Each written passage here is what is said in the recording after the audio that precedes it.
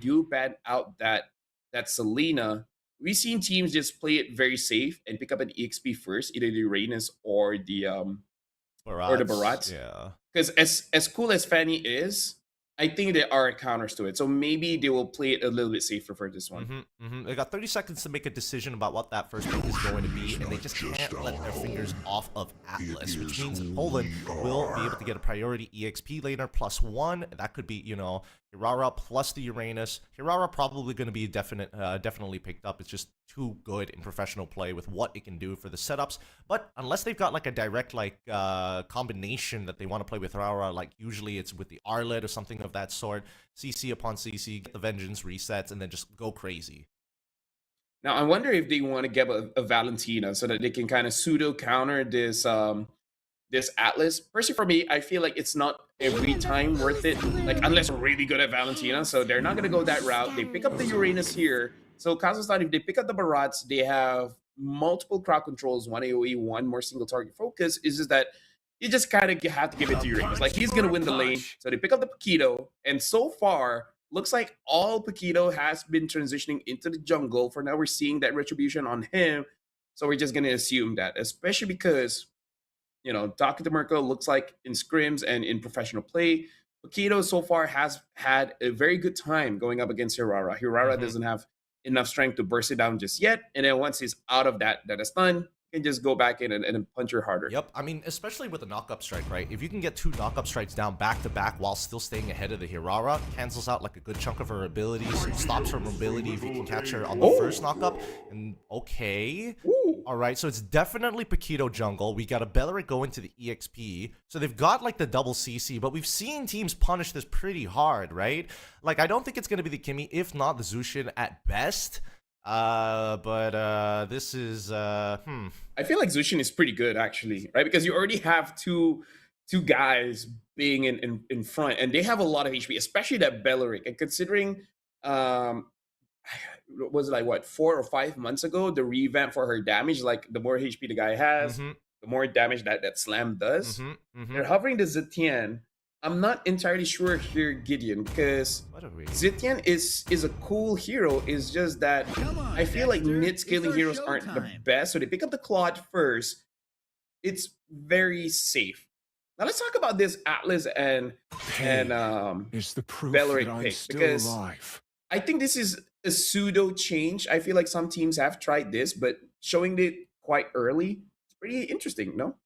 I mean, it is interesting. We'll see what the battle spells are at the end of the draft. I'm hoping that if Beleric is going to go into the EXP, it's going to be Flicker at the end of the day. That's going to be pretty important for this matchup. But I don't know. I'm on the opinion that that Valentina actually just doesn't seem that bad anymore. Like, I'm thinking whether Valentina should have been picked for Red 3 instead of this Claude, because they still had plenty of options, but it looks like they just wanted to have like a clear out in the second phase of what they wanted to ban.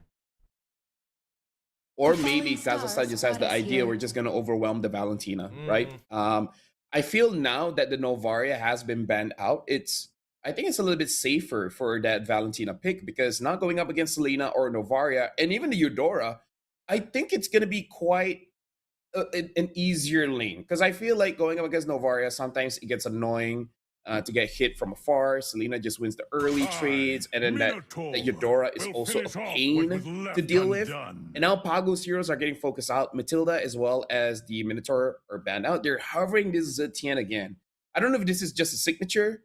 I think the Zushin would be better, especially when you have a Uranus as well as a Hirara. This makes it so that you can fight whenever you want. Yeah, I prefer that a little bit more, especially since the Hirara really struggles to like get her damage down effectively without putting herself in like grave danger. Like, it's hard to all in with the Hirara using all of your combo points. You usually save the second half of your combo points for iframes and buying a little bit of time so that you can get your dashes back up off of cooldown. That's based on what we're seeing. 3 Purifies as of yet. Question is for Kazakhstan, how do they round out this composition? And I'm thinking like probably something like Rafa mid, dedicated gold lane, or could they go double fighters? No, that'd be too crazy.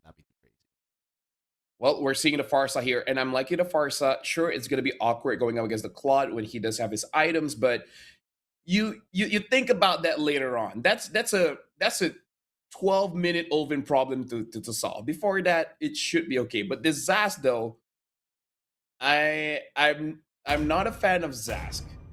I don't think it's a bad idea though. Everlasting. Yeah, but the Claw does more Such damage is to the like what you call it, like creeps and stuff, and that counts. So they pick up the carry, which I think is much better. Can deal with the Claw as well as the Uranus. Has to be careful of the Zushin, but that's kind of Oven's job to deal with, anyways. Yeah.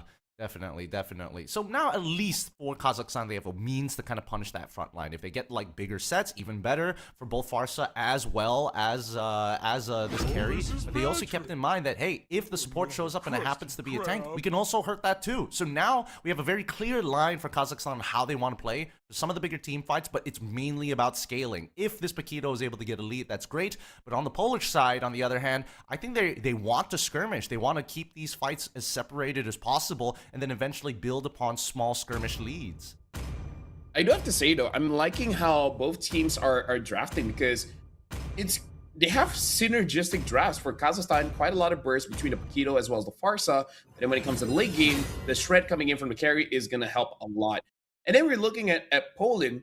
They kind of like have a continuous way to fight. You know, Uranus can stay there forever. The Zushin can have a lot of different ways to control the map, same as Harara. So it's different play styles. So it really is just going to be execution between the teams, because it's not just going to be like who's stronger. No, this one, there needs some finesse in this. Yeah, they need to be very, very precise with the way that they attack their opponents. They can't just say, everybody go pick a target and then figure it out. But let's jump right into game and figure it out here in game number 2 for the qualification spot here to get into ENC. It's Kazakhstan on the blue side facing up against Poland on the red side. First things first, I'm more curious about whether or not that they took concussive blast. It looks like for baby Agop, yes, he did take that concussive blast, but Pagu, he's looking to trade hard. Impure Rage instead. First things first, let's look at getting level 2 fast. Yeah. By the way, if Paquito makes a play, I might just call him Paquito, because I'm not sure how I'm going to say that name fast. Sula Golod. Just call him the king. Golod. Just call him the king. You know, save us a little bit of syllables here for the play-by-play. But now we're seeing an early invade attempt from the Polish team, and they've immediately gone from buff immediately to green camp on opposite side, and will take both green camps while this invasion from Paquito on the top side is currently in effect. But look at that. Look at Kuru. Kuru is already going into the orange buff. Baby Agab is doing a good job trying to deter Maku away. So because of that, I don't think Kuru got the buff, because if he did, that would be pretty sad. Did he? No, he didn't. He didn't. He didn't. Had to retreat a little earlier just in case this Beleric decided to be a little annoying here. But that does mean, at the very least, that Maku is going to be one camp ahead of the king himself. God damn it. God damn it. It's not as easy as I thought it was. I was so confident there to say his name. Either ways, Polish squad now taking their time here. First attempt on towards Zushin, forcing the flicker out, but it does mean that Tasik has an easy flicker forward. They catch one. They find first blood. Pagu, too late to respond. Yeah, but now we can see Maku is on the way. The turtle is going to spawn here. It looks like Kazakhstan, they're just going to clear the mid first, so they have a lot of priority.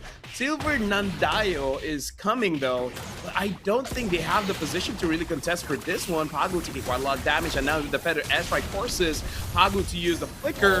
Maybe Agop even stopping them.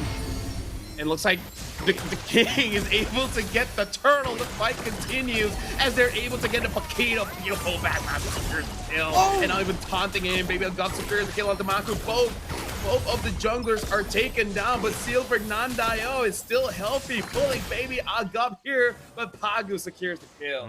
This was the major problem. We were talking about the lineup from Kazakhstan. Like, yes, they've got some big wombo combos, but as soon as all of the cooldowns have been thrown out, the only person who can basically fight forever is going to be Reese 4T, right? The King Sula, unfortunately, can only go in and out. He is playing a kill spree Paquito, so he doesn't necessarily want to hang around for too long, especially since he has camps to clear at the end of the day. His level is going to be directly tied to his retribution. The higher your level, the higher chance you're going to be able to secure the neutral objectives. One thing I do have to say though, Gideon, this is an interesting observation I'm making.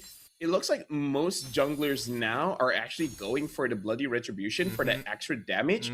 So I think that's just a interesting thing to observe, because I feel like a lot of the tank jungle meta people have gotten used to the ice retribution, but now after using damagers, they're like, actually no, maybe we can just maybe we can just have just a little bit more damage. I'll be real with you, it's so good. The ice retribution, oh, hold on.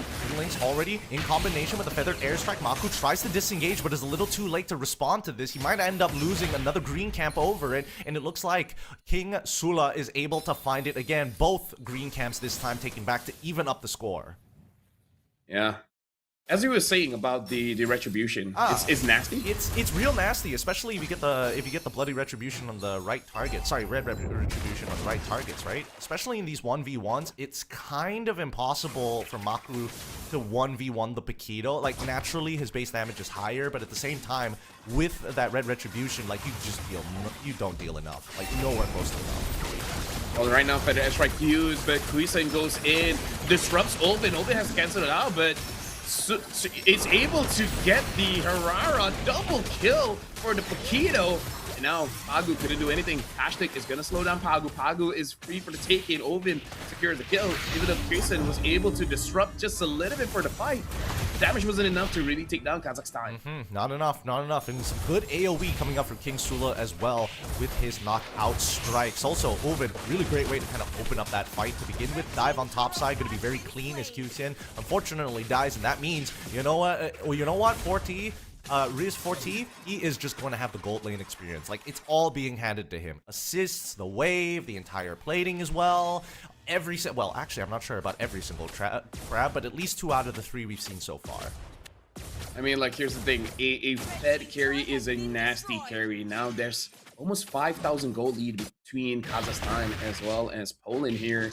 And they're going to continue scaling up, because as strong as the Claude is, it's not as nasty as the carry. And I would say that oh, hold on, flicker forward gets chain CC to death. They really wanted Silver Nandayo. I even feel like it's not super necessary, but hey, they got the kill. It sends a message.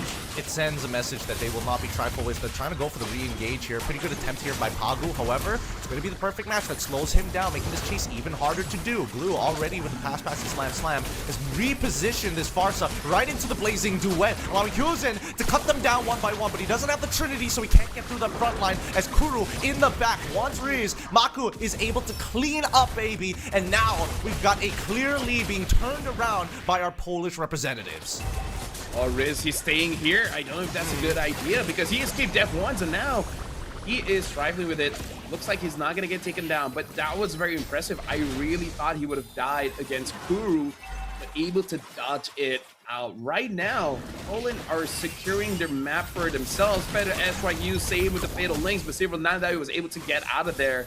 No casualties from the side of Poland. Yeah, this should be an... I like the off-tempo plays coming up from Kazakhstan. However, this second off-tempo play may have cost them a neutral objective, right? And King Sula, like, he wants to walk in on this, and yes, he does have a little bit of a level lead, but I don't think he can get anywhere close to the pit as long as Kuru is around. Not to mention that, really, Hashtag alongside with Baby have to make this work. Wrath of the Dryad already out. Kuru now in some trouble here, getting hit by the feathered airstrike. He goes down to Baby Agapo, and now with the help of Nandayo, he will be able to find King Sula. Blazing Duet already out here. However, they need to play it from front to back.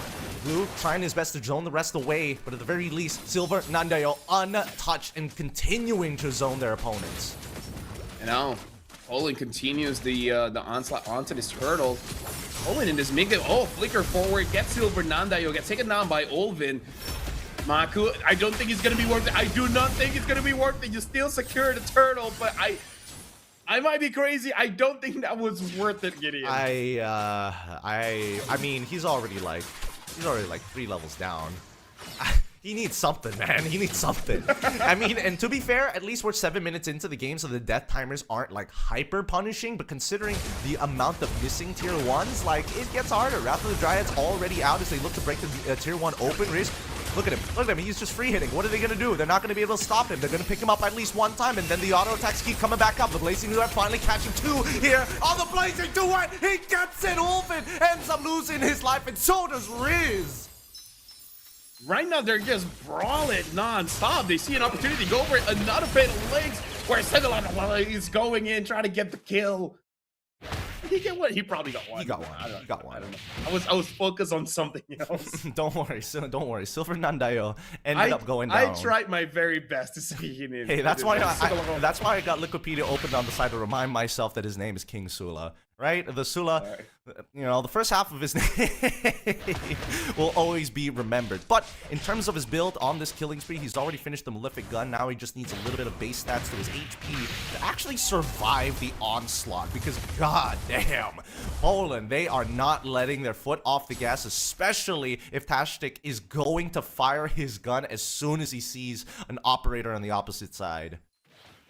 Well, now every play that Maku makes, I'm gonna put in my head that he does have a Sky Piercer. So now when it's worth and not worth is gonna be based on that. Like for this first Lord, I feel like for both teams, honestly, try to get as much kills as they can because, you know, 9-minute Lord usually doesn't impact that much unless you get a lot of kills along the way, right? Because it's just not a tanky, you know?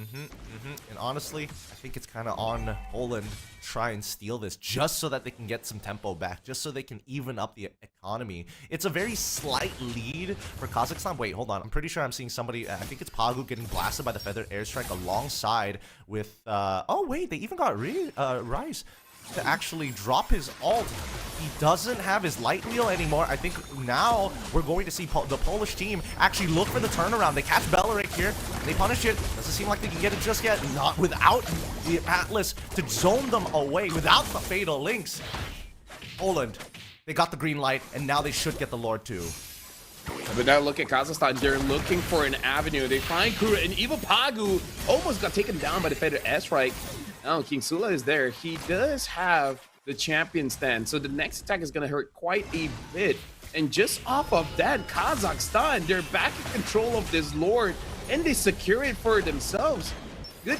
I would say, like, in and out of the fight, Poland, I don't know what happened there, but it took way too much damage from Olin as well as Sula Golodon. King Sula, yeah.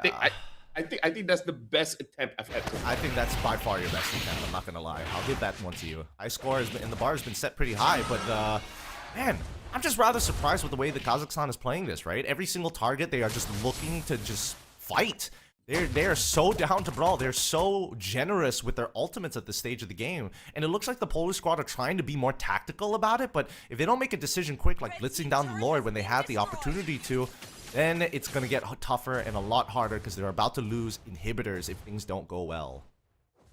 Well, right now, Kazakhstan having just a bit over 4,000 gold lead here, and now Tashtik even having the chastise Poland is going to be very difficult for Poland to really take him down. So now Kazakhstan is all about, I would say, maintaining a good distance away. Maybe Algov is trying to set something up, still get taunted, but from behind comes in.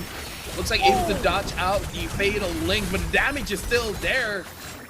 Olvin gets Pagu, and now Krisen does not find a way to actually go in. Malcolm takes quite a lot of damage from the carry. Now Kuru tries to get away. Tashtik with the frigid breath. Looks like he's able to give Olvin that double kill. Poland, the damage dealers has no way to get into the fight. They can't free hit, and unfortunately for Silver Nandayo, it's just he's acting his utility, right? And I mean, based on the build, and the fact that he also got the Ice Queen's wand, he just needs to slow them down, but he can't stop a flicker, and it's happened too many times. They're gonna try and punish this again. Once again, Belleric trying his best, zone them away, causing the light wheel come up. Flicker coming in for Pagu, into the Wrath of the Dryads, unable to quickly hop on top of this carry, misses the opportunity, disrupted as Olvin forced to use the Wings by Wings to get on out of there, haunted instantly. What are you saying? Does he die here? Yes, he does. Dies to the perfect match. Once they try to fight again, Baby Agop still has just too much sustainability. Feathered airstrike coming through to take up Kuru, but at least Silver Nandayo and Maku get one back in Tashtik. I gotta say, the team fight so far has been, I would say, being very masterful here in the sense that they use their abilities, hide out very well, wait for the ults to come back up, and then try again. Like, in some sense, it could look silly, but at the same time, that requires quite a lot of skill to have that discipline to fight when you have your cooldowns and then buy as much time as you can until it comes back up. Like, that was impressive for me. I think a lot of the reasons why they're allowed to do that is because it's not just Tashtik and, Baby Agop who are like trying to wombo combo with each other, but also that King Sula can use that knock-up strike to actually push targets away. Wait, they're looking for a pick here. They open up the map. The conceal has been used by the Polish squad. They're looking for that Farsa. Ulven able to flicker out of there and wings by wings. And now that they've taken the space here, how do they hold it? That top side is still going to shove on in. And Rise, he doesn't mind getting free auto attacks. Wait, feathered airstrike already out. Rapid Drives has been used, catching onto 3 with the falling Maple. Baku, can he get out in time? And yes, he does. Able to double dash away. Fatal Link's already being purified as Kusen needs to take out that front line, but unfortunately getting disrupted. He's down. Tashtik able to take out Kusen. And now Kazakhstan have a clear line to victory as they chase down the last remaining members, as King Sula will sit right in front of the Lord. Rise, amazing stuff. Great auto attacks. And Maku was thinking about it, but he does not have the retribution. He knows he can't steal it away. Maku goes in, tries to defend the face. Killing spree for Rise 14. And this is going to be over. The minion is there. It's a wipeout. And now Kazakhstan, they're ending the game. It's 1-1 Kazakhstan against Poland. Man,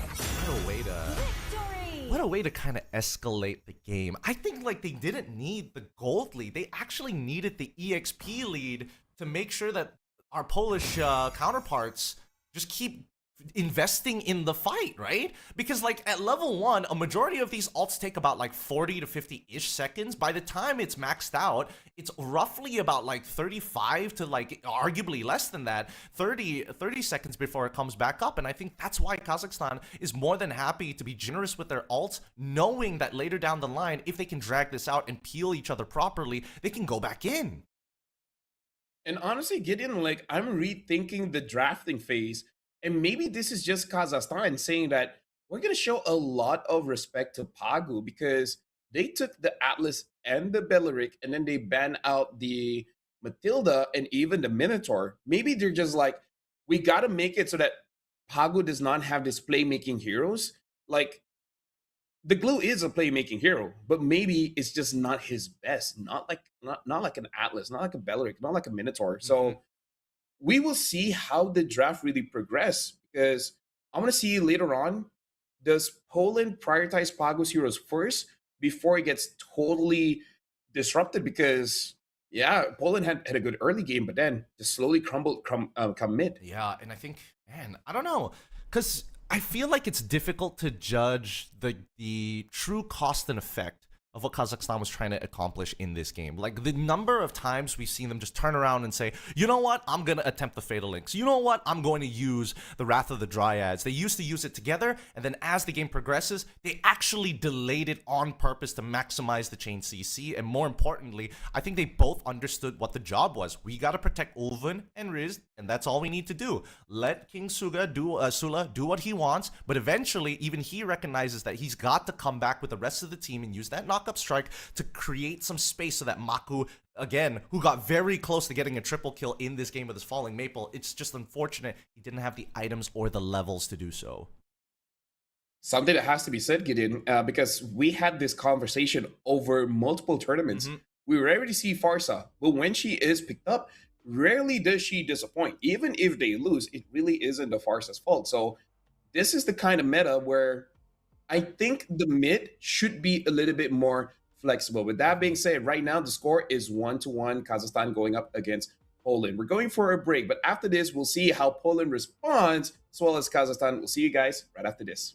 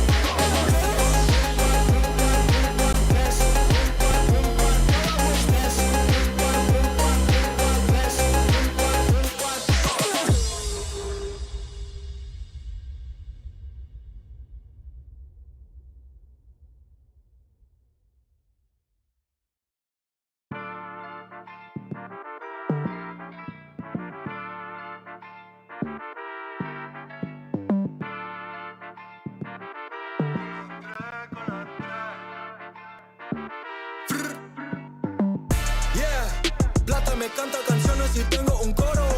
Ganador ves el oro, brillo como un tesoro. Y tu novio es un bobo, mi gatita tiene todo. Pegajoso y hermoso, con la 3 peligroso. Ganador ves el oro, brillo como un tesoro. En el bosque como un lobo, cazando el dinero, haciéndolo solo. En mi vida evito todo, nada puede asustarme. Solo tengo que cuidarme, pa' me voy a brincar, yeah. Cuando fui chiquito me dijo el pancito, pa' llegar a la cima se tiene que escuchar. Calle te llama, la calle, la fama que tu hogar. Bolsillo llenado, escucho un poco, los oigo cantar. Plata me canta canciones y tengo un coro. Ganador ves el oro, brillo como un tesoro. Y tu novio es un bobo, mi gatita tiene todo. Pegajoso y hermoso, con la 3 peligroso. Pegajoso y hermoso, estoy más grande que un oso. Mi pistola está muy hermosa y la tuya estaba soso. Mi palabra tan filoso, porque el game es una guerra. Patrullando Panamera, yo no ando con cualquiera. Cuando fui chiquito me dijo, Evancito, tienes que luchar. Pa' llegar a la cima se tiene que actuar, se tiene que escuchar. La calle te llama, la calle, la fama que te hogar. Bolsillo llenado, si escucho un poco, los oigo cantar. Yeah, plata me canta canciones y tengo un coro. Ganador ves el oro, brillo como un tesoro. Y tu novio es un bobo, mi gatita tiene todo. Pegajoso y hermoso, con la 3 peligroso. Plata me canta canciones y tengo un coro. Ganador ves el oro, brillo como un tesoro. Y tu novio es un bobo, mi gatita tiene todo. Pegajoso y hermoso, con la 3 peligroso.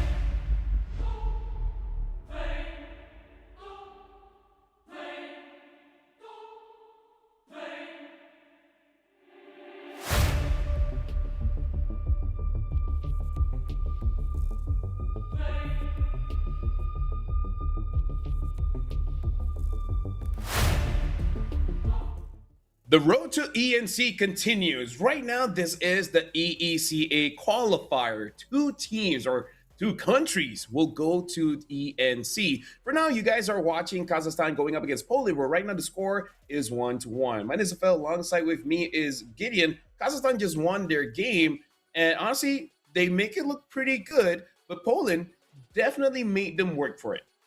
Yep, every moment in that game was going to be intense, and really the small advantages that were going to be built ended up not mattering considering the frequency of the fights. You would have thought that maybe they were going to slow down. No, all gas, don't care about the tempo. They play, as long as they're playing our game, it's a win for Kazakhstan. So the current score right now is currently 1-1. Our Polish squad did take a game off of Kazakhstan in game number 1. So coming into game 3, you think this is going to be the strategy? You think they're going to go Atlas Belarik every single time and force Poland to ban one of them? Hey, unless Poland denies that, I think they're like, yeah, let's do it. Let's make it so that Pagu can't play. Because legit, I feel like if Pagu had an easy playmaker, it would have been so different. Because I feel like in that game, Mako and Hirara didn't have a good time like going in and out of the fight. I mean, like, you're going up against an Atlas and a Belarik. It's like, bro, what am I supposed to do? 1 was hard enough, 2 is just impossible. You're just sitting there waiting for things to happen. Like, you're praying that it happens. Because let's keep in mind, the only way he's going to be able to dodge absolutely everything is if he times that falling maple as the CC immunity is about to end to get the dash at the to get the bonus dash when you move your analog. Then you can extend it ever so slightly and just pray that Atlas or Belarik whiffs the ult. That, and he's hoping for both of them to use their CC at the same time. Yeah. Like, no, please do it at the same time, so I only have to dodge it once.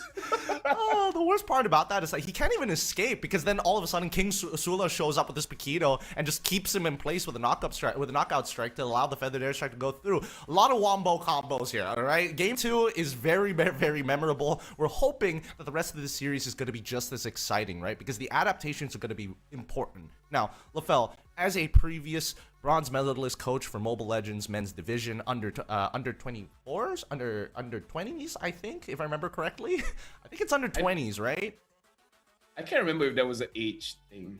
Let's just say under 24s just to be safe. Sure, you know what? Yeah. If you were in Poland's position, what do you do?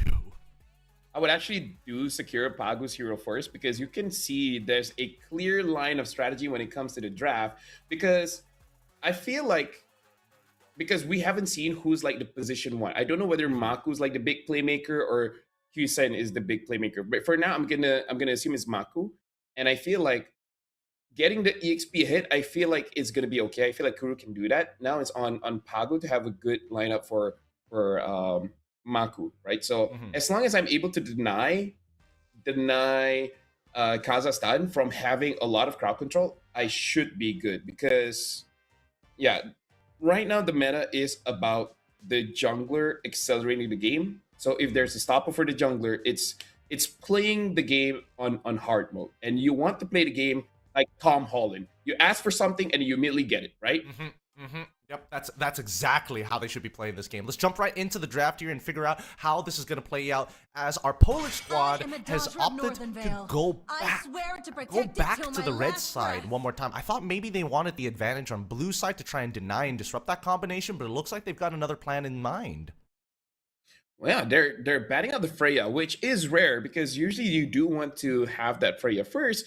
So I wonder what's going to be the priority here. Like, do they want that Hirara first, or do they want to get one of these tanks, either the Atlas or the Belarik? Because so far, a big absence on the Barats. I think it was banned out in the previous game. I just can't fully remember. Wait. Oh, wait, no. Oh, Kazakhstan is first pick again. Oh, wait, never mind. Yeah, Poland is on second pick this time around, which makes it even more confusing as to why Kazakhstan wants to get rid of Freya here in this. Well, especially since they have first pick. But there we go, finally. Atlas gets banned out for the side of our Polish brethren. I think it's good, right? You know, I think that it's just a little too annoying to deal with. You might as well get rid of it. That way you can still maybe open Hirara up into the Paquito matchup. And I think there's an argument for a Paquito ban on top of it all, but there's only so many bans you can work with. Yeah, it's just unfortunate because Paquito is pretty strong. But yeah, like you said, there's other things to worry about. Well, the draft have been paused here. Rarely do we see this, but hey, it's nice to know it exists. Hey, who's got the fat fingers? Somebody had the fat fingers and accidentally hit it. I've seen this before. Is it symbiote? Is it symbiote? Yeah. Is it symbiote? Oh boy! All right, Agent Venom, let's calm down. Let's get back into this for a moment. At least let us reset the lobby, get back to where we were before we start hopping back and talking about the rest of what this draft could be. Because again, very strange to see the Freya, and let's talk about some of the potential indicators this could mean. Again, it just means that you want something else as a first pick, and maybe they just want to play a traditional marksman, right? Or if they do want to set up a double fighter, they're just not comfortable in the fray. Like if let's say this draft actually pans out like as normal and Paquito does not get banned out, and then they first pick Paquito, who knows? Maybe they do. Actually, no. You know what? I take it back, because they ban out the Harley as well, and Harley is one of the heroes that can enable a double fighter lineup. They ban out the Freya, they ban out the Harley. So I think this is just protecting risk for T. They're taking out all these divers. Yeah, right? If they're getting rid of a majority of the divers, I would imagine Fanny at some point will be part of that conversation as well. And then they go like first pick, maybe Melissa, I suppose. But then they got to worry about Novaria and Farsa on the opposite end. We'll find out. We're just speculating here as we're going to get a nice clean draft. I would expect that both teams are respectful. Okay. Yep, very respectful. They're swapping sides. Swapping sides. Yeah, that's why. That's why. That makes They're like, way wait. more sense. They're like, wait, hold on, hold on a minute. I wonder. Like, even I was confused. I was like, wait, what's going on? So at least we No, know no. it's not Agent Venom, but I wonder which out of these 10 players figured it out that they were on the wrong side. I can help. Yeah. Well, either way, Melissa gets banned out alongside with the Freya. So quite a focus on the goal lane here for Kazakhstan. And for Poland, they're banning out the roamers. They're banning out the Marcel as well as the Belarik. I wonder if they want to double down and even take out the Belarik. I don't think they have to, considering they can first pick the Belarik. And then Kazakhstan in the previous game, they ban out the Eudora. But since they can pick up the Eudora themselves, maybe they ban something else. Do they want to ban out the Harley? They could ban the Harley out again, but I feel like it's kind of better to just leave it open for now, right? You leave it open, you maybe consider getting rid of like a mid laner. I was thinking more along the lines of the Novaria, but Selena makes a lot of sense as well. Definitely one of the comfort picks here for Kazakhstan. And this last ban, what are we thinking? So in just now they ban out the Harley. I don't know if they want to do that again. In terms of like these OP picks, we've seen Uranus getting banned out. So that if they want the Harley, I feel like Uranus would be a good ban. The Barats could be a problem, but I feel like you can still play around the Barat. So if I was Kazakhstan, I would actually ban out the Uranus. But now think about it, they were able to deal with it when Kuru was using it. So I don't know. My meta brain says ban out Uranus. My other brain says, eh. You know what? Let's make it interesting. Ban the Belleric, actually. Make it very, very standard. And then force them into something like Eudora. But it looks like, well, never mind. You know, ban out the Eudora instead. One step ahead of me already. First picks, I'm guessing it's Hirara from Poland. Yeah, Hirara or Belleric. Let's see what is going to be the prio here. Like, I feel like the Hirara can deal with just the Belleric. Belleric Atlas is just too much. But if it's just the Belleric, I feel like it's fine. And then later on, Kazakhstan will reply with a Paquito, and then maybe, yeah. So they're not Hirara. Well, they're gonna take the Paquito. It's good against the Hirara. That would be very overkill if you take up Hirara Paquito as well. But Kazakhstan pick up Atlas Belleric. So you know what? Maybe. I don't think it's overkill. Mainly because we know that Kazakhstan is capable of playing a double fighter composition, and you know, that would be pretty sick to see. And that's really truly abusing how flexible this Paquito can actually be in, despite now knowing that its more preferred role is actually in the jungle. But it's really up to Kazakhstan to decide on what they need to do here, because at the same time, because Atlas is banned out, there is a consideration for Valentina to steal away the Wrath of the Dryad. I was thinking of that as well, but I wonder if Kazakhstan is a team that wants to delay that mid pick for a bit, because we did see Olvin impacting a lot with that Farsa. So maybe they have the idea like, yes, the Valentina can steal the Wrath of the Dry, but that's kind of boring. We have other problems to think about that maybe other mids can solve. Picking up the Alice early here does make it so that Poland can potentially counter the Alice, but almost the same as Valentina into Belarik. Is it even really worth it just to focus on this Alice? Oh, they're showing this again. They keep on doing this. I'm not buying it until they lock it in, but the Harley Yep, finally yep. comes through. If they wanted the Harley in the first place, why not actually lean into the Uranus? But I think they just want to make sure that this Belarik is still going to be the dedicated flex pick for Poland. So Brody pick is interesting here because the Alice is going to jump onto him. If Kazakhstan has one more diver, in Rome, I think this Brody is going to have a hard time. But I think he's just trusting Pagu to protect him with the Belarik here. So now for Kazakhstan, they need. I feel like picking up a mid here, a gold laner here would be good because what would be good against a Harley and a Brody? Well, that's interesting. I'm actually not entirely sure what is good for both. I mean, since Alice is already locked in, you don't have the flexibility of EXPs being able to just like flicker forward and make something happen, right? I agree with you that they need a secondary diver, and it needs to not be on the jungle because unfortunately that retribution is too valuable. High loss, not a bad idea though. If you can't catch them, can't catch one of them, hey, how about we make the whole team suffer with the glorious pathway? Honestly, I completely forgot about the high loss, but that if he is able to use the glorious pathway on Brody, GG, Brody is gonna get caught because unless there's a creep next to Brody where he can dash towards that creep to escape the glorious pathway, then he's good. But other than that, it's gonna be difficult. So they ban on the Lilia. I think that's a very good ban considering they already have 3 melee heroes, and then for they're banning out the Clint. What other heroes is good against the Brody? I would say Melissa is a skill matchup, but they already have the Harley. So I think they should be okay to deal with the Melissa if the Melissa gets through. Moskov is a question mark. I think he's okay against the Harley. I don't know how the matchup is against Brody. Yeah. The falling stars brought us Brody? here. I mean, it is still a skill matchup. It's same like Claude, right? At least with Claude, there's a lot more opportunity for you to actually like out-sustain the lane with fighter emblems and with the Art of Thievery being able to hit like multiple minions at the same time in comparison to Moskov, who unfortunately can only hit a minion at a time, but the piercing damage isn't exactly the best way to heal back up until you get DHS.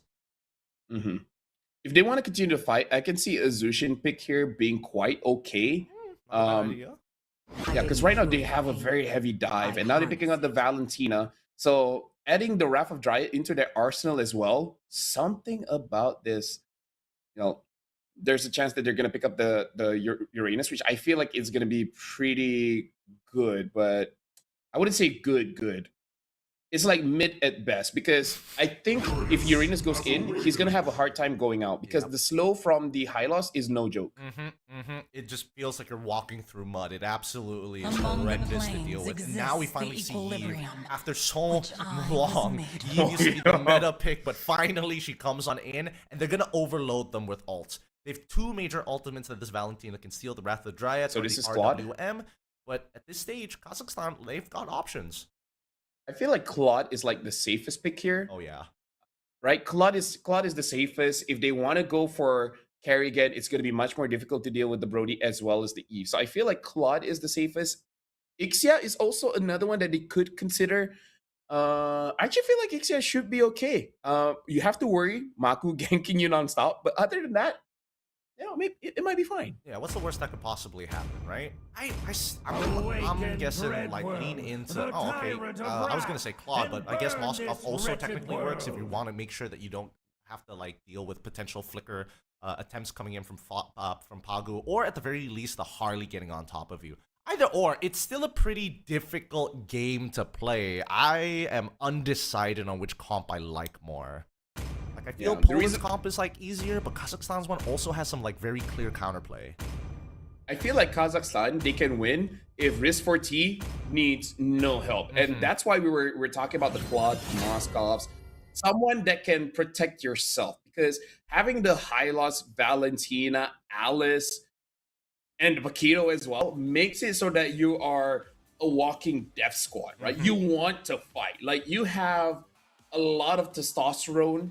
You're just overloaded with masculinity, which is funny because most of them are girls, but still, you just You just want to knock someone out. So I feel like if they can keep on fighting, I feel like Kazakhstan has this. And then for Poland, Harley likes to fight, but he likes to poke. He doesn't like to stay in the fight. Yeah, he doesn't really like staying in the fight. And I think his build is going to be the concentrated energy rather than like full damage. Agreed.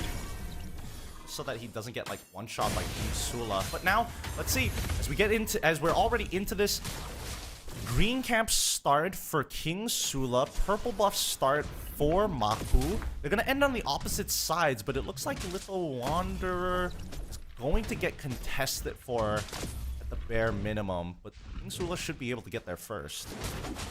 Yeah, I do have to say that recently there's a lot of buff starts again, where like after the change, everyone just goes for just green camps, but then apparently like the threat of having your buff stolen has maybe it's just been rising in scrim. So now people are like, you know what, doesn't matter if it's optimal or not, we just got to get the buffs first. Looking at the pathing coming in from both junglers, no one is really interrupted. It's kind of nice to see the mid duo, instead of like fighting a lot, they're just protecting their own jungle, understanding that both can snowball out of control. So let's just play it safe and then try to play around that turtle. I think it's border control, right? For both mid laners. Both mid duos are opting to say, you know what, we just got to control it. Is Tashik going to use his concussive blast anytime soon? Because they need to clear that wave if they want to kind of defend that top side. But they already know what the pathway is going to be. And I'm surprised that from Kazakhstan's POV, I thought that maybe they figured out what the pathing was supposed to be exactly and could have gone for the invade. Polish still on top of that, and with Harley's really, really fast clear, manages to full clear the entire side, top to bottom. Oh, Pagu, he got stunned up. Some damage onto Pagu, but Tashtik took majority of the damage from Maku, so he is fine. He should be able to recall and come back to the fight. Looks like Kazakhstan, they still want to go for this though. Seeing that the deadly magic is out of the way, they feel more confident. Yep, this should be uncontested, right? Should be. Yes, there we go. King Sula able to pick it up, no problem whatsoever. But Ulven, once again, very, very bold in the middle of the RWM. Doesn't stop pushing. And Baby has done a great job to follow it up, giving the confidence over to Ulven on this Valentina to just stick around a little bit longer.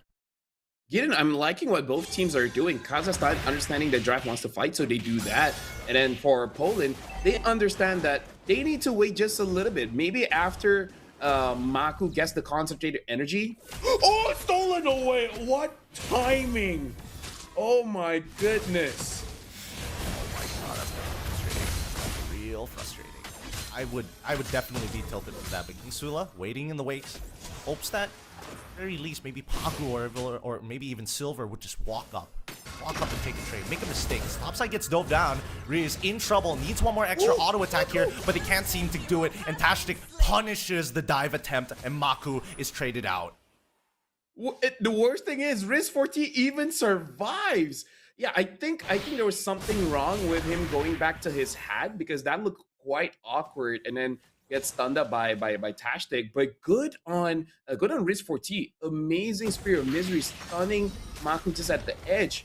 But now let's look at the buff. I'm not so sure who got that one, but either ways, right now Kazakhstan 100% utilizing the advantage that they have as well as the draft that they have. Right now Kuru is trying to push them away, but Kuru, you're looking at the damage that you're taking from Atlas. This is not going to be a good trade. And now Poland, they are at the mercy of Kazakhstan. They're hoping for Kazakhstan to slow down, but looks like that's not going to happen. Ulven, though, gets taken down by Kusin.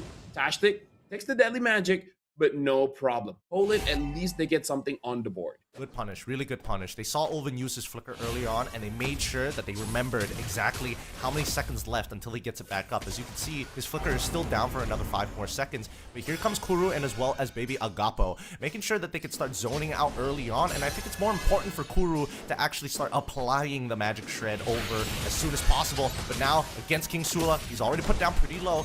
Might be forced to use his ult. Oh, 5-man!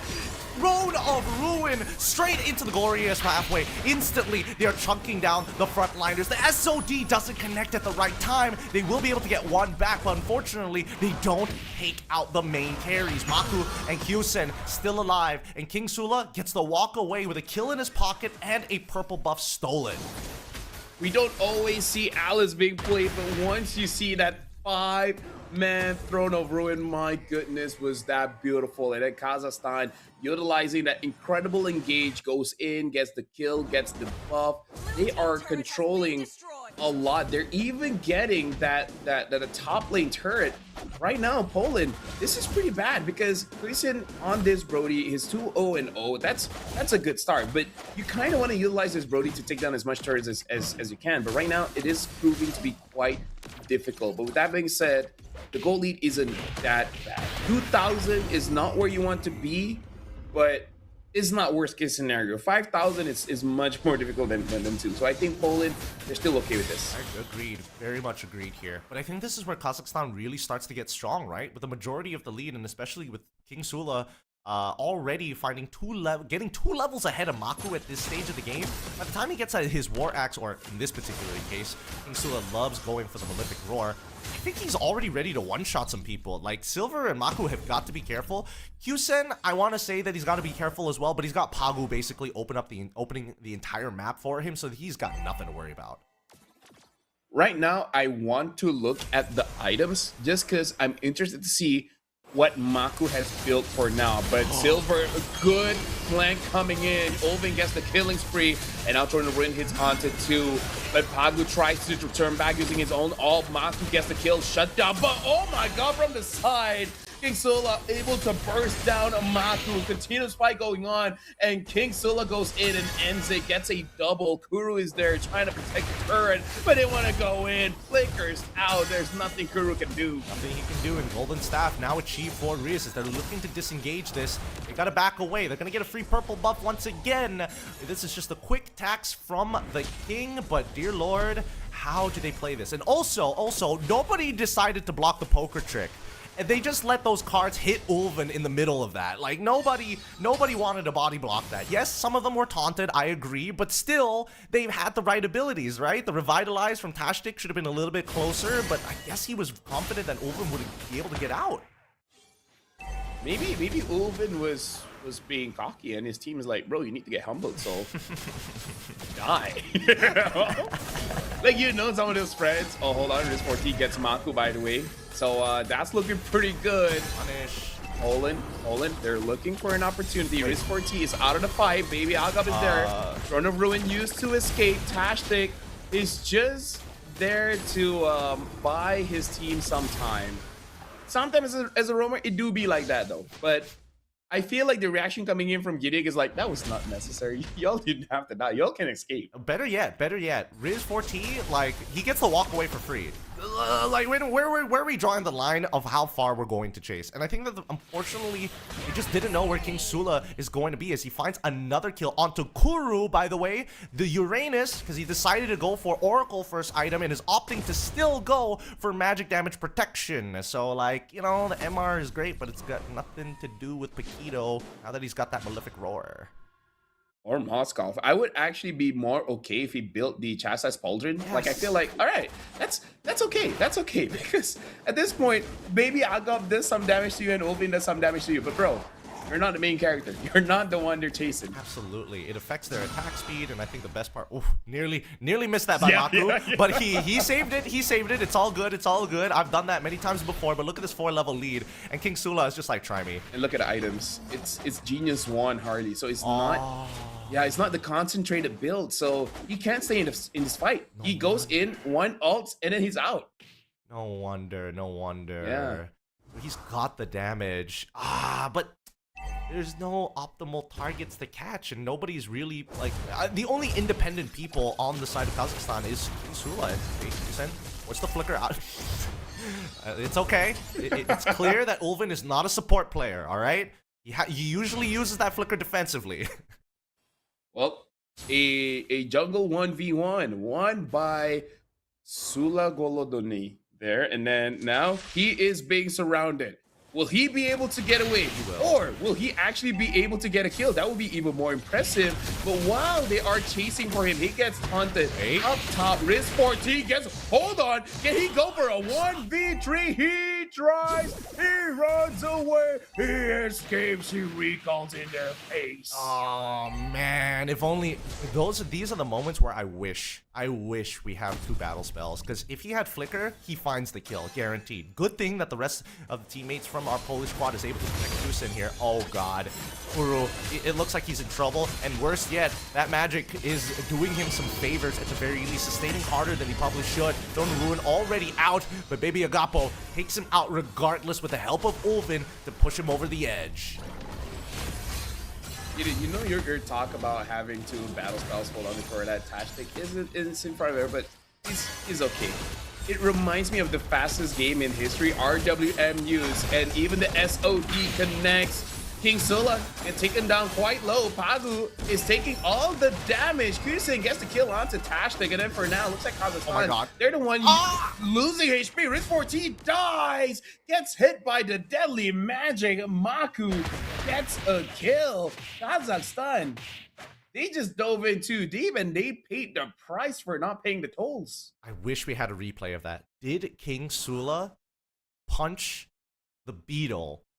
And because he punched the beetle, Moskov wasn't able to auto-attack enough to heal himself past the deadly magic. And now revenge! As King Sula is able to get 1 back immediately onto Maku. Dear god, Maku's having a really rough time. Oh yeah, for sure. He's telling you, like, who told me to pick this hero again? Huh? Who's smart? Oh, it was me. Never mind. Anyways, the Lord is marching up top, and now Ulvin, he does have the Wrath of the Dryad. The Dryad will be wrathing. Throne of Ruin hits onto 2, and the most important thing is able to get the damage dealers shut down. Kusin gets taken down, and this is over. Only Kuru is here. The Lord is here with the minions. Kazakhstan gets match point against Poland. 2-1 the current score, and Kazakhstan showing that they are pretty good at this game. Our Polish squad, unfortunately, getting outmaneuvered not only with a single draft pick, but also with the way that they handle these fights. Like, Kusin was trying his absolute best. He ends this game 5-1-1. He had the Sky Piercer stacks. He also had guaranteed peel with the RWM, but unfortunately, it just wasn't enough. Not when you don't have your secondary damage dealer in position. 0-3 coming in from this eve, 2-5 for Maku. Can't blame them both. There's just a lot of counters on Kazakhstan's side. I gotta say that Hylos pick was genius. I completely forgot about that Hylos, and then he was able to control quite a lot whenever Poland wants to get into the fight. I feel like both Kuro and Maku could have optimized their itemization here, because there's a lot of tanky heroes from Kazakhstan. I feel like Maku would have benefited more in a more sustainable build. And then Kuru, he needs to build for those physical damage, because the problem is that Paquito, 32% of the team's damage is all him. 61,000 damage. That's crazy. Yeah, I think that he should have gone for like a radiant armor and then just get a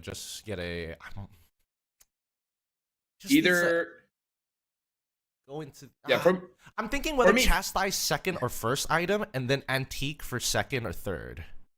Yeah, I feel like chastise. Like, I really feel like chastise, because at least on the way of building the chastise, you do have a lot of armor.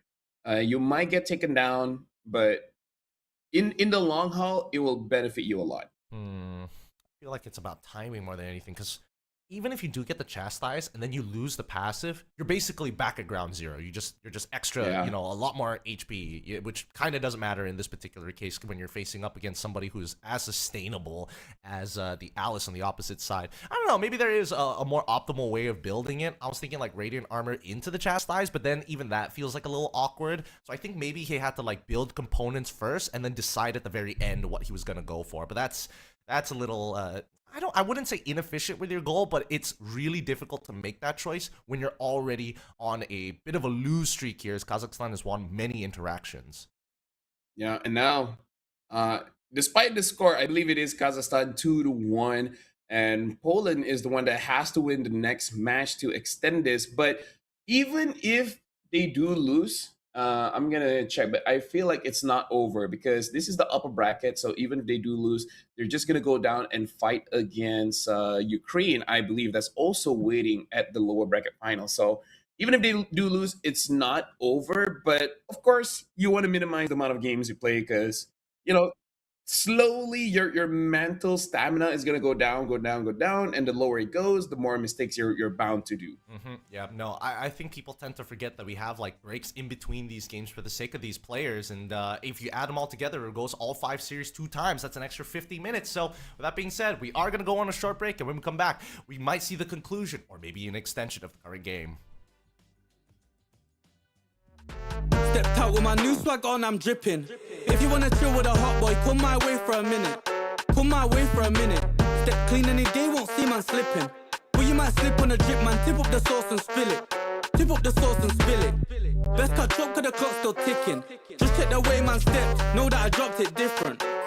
Know that I clocked it in it. Know that I got this in it. No, you can't stop this winning. I came for the top spot in it.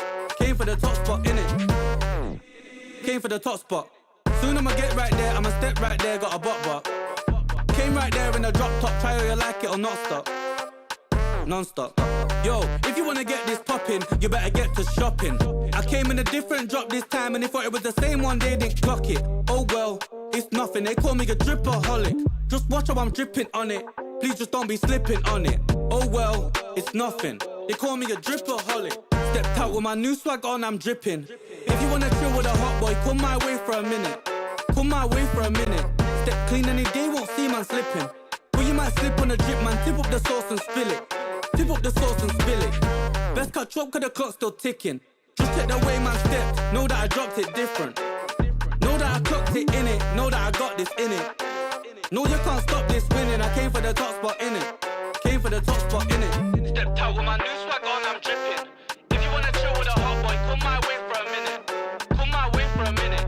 Step clean any day, won't see man slipping. But you might slip on a drip, man. Tip up the sauce and spill it. Tip up the sauce and spill it.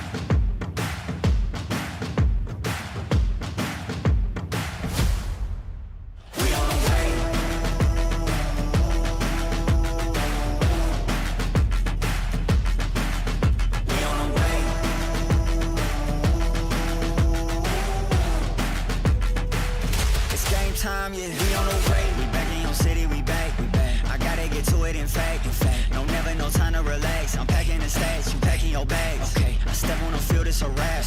They cannot keep up with the laps. No way. I put their record in a pass, you know it's a fact. Confirming the stats. Game time, game time, game time. They about to step on a landmine. Dialed in like a landline. Don't let them talk, I don't pay them on. Walked in with the mindset. Money line, that's a big bet. Top 10, I'm a prospect. Turn a problem to a profit. Top 10, I'm a prospect. Turn a problem to a we on the way. We on the way. We on the way.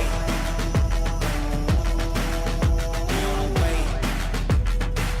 It's game time, yeah. We on the way. Whole team know the mission. Gotta focus all senses. Okay. Gassed up, no omission. Eyes on the vision. Gotta handle business. Okay. 100 yards on a play. Big dubs on the way. Okay. 2 play, it'll be played. Get up out my face. We are not the same. Get down in the city. I'm back on the base. Gotta get to it. No pain is safe. Running the game. They running away. They running their mouth. You know they are fake. Pick a side. Pick a side. Okay. Is you on for the ride? Okay. New kid on the block. Next up. Best up on the rise.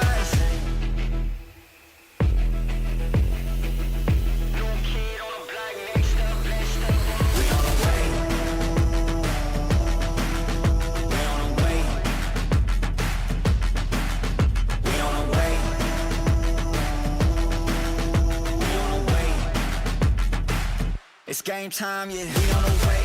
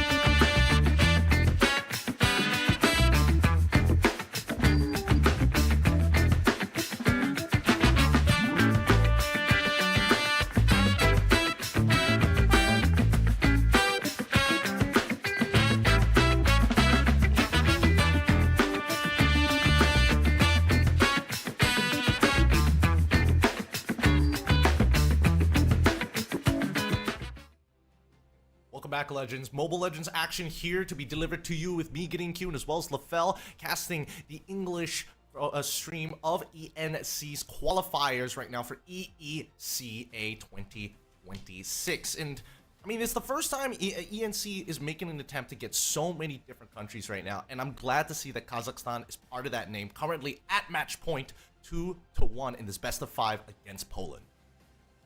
Yeah, and Poland was able to win game number 1. We were not able to catch that game, but they have to replicate whatever happened in that first game for this one, because if not, Kazakhstan is going to go over and they are going to qualify to go to ENC. It's not over for Poland. They will be going up against Ukraine later on to see who makes it through, but for now, Kazakhstan is definitely in the lead, and I would say their drafting priorities is a little bit different, but I feel like it is enough difference to really catch Poland off guard.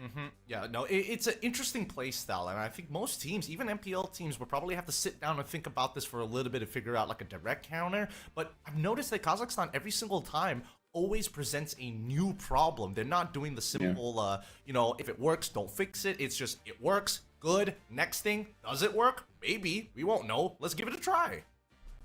A very ADHD thing to do. It makes your opponents always have to guess. But I feel like the one that really had a hard time just now was just Maku. Him on that Harley. Part of it is, yes, I feel like the build could have been just a little bit better. And after what happened to Kuru in game 2 and 3 just now, I feel like the Uranus won't be something that Kazakhstan really has to worry about. So I think they're just going to stick with the same bans, you know, ban out Freya, ban out the Eudora, and then I feel like the next slot is like whatever, depending on whether they're first pick or second pick. Yeah, no, I think that what Poland has going for them is the way that they team fight. They're pretty good at these team fights if they can like start the fight start the fight off at even economy with their opponents, or even slightly less, slightly more. Generally speaking, they've traded very, very well against Kazakhstan, making it hard. But the individual laners is where I'm having the biggest problem with. They're not winning the EXP or the gold lane hard enough. And yes, that is attributed to the draft, but even on winning lanes, they're not like taking full control of that quadrant of the map. We're seeing that a lot of the Polish squad plays as a very macro heavy unit. Oh yeah, for sure. So right now we are going to go into the drafting phase to see if Poland wants to make any change. This is the time to do it. Poland is going to be... I swear to protect Well, Poland's supposed to be second pick here. But you know what? Whatever. For now, Freya is going to be the ban for the first pick, which is Kazakhstan for this one. Poland bans out the Atlas. Kazakhstan will eventually ban out the Eudora, which they do now. And I feel like the third slot, that's going to be like, you know, the or yeah, actually, you know, I think Paquito is a good ban. If so, or they want to first pick it, we'll see. Yeah, that or they first. Man, it has been causing them so many problems at this stage of the game. I mean, initially it was whether the Atlas Beleric was going to get let through. There has been adjustments here, and at least in game number 4, we're seeing the Atlas ban one more time. So I would only assume that Kazakhstan, they're more than happy. Poland is more than happy to try and find an answer to it, but I think it costs too many resources. You might as well ban it out.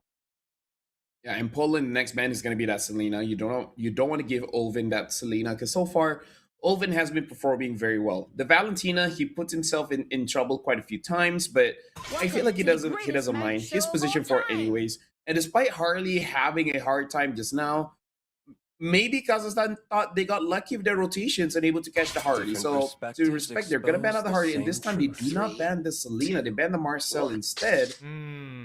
Maybe they're just testing Kazakhstan to be like, they're not gonna first pick the Selena. Maybe we can get it.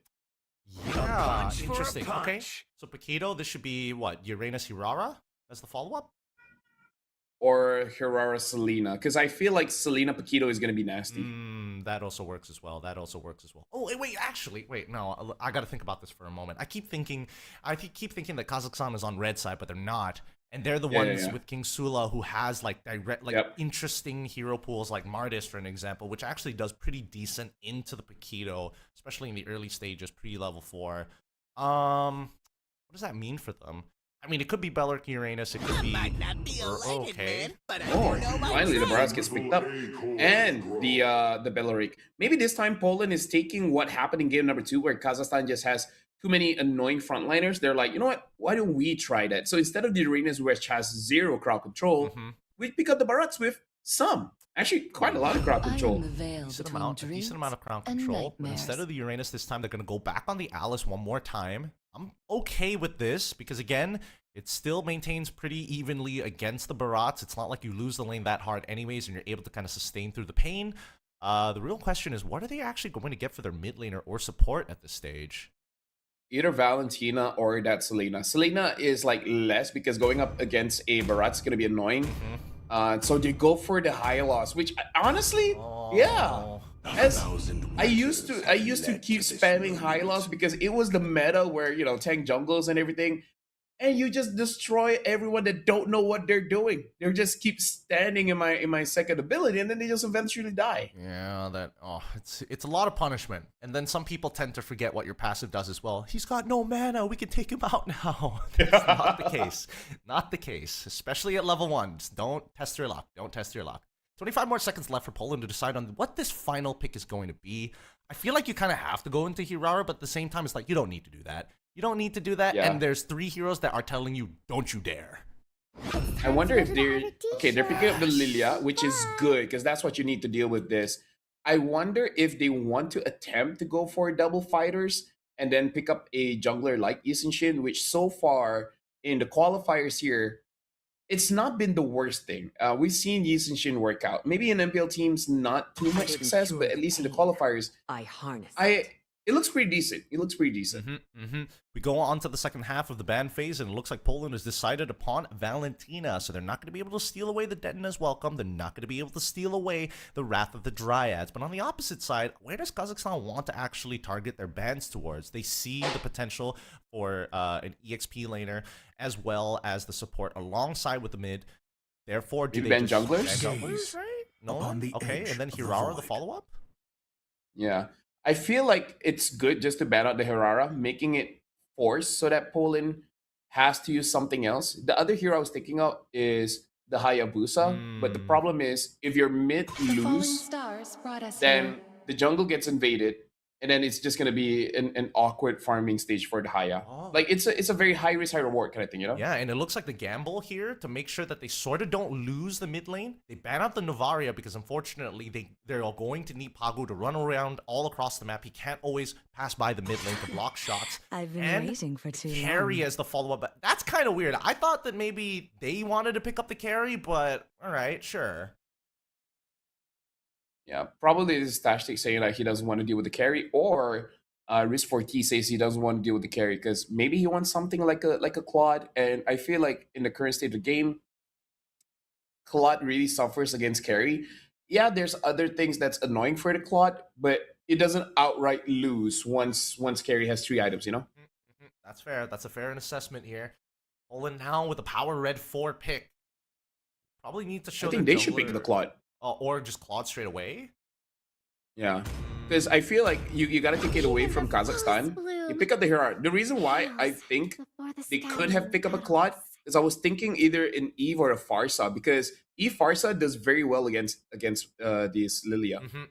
I was thinking more Farsa, less of the Yve Yeah. after what happened in the Yeah, same. previous game, because again, they should just be aware of that. But it feels like they were always going to go with the Selena. Like, I don't see Ulvin kind of breaking out of that mold. And considering that Selena sort of does what the team composition, or what I'm assuming the team composition wants to do, generally, just clear the waves fast, make sure that King Sula is able to clear his jungle fast, and you've got side laners who probably just need to go even at this stage, right?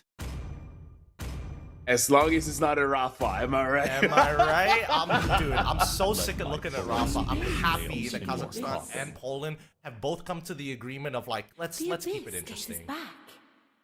Healers are in a very interesting spot. We don't see them for a long time. The moment they pop out, we're like, oh, that's so cool. That's interesting. After 3 times, okay, we're sick of it. I'm done. I'm sick. I'm done. So We sick see of it. Estes. Oh, That's Estes. After 3 games, okay, that's enough. Oh, Rafa. After 3 games, okay, that's enough. Oh, Florin. After 1 game, okay, that's enough. Because the truth is, it feels like it's unfair. It feels like everybody else has to work so hard, and these enchanter supports press 2 buttons and they win the game. It's like, what? What do you mean? Where's the skill expression in these enchanter supports? I mean, there is. It's just not as flashy compared to what most people are gonna go for. That being said, though, the draft is done. Which composition are you feeling, LaFell? Because this time around, I'm actually leaning more to Poland's side.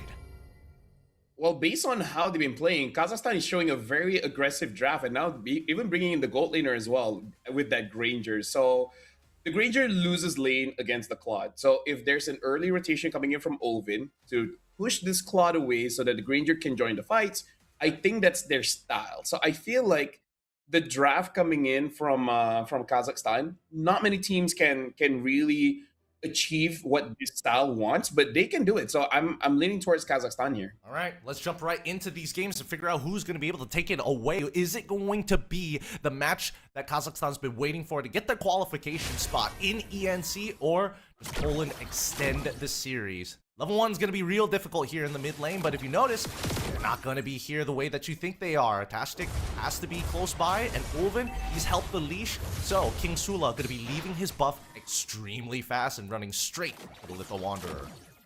Yeah, extremely fast start for the jungler here. And I feel like they're confirmed going to get this, so Mako's not even going to bother, just getting the green camp.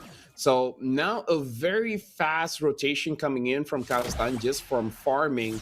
So for Poland, I feel like because they have a winning, well, not really winning matchup, but a better matchup for the Claude, I feel like they should utilize that advantage and maybe get some kills on Risk4T, or at least make it so that he's forced out of that Purify, and then that's it. Because at this point, I feel like Poland needs an early win. A win is not enough. They need an early win. I think they do need an early win as well. Ideally a kill, but I think Honestly, considering how Team Spirit has been playing in MSC, I would like to see a little bit of reminiscence of that. They just need to gank them to deny minion XP, especially in the early game. It makes all the difference in the world. And then you can start enabling Kyosen to actually double wave once he builds that advantage. It hits level 4 first. He can just Blazing Duet the wave, move on over to mid, and while people are fighting for the turtle, he gets a free push.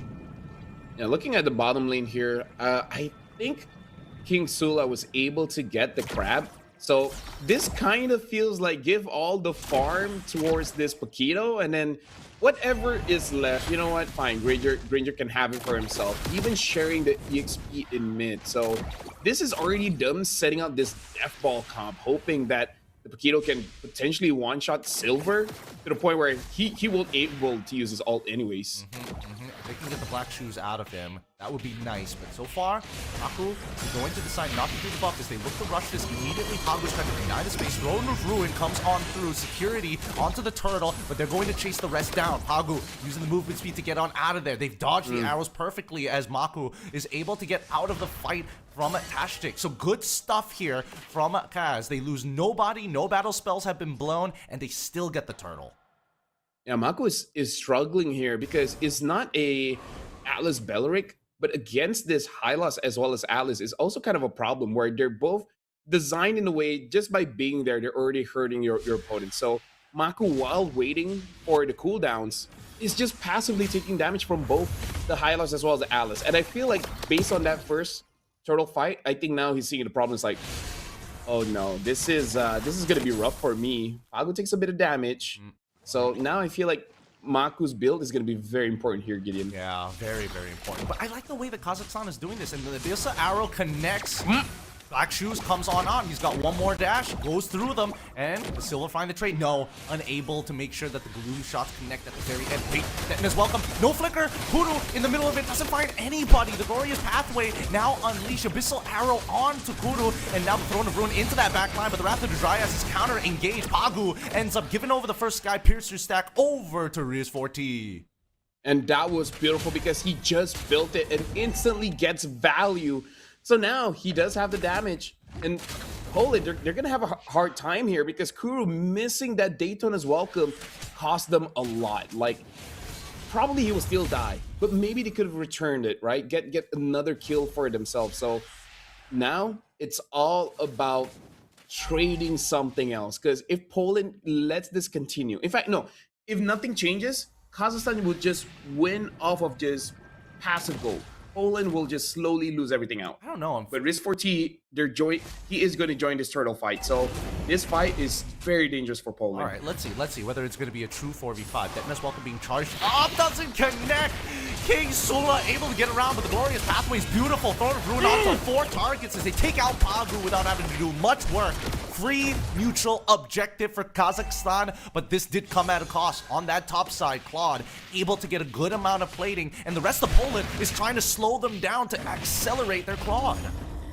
Yeah, and now Kazakhstan, we got to look at up top. Can they actually deal with Maku? Silver already took quite a lot of damage. Riz4T able to get a final minion, and that's going to be the important one. Olvin tries to get somewhat even, dodges out Kuru. I'm pretty sure that was not intentional, but he's like, no, I knew he was there. And now Kusen has to use the Blazing Duet to try and sustain even BMI out of there. Kuru tries to punish Tashtik. Tashtik might have bitten more than he can chew. He uses the Revitalize. Is tanking free. Is not taking damage. Pagu gets taken now. Baby Agov does a lot of damage. Maku gets the kill as well. Now Kuru, no HP left. Even he dies during the Daytona's welcome. 5-0. And even securing that one. Silver Nandayo trying to get a kill on the Baby Aga, but that's not gonna happen. Yeah, he's so far ahead. 2 levels ahead of this Lilia, and Lilia unfortunately just does not have the damage, right? Riz4T scaling up very, very nicely. 3 stacks of Sky Piercer already. And I think Poland forgot about the Revitalize coming in from Tashtik. Like, they were committing so many resources on targets, and they were trying to figure out why they just wouldn't die. And it's because of that Revitalize, man. Really good push and pull, especially from Kazakhstan. But now on the opposite end, look at the way that they are just pushing their leads. They're going into enemy territory. They're making sure that every single one of these buff takes is going to feel like you're pulling out teeth, man. It's just so much resistance. Yeah, for sure. Oh, Daniel's welcome. Gets purified. Riz4T survives that one. Pagu tries to get onto Riz4T. Not gonna happen. Tashtik, he has done this before. He doesn't mind being between three, and Baby Alga goes in, able to get two. Maku tries to get out.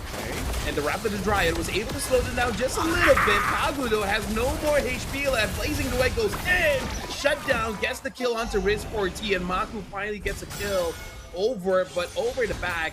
King Sula on the Paquito was able to secure it on Pagu. Pagu is 0-4-1, not having a good time here. And now Paquito is all alone, but looks like he wants to be here. He's waiting for someone to move forward.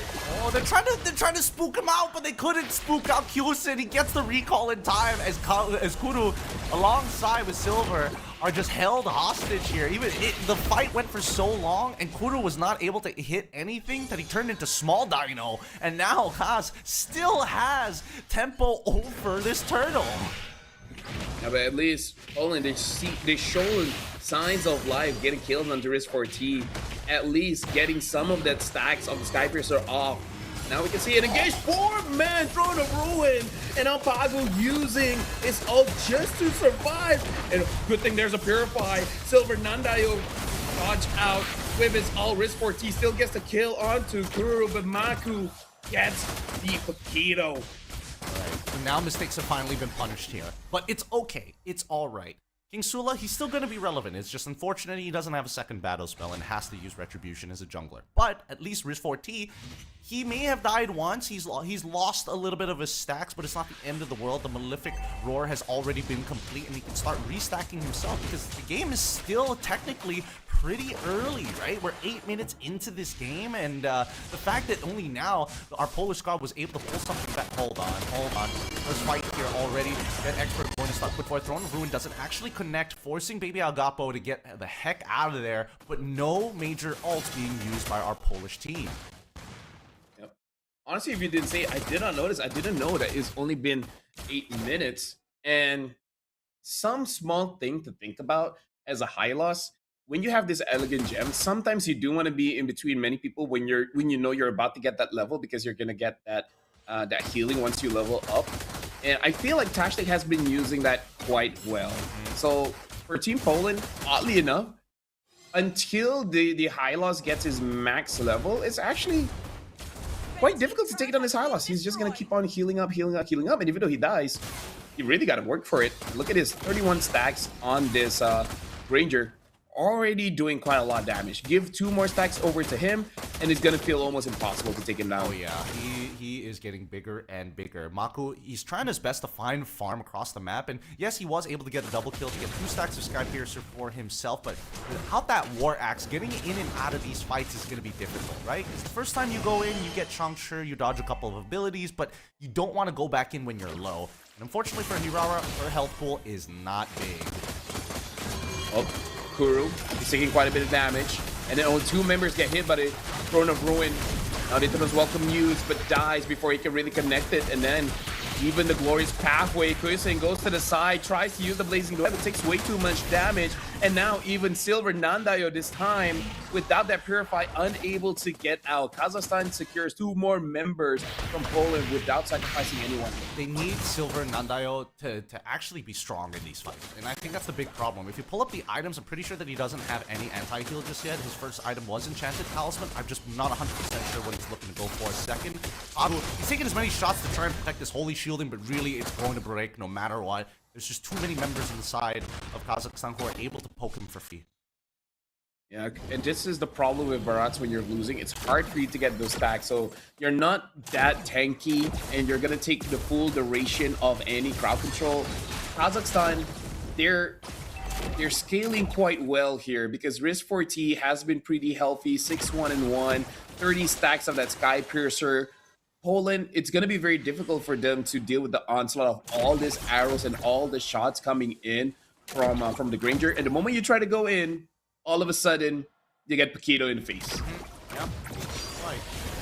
He himself. Wait, hold on. Black Shoe is already forced out. His Viz 14 should be able to secure this, no problem. Sky Piercer works. The front line is already helping and peeling off the rest of the members. Kuru can get nowhere close. Another Sky Piercer stack.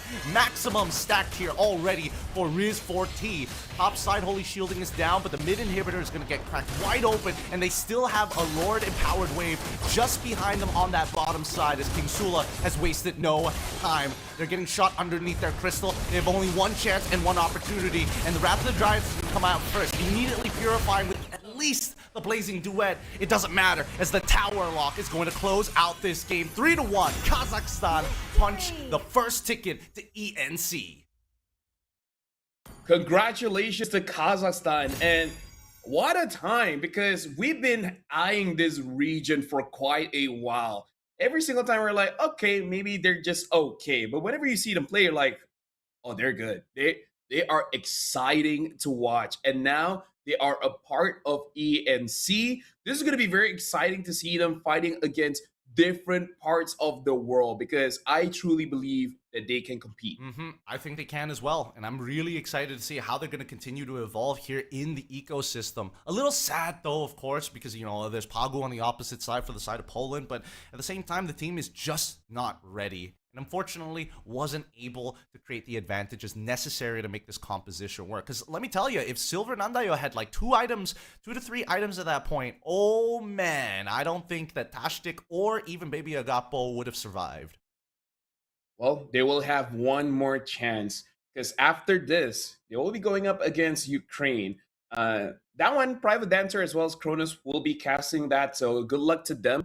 And I feel like they need to take some lessons here going up against Kazakhstan. Try to apply some of the lessons learned against Ukraine, because they have one more chance, but that's going to be the final chance. If they want to go to ENC, they have to win against Ukraine. I really think that Kazakhstan looks at the game a little differently, right? Not many teams play like the way that they play. And I mean, we're from like easy server, brawl server with Miracle earlier. Yeah. We've seen people with hands. It's just a little different. Yeah, some people play with their feet, and that's a legit thing. That's a legit thing. What do you call it? Paralympics, yeah. Those guys are insane. They are. I still remember. Oh, dude, I actually still remember M4. That was remember crazy. that guy that 1v1 Kyrie? And he beat Kyrie on on the Fanny Fanny? with one Yeah. hand. Yeah, and I can't remember whether they tried Lancelot or not, but definitely Carl, the Fanny. yes. That was. Oh yeah, with Carl. Yes, Yep. yes, with Carl. Although that one I believe it was with one hand, but still insane. Like, people just learn to work with what they have, and they just make amazing things. Shout out to those guys. But either ways, right now, shout out to Kazakhstan. Amazing game. Looking forward to see what else they can show during ENC, and good luck to Poland for their next match, because Ukraine, we haven't seen a lot from Ukraine, but it's my understanding that they're also quite the competitors. I mean, they are very strong competitors, I would assume. And I mean, obviously there's because of the representation of Team Spirit as the majority of what we know of EECA, their own leagues also have some pretty good players as well. The question is whether or not they're ready for that level of competition. But first, let us show you guys the bracket. If you're just tuning in, you missed out on an epic game here. And qualified for ENC, this is you know, they're trying their maybe best. this is manifesting, Gideon. Yes. It's manifesting. Hey, right? they qualified for the lower bracket finals. That's what we know for sure. Yep. Again, they're going up against Ukraine. But for now, celebrate Kazakhstan being the first from EECA, qualifier to qualify to ENC. Afterwards, it's going to be Ukraine as well as Poland. So it'll be interesting to see what Ukraine has, because they weren't able to get 2-0 against Kyrgyzstan. And Kyrgyzstan, based on Asia games, they were also pretty good. They were very up to date with the meta. And then when it comes to the team fights, they are pretty solid. So the fact that Ukraine was able to get 2-0 over them, it does show that they at least have a good semblance of what the meta is really looking like. Yeah, I'm looking at like how this overall bracket came to be, right? We only seen the latter half of it, but before that, we already saw like 17 teams battling it out. And honestly, it feels well populated. It's just that a majority of our professionals here within EECAA are pretty far apart. Like, there's so many countries that are nowhere close to each other. So I'm pretty surprised that they have been playing at a high level. I would only imagine that, yes, they're trying to find a tournament room that suits them, but they're never going to get single digits.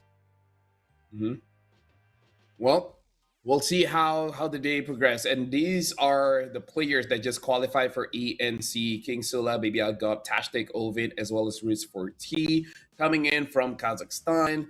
Congratulations. And for all of you guys watching, just to let you guys know, there's still a lot more games that's going to be played, because that was EECA.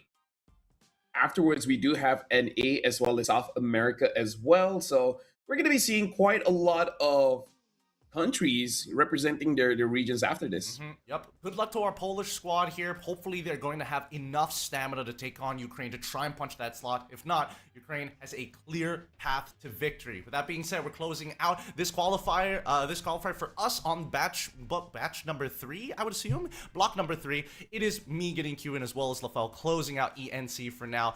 Get ready for our next set of casters, because they've got a banger of a game. We'll see you next time. Watch me, baby, count to 3. I do it so naturally. Don't stop, baby, hit the spot. I'm up straight to the top. Blow this up and hear the mic drop. Baby, I got the fire if you get down.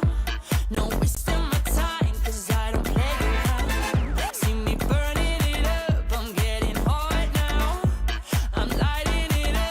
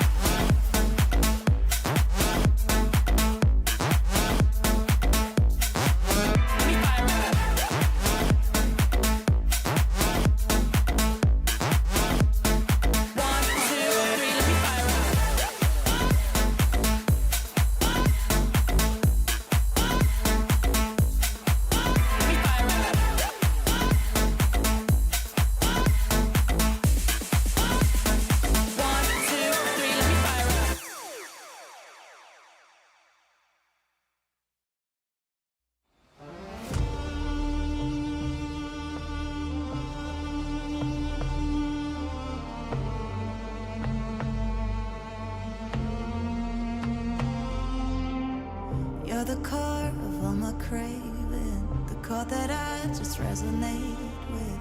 I'd rather die than let it fade out.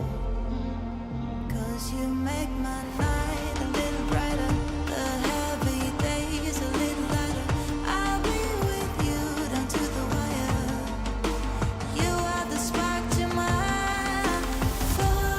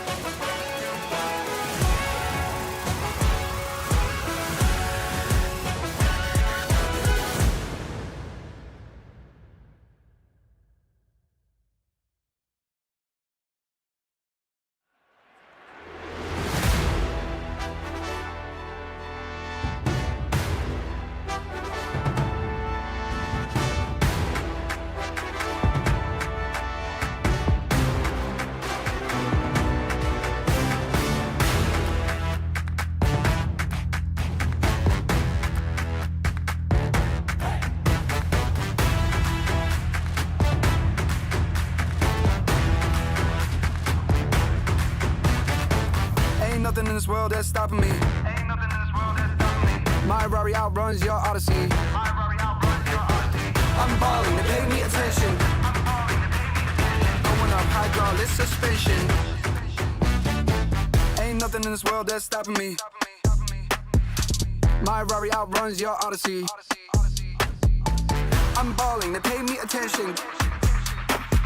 Going up hydraulic suspension. Never young green light, let's go. No amber, no red, go low. Coming with a stop sign, go home. Never young green light, green light, green light. Never young green light, let's go. No amber, no red, go low.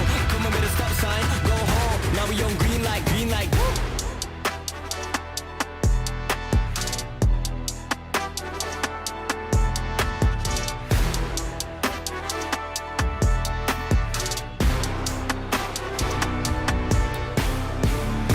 In this world that's stopping me.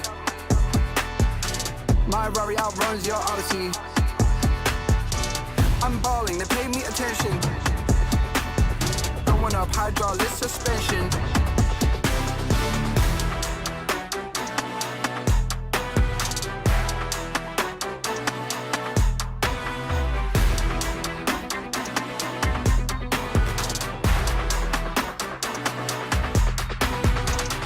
Nothing in this world that's stopping me. My Rari outruns your Odyssey. I broke it off cause I'm not settling. I got a gift for the lip, I'm a trick at me. Ain't nothing in this world that's stopping me. My Rari outruns your Odyssey. I'm balling, they pay me attention. Going up hydraulic suspension. Never young green light, let's go. No amber, no red, go low. Coming with a stop sign, go home. Never young green light, green light, green light. Never young green light, let's go. No amber, no red, go low. Coming with a stop sign, go home.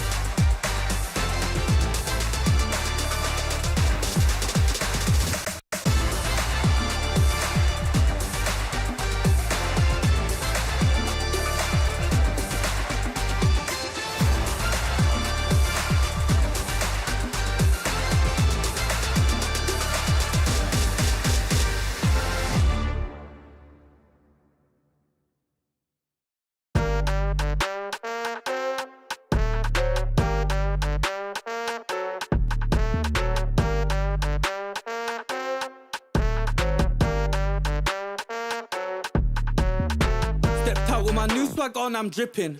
If you wanna chill with a hot boy, come my way for a minute. Come my way for a minute. Step clean any day, won't see man slipping. Put your might slip on a drip, man. Tip up the sauce and spill it. Tip up the sauce and spill it. Best cut chop, cause the clock's still ticking. Just check the way man stepped. Know that I dropped it different. Know that I clocked it in it. Know that I got this in it. No, you can't stop this winning. I came for the top spot in it. Came for the top spot in it. Came for the top spot. Soon I'ma get right there. I'ma step right there. Got a butt. Came right there in a drop top. Try how you like it or not stop. Non-stop. Yo, if you wanna get this poppin', you better get to shopping. I came in a different drop this time, and they thought it was the same one, they didn't clock it. Oh well, it's nothing, they call me a dripaholic. Just watch how I'm dripping on it. Please just don't be slipping on it. Oh well, it's nothing, they call me a dripaholic. Stepped out with my new swag on, I'm dripping. If you wanna chill with a hot boy, come my way for a minute. Come my way for a minute. Step clean any day, won't see man slipping. But you might slip on a drip, man, tip up the sauce and spill it. Tip up the sauce and spill it. Best cut chop, cause the clock's still ticking. Just check the way man stepped. Know that I dropped it different. Know that I clocked it in it. Know that I got this in it. No, you can't stop this winning. I came for the top spot in it. Came for the top spot in it. Stepped out with my new swag on, I'm dripping. If you wanna chill with a hot boy, come my way for a minute. Come my way for a minute. Step clean any day, won't see man slipping. But you might slip on the drip, man. Tip up the sauce and spill it. Tip up the sauce and spill it.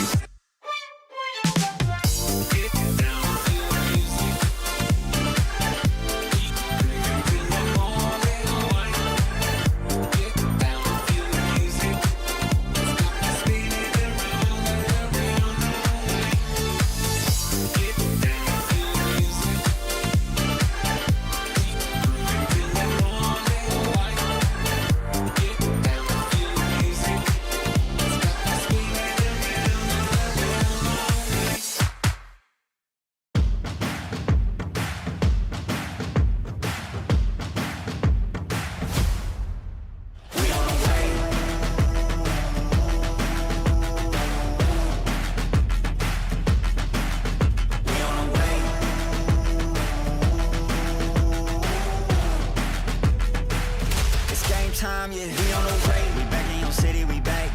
I gotta get to it, in fact. No, never no time to relax. I'm packing the stacks, you packing your bags. Okay, I step on the field, it's a wrap.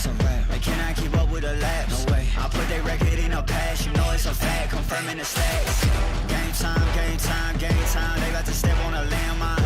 Dialed in like a landline. Don't let them talk, I don't pay them on. Walked in with the mindset. Money line, that's a big bet. Top 10, I'm a prospect. Turn a problem to a profit. Top 10, I'm a prospect. Turn a problem to a... We on the way.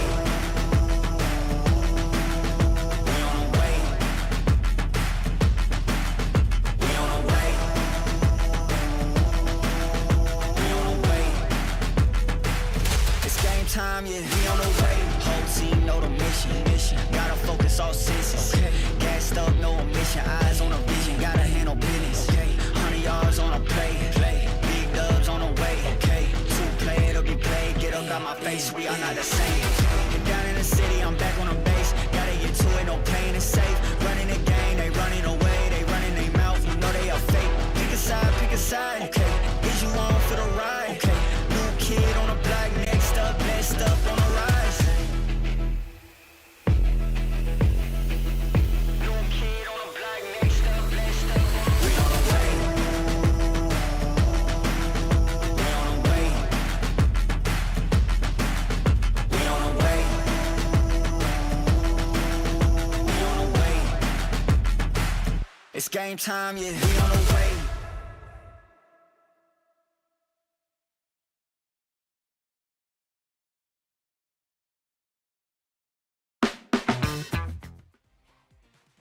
Welcome, ladies and gentlemen. You are watching the MLBB qualifiers for the Esports Nations Cup of 2026. My name is Kronos, and joining me, alongside me, is going to be Private Dancer, and we're going to be bringing you some fine action today in the Esports Nations Cup qualifier. Private, it's a brand new day. It's almost to the pinnacle of every single tournament, every single region. And how do you think it's going to go down?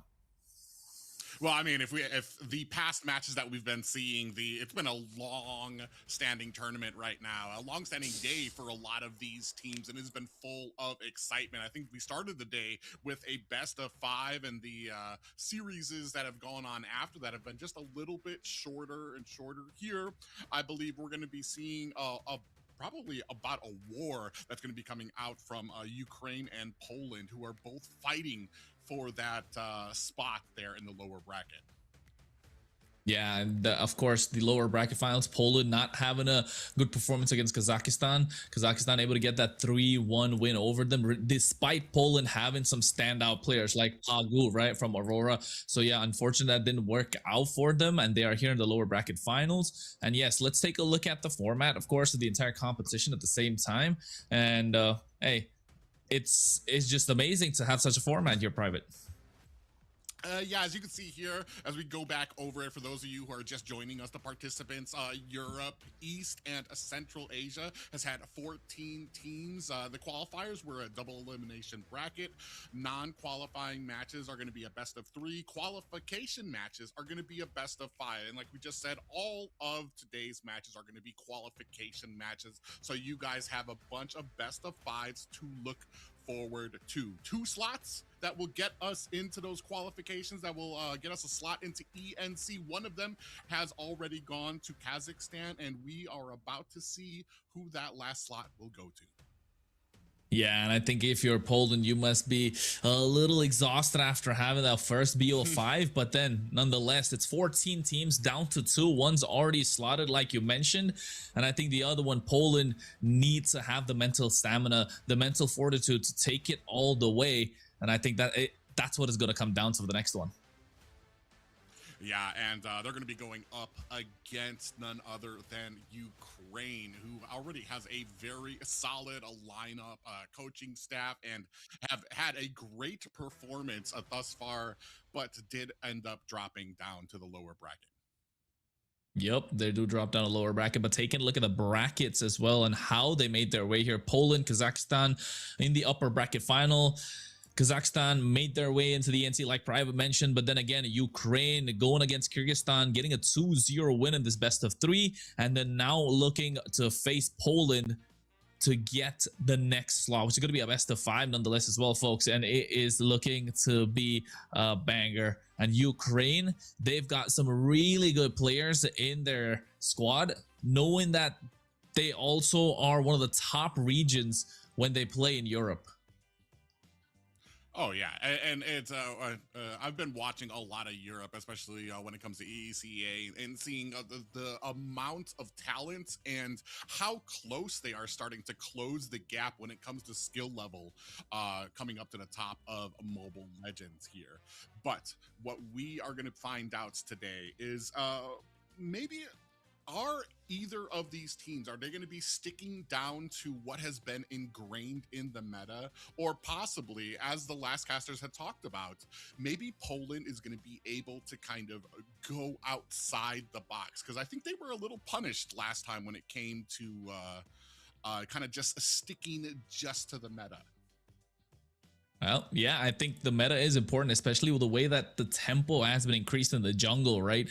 And talking about how these players will make their way and understand and stick to the meta, or they're going to go completely left field. Taking the lineup of Ukraine, for me, they're no strangers. I know these guys. They've been playing in Europe for a very long time. Sensei, Stonix, Pelmetronio, God Believer, Macaron. Macaron, God Believer, Pelme coming from the same team as well. Sensei and Stonix from the other. These guys are no strangers when it comes to European domination. The only single tournament that they didn't really win in Europe so far was the one that they get the qualification to the MSC wildcard. So they must be kicking themselves a little bit and say that, hey, we got to lock this in. We didn't get the MSC slot in the wildcard. Now we need to make sure we get to the Esports Nations Cup.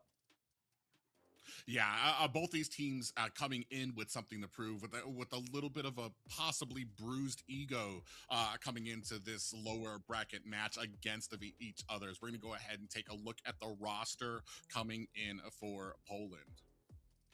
Yeah, and look at the Polish lineup as well. Maku, Silver Nandayo, Kuru, Kusen, and of course the big man himself, Pagu from Aurora Gaming. I mean, this, again, it's not exactly one unit when it comes to five members. Individually skilled, yes, but then again, it's a little bit of a topsy-turvy lineup when you take a look at it. Silver Nandai in the mid lane does give in performances, but not so consistent. But on the other hand, you do have Pagu, right? Pagu, we know he's a standout player. He's proven himself time and again even in the recent mid-season cup. But of course, at the same time, Maku and Kuru, I think these are the names we kind of have to be looking at to get Poland to that next level, to get them across the finish line, especially Maku in the jungle.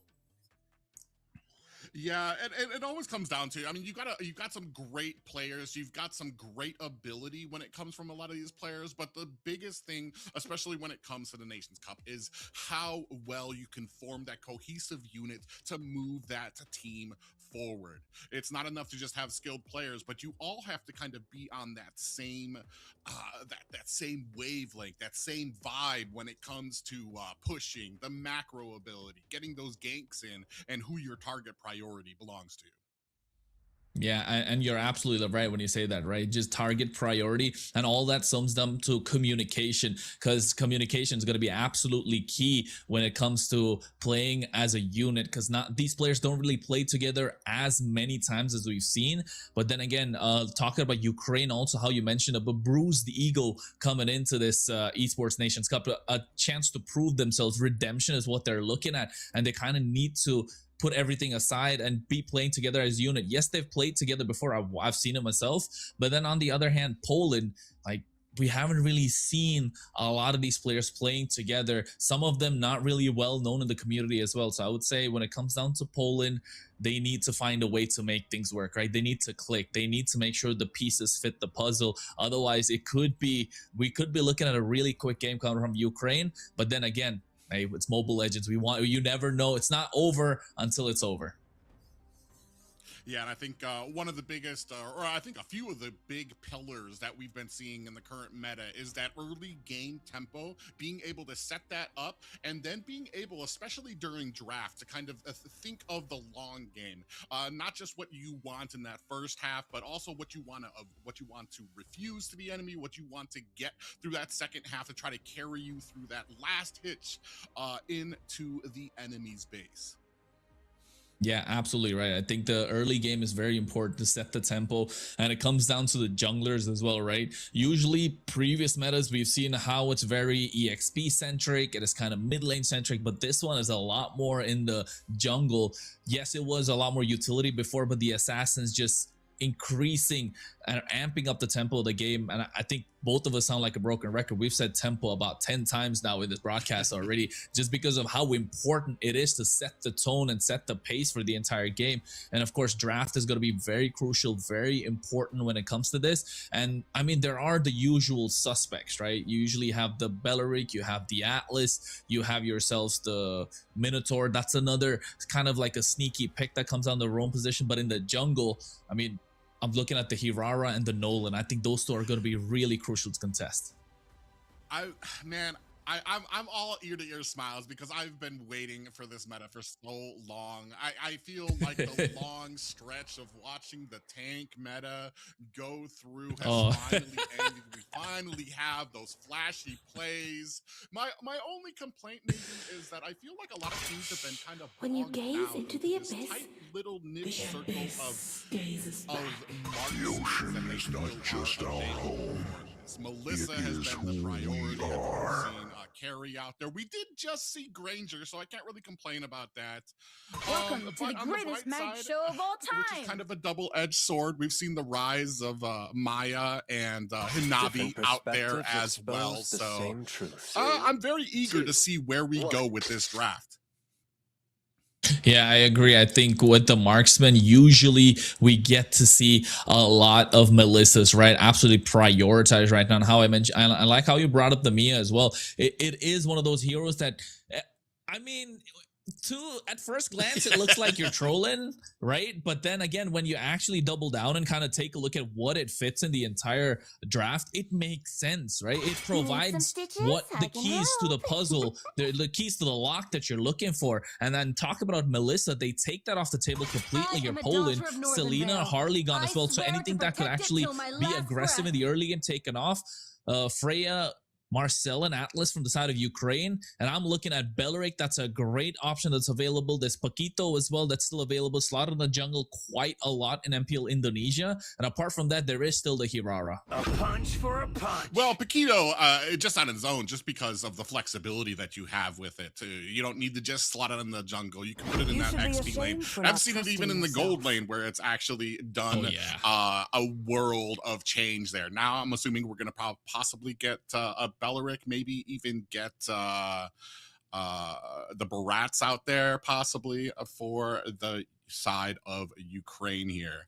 Man, we've had I feel like in the last few months we've had such a huge change and shift. Yeah, we got an Alice out there now.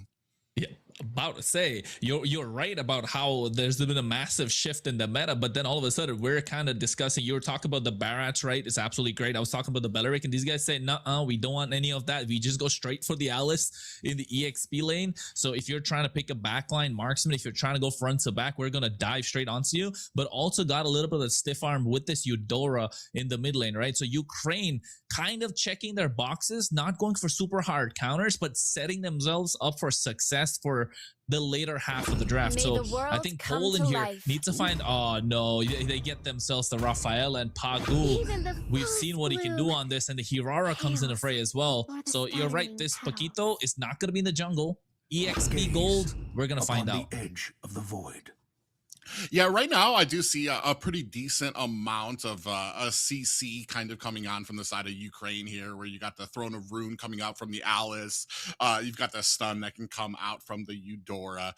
And we were talking about that early game. I was going to say, like, those two picks, not really the early tempo that you would want, but you match that up with a Nolan here, who's going to be able to definitely maneuver around that map, put on that big boy damage as soon as he drops down into the game. Brought us here. Your team Yeah, is it just pick up the pace, right? Make sure you're not falling behind, because if you take a look at the Alice, take a look at the Eudora, yes, they're not the strongest, especially the Alice in the early game. So you want to scale. Eudora can provide a little bit of crowd control early on, some poke damage as well, but to get the job done, to get the big boy damage, like you said, it is that Nolan that's needed. And just to make sure, another way to kind of keep tempo and keep pace with what Hirara can provide in the jungle as well. And on the same side, they take out the Novaria, so no long range poke coming in from Poland. Meanwhile, they take out Carry, so that's two marksmen taken off from the side of Poland. Yeah, they really are kind of focusing down on these marksmen, so we might be seeing something a little bit outside of the box here when it comes to the picks. You still have, I guess, you have Claude out there. I think I heard some comments before the last casters about wanting to see maybe an Ixia out there. I feel like right now, though, in the current meta, Ixia kind of leaves herself out there in high and dry if she tries to throw down that ult. So when you've got such maneuverability coming in from the jungle side here, and Belleric taken off as the last man for the side of Poland. And I will revive it. Yeah, I think one of the only other roamers that was kind of viable, right, to stop this Hirara and Paquito from going in. So you take that off. Brody was taken off from the side of Ukraine as well, and they instantly lock down the Clint, get themselves a little bit of range battle going. They want to play the front to back themselves. So they got, what, 2 Diamond members, one that can kind of be in between with this Eudora. Clint just going to be sitting in the back line, dishing out a lot of true damage. But meanwhile, talking about dive, if you take a look at Poland, they want to go all in.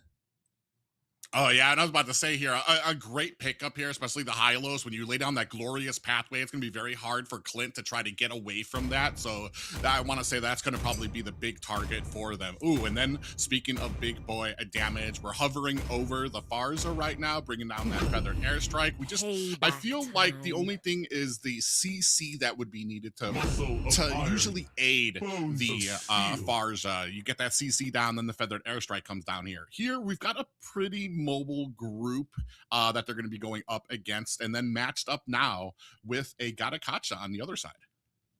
Yeah, I like the Gatakacha being picked up, right? Just going to be a threat completely whenever the Farsa pops in the feather airstrike. Yes, you're going to be doing a lot of damage. You have high ground. You have insane amount of range to close the gap between your team as well as the Clint on the other side. But then as soon as you pop the feather airstrike and you get this big avatar of the Guardian coming your way, you got to be thinking twice about popping that ultimate. Yeah, but we are ready to go. You can see both lineups already and starting. Do you have a matchup there that you like better than the other? I mean, I would say looking at the overall grand scheme of things, Ukraine look a little bit better with what they're trying to put out, right? I like the Clint that's there in the gold lane, but on the other side, though, I mean, boy, Pagu, I want to support him, but they got to put something, they got to put a show for us to kind of, you know, see that we can get something out for them. So yes, folks, it is game number 1 of this best of 5, Poland versus Ukraine, a spot for the Esports Nations Cup. Let's get in. Yeah, we're going to see how fast, and especially when it comes to the clearing speed there, you can see that Nolan going to go ahead and start up on his green camp, while the Harara is going to go ahead and start up on the purple. Here, I do like the Gatakacha. I feel more comfortable when a Gatakacha has something else to set the tone, something else to initiate the fight when it's not him, because people can get away from his ultimate very quickly. The only thing is, what you're going to be using as a setup is possibly the Throne of Rune, which basically almost has about the same, if not a longer, timer when it comes to trying to set that up. So, already going on to Pagu.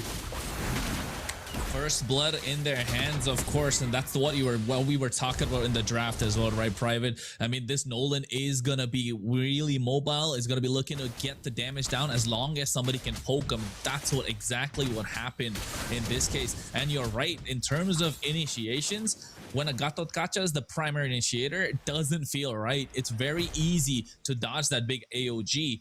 But on the other hand, if you do have the Throne of Ruin to commit into first and then go with the AOG, it does help a lot more. Yeah, and already seeing, coming in with another fracture, and Nandayo able to get himself out of the way there, not trying to end up like Pagu. And man, you can already see the value of just having such mobile heroes. Pagu just seems like the slow sport on it, even though playing a Raphael. Yeah, I mean, at this moment, Poland can only find a way to kind of slow the pace of the game down. They need to maximize the utility of this high-low system. But look at them going straight for a macro. The falling Maple takes him out. Throne of Ruin coming at the right time as well from Stonik with the help of the Flicker, just to delay the fight and prolong it so that they don't lose out on many more members. And instantly, with the respawn, with the revive, Pago bringing back Mako into this fight. Yeah, now both junglers sitting at 1-1 apiece here. Great answer back from Ukraine, not to let that death go by unanswered. They're able to reply back, get one back, and now it's going to probably be pretty even. We're going into this. The next turtle, though, is started by Poland. They have great positioning on there. You can see Rise in a little trouble. Oh yeah, Feather Airstrike coming as well at the same time. Glorious Pathway going in. Rise gets taken off by Mako, the Falling Maple. Turtle about 4,000 HP. Who's going to be the first one to get it? Macaron trying to get the retribution, but not going to happen. Mako gets a nice steal right under their noses. And Ukraine, they started off strong, but now on the back foot. Yeah, and with so much CC on your team for the side of Ukraine, it's amazing to see that Mako was actually able to get in there and be able to get that retribution unabated. Oh, and now big surrounding on the Telemetro. Oh, Pelmetroni has to flicker out, but this is what I'm talking about, the AOG coming in. They do get one traded, but there's no backup whatsoever. P comes in, just doesn't have the damage to help out and take anybody out. I think Ukraine in this part of the map on the goal lane side, it is quite weak. And Poland are just maximizing value and maximizing potential that they can get out of this Paquito early on. Yeah, and just a great grouping coming out from the side of Poland, too, when it comes to just being able to answer, going immediately from the turtle all the way down to the bottom lane to be able to find that gank. And there just was no place for Pelmetroni to go. But what can he do, man? A cowboy just got no flicker. He pushes back a little bit, can't really do much. All he can pray and hope for is if Nandayo misses those feather airstrike shots in this case, and that's kind of why you pick up the Farsa as well, right? That's why we're seeing these these pieces that have been put in their places are starting to work out. We're seeing how it's coming together, and this is what I was talking about Poland as well. They need to find a way to fit all these pieces to get the bigger picture. Once you see the puzzle, then you know that you're moving and getting closer to the victory spot.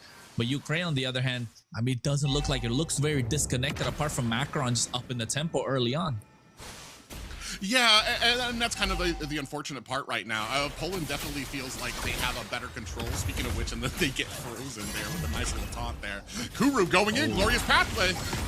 Yeah, with the AOG coming out from Rise to create separation, but if Nandayo able to get that damage down. Slonix with a 3-man Throne of Ruin. Macaron comes in, Fracture gets one, looking to find another, but in the hand of the Eudora, they get two in the process, and Stonix once again coming in clutch to make sure Ukraine don't lose out on more. Oh, I feel like that was just such a great bait by Ukraine. Draw out the Glorious Pathway. Kuru dives in, and they surrounded him. Able to take him down, and then you had Macaroon coming in, getting that fracture, finding the other kill, setting them up for that next turtle. Just as I was saying, they felt a little bit separated, a little bit discombobulated. Whoever on the team who was making the calls obviously cleaned that up, got them together, and you found some great synergy in that next play. Yeah, they did, and now through that, they're making sure Pelme gets all the space that he needs by taking out his tier 1 on the bot side. Not able to do so. Good defense coming in from Poland, but then again, it's just barely hanging. So you know that Ukraine, once Pelmetronio is kind of left unlocked from his laning phase, they're just going to maximize group up together and just going to dish out pure damage, even though Poland are looking to dive. I want to say here too, you can see like a great job being done by Ukraine here too, kind of keeping a Rise up in front, making sure you see how the rest of the group, the squishes, kind of rolling together here, making sure. Oh, now another engagement coming in. Oh, Stonix! What a Throne of Ruin with the AOG coming at the same time. The damage, the Lacklander zoned away completely by Kuru. They create a separation, and now all of a sudden Ukraine in a hard place, and Mako finds a double 3 out of the right there from that one. And they're looking to find something else on the map. Flip gets a massive shutdown onto the Farsa. Meanwhile, sacrifices himself for a good cause. Stonix went in, charged up the Throne of Ruin, but flickered to the left, which did a great job because it caught them in surprise. However, I feel like it caught Ukraine a little bit in surprise because it separated the team, and unfortunately, Stonix got pushed by himself. Rise was by himself trying to back them up, and Ukraine was separated. So you had Stonix and Rise got picked off very quickly, and then Poland was able to finish the job on the rest of the team. Yeah, feather airstrike coming again. Nandayo is in a really good spot. And now all of a sudden this Rafaela pick that got first blooded is looking so good, making sure they extend their duration, their survivability in this matchup, in these team fights. And Kuro with the glorious pathway going in, and Throne of Ruin once again in the back line, forcing out two flickers. Macron coming to clean up, and Kuro gets taken out by Pelme. Meanwhile, Maku has to run away, and Kusen to follow as well. Ukraine get control of this neutral objective. Yeah, and they're going to go ahead and have themselves an easy cleanup of the turtle. Oh, Rise actually might be in trouble. Maku comes in with the scoop up. Yeah, he got that as well. Oh my god, gets himself a double. I don't know, Rise has been off position. Maku has to get out. Oh my god, even the burn almost killing the slightest bit of HP. I don't know if they want to commit and look for him at this moment. Yeah, I think Ukraine give up on the chase. Yeah, and right now, it's, I mean, Ukraine has some great, when they're all on the same page, I feel like they're basically unstoppable here. As we take a look at the items here, we're going ahead, have the Hunter Strike both for Maku already building up. It has the War Axe as well as Sky Piercer. So, I mean, gonna have some stacks already, 7 and 1 right now. So I'm not a mathologist or anything, but that's a pretty decent amount of stacks already to have with that Sky Piercer. Ukraine, I mean, we've seen some great initiations coming from them. Rise and Stonix doing such a great job at getting those wombo combos in. But, I mean, we're still at a point where Poland's able to answer back, and Ukraine just doesn't have the damage just yet. Still waiting for some of those items to come online before they're actually going to be able to really take advantage of the comas that they can absolutely put Poland into with all of this CC. Yeah, that's true. But then look at Maku. He's got 50 already. A big 50 on that Sky Piercer. And 7-1-1. He's... I was talking about how Maku kind of needs to step up a little bit, you know, to allow Poland that extra breathing room. And this is what we're talking about. Bro is just putting Poland on the map right now with the way that he's playing. 50 stacks on a Sky Piercer. Ukraine, no matter how tanky you are with the Gatotkacha or even with the Alice, you walk in, that's a lot of true damage and you're going to get burst down. 10 seconds to the Lord. They don't have control of any long waves. They don't have control of a lot of neutral bushes. Only this Riverside bush. And Kuro can just use the Glorious Path to go dive head first.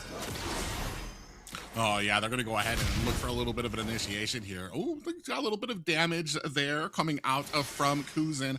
But, I mean, when it comes to, I want to say, map presence right now, Ukraine with that mid-tower down on the side of Poland, I feel like have a little bit more wiggle room to go ahead and press. Oh, Rise, going to go ahead, catch out Maku. Yeah.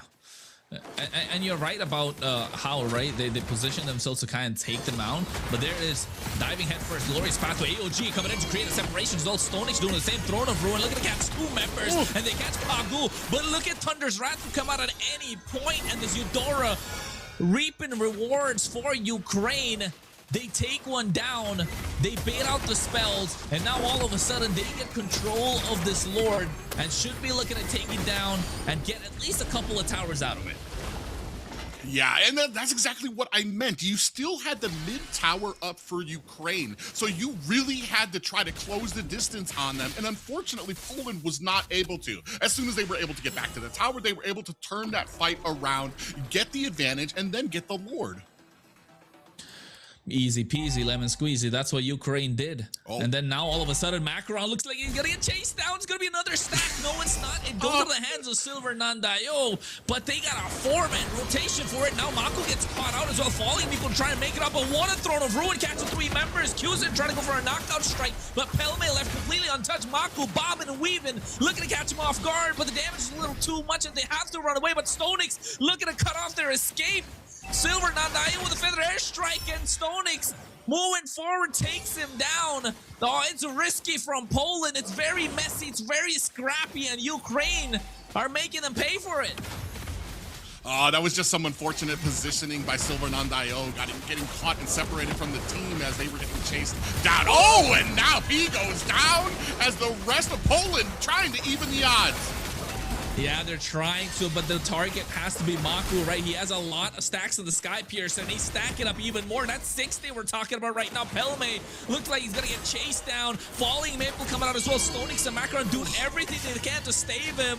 Throne of Ruin, but Maku, Hirara, just so mobile, able to escape out of that. Like a bar of soap in the shower, slipping out of all of their reaches. Nobody able to catch him there, even with a little bit of help there, and the amount of damage now coming out from Pelamatrono. Yeah, absolutely, right? Very slippery, slithering her way through the entire time, and I think this hero, it shows why it's such a prioritized pick. Just absolutely insane. Level 2 power spike.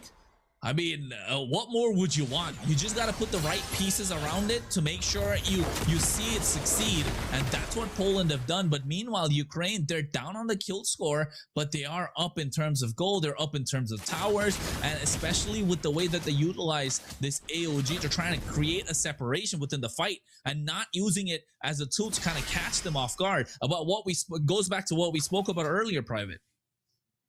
Yeah, and speaking about power spikes, we just saw that the BOD picked up by Maku and the Holy Crystal picked up by Silver Nandayo. So you're going to have a big amount of damage here coming out once that Feathered Airstrike is laid down. Oh, but out of range! Just out of range, and in comes the AOG. Along with the Throne of Ruin catching 2 members, Pagu gets taken out by Pete Pelme, sniping them down as well with a double shot, takes out Kuru. So Pagu and Kuru are out, and just in time for the Lord. No way to get them respawned as well. It should be another comfortable neutral objective. Ukraine's timings on picking these fights have been impeccable. Yeah, and even the way that they answer back, they saw that the overextension of the Feathered Airstrike wasn't in reach, and then in the follow-up coming in from Poland, they were able to turn that around. They're able to just be outside of the range of Poland. That's the second time that's happened, where they're able to turn around these fights, get pushed back, and then turn it around to get the advantage and get the objective immediately after. Yep, and getting the objective at the right time for Ukraine means that the Lord will be marching down the mid lane. They're looking to maximize both side lanes as well. But is this too early of a push coming down the mid lane? Seems like it, Private. Yeah, I mean, they're going to go try to look for something here. A little bit of a charge there coming, and the Glorious Pathway is out, but no follow-up coming just yet from the side of Poland. Oh my God. The Guardian deep on the backside. Rise! Yeah, he commits as well. They take down the inhibitor in the mid lane, but you can see Mako chasing him down. Pelmatronio flickers. Nandayo flickers as well. They're able to get him. And Houston looking to go on to Macaron. They trade 3 for nothing. Only able to get that inhibitor in the mid lane. This is what we're talking about. Rise, an absolute all in or nothing play. And they get nothing out of it but just 1 inhibitor. And I don't think that's worth it. I feel like the current meta, the squishiness, the mobility, a lot of that has issues when it comes to the enemy's base. When you're knocking on their door, when you're all kind of centered and clumped up in this little group, I've seen it so often now that teams just have a huge issue when it comes to closing things down. Oh my God, talking about closing things down. Macron closes the distance, takes out Kusen. Silver Nandayo went for the Feather Airstrike to create some separation. Ukraine said, we don't care. We got the damage. We got the bodies, and we're going to throw them at you. What are you going to do about it?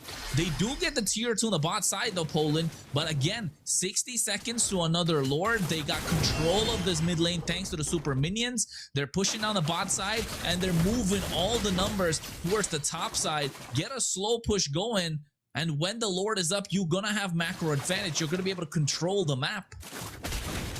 Yeah, the problem for me right now is that Poland, their initiating factor is kind of lacking when it comes. On the side of Ukraine, you've got the Throne of Ruin, you've got the Avatar of the Guardian to cinch things up, to really get that initiating factor out there.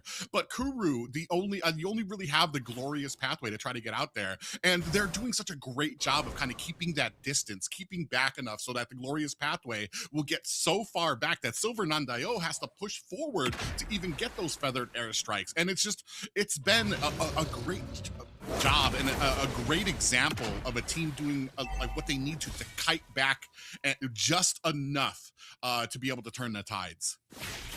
Yeah, will they have enough though right now when it comes to taking this neutral objective? They got a slow push coming on the top side. Fracture already used onto Kuru, not baiting the revitalize. No spells baited out as well at the same time. 5 members now rushing their way in towards the Lord Pit.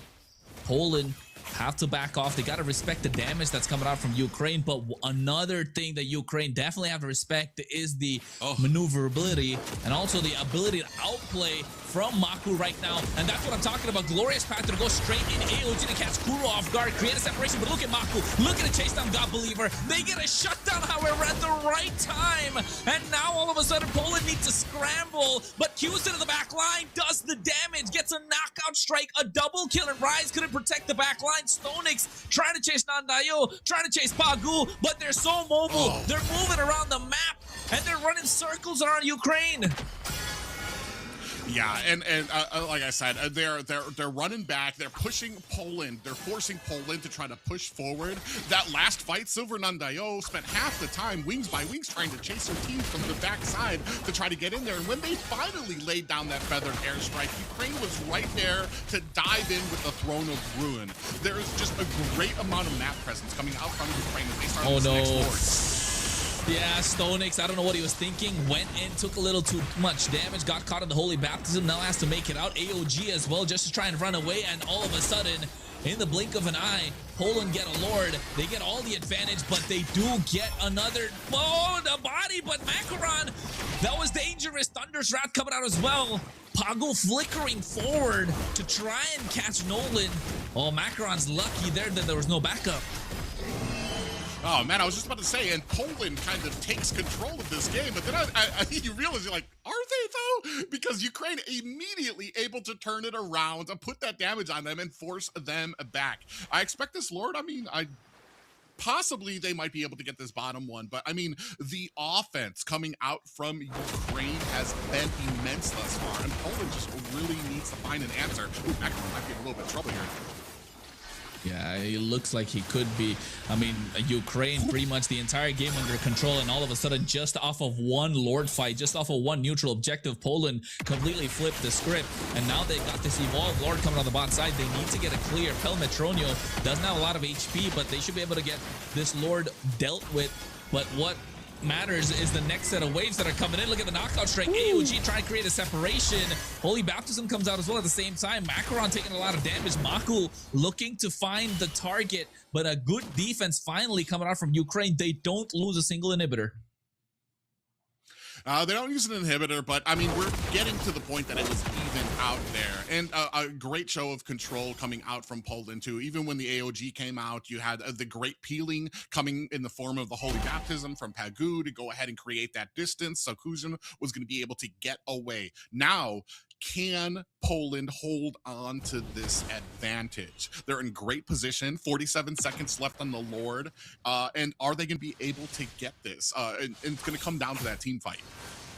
Yeah, it definitely is. And talking about it, Kuru, glorious pathway, a little too premature, I'd say, but then has enough time to get it back before the Lord. Fracture coming out as well. Feathered airstrike, a good position coming out. Stonix trying to go in with the Blood Ode.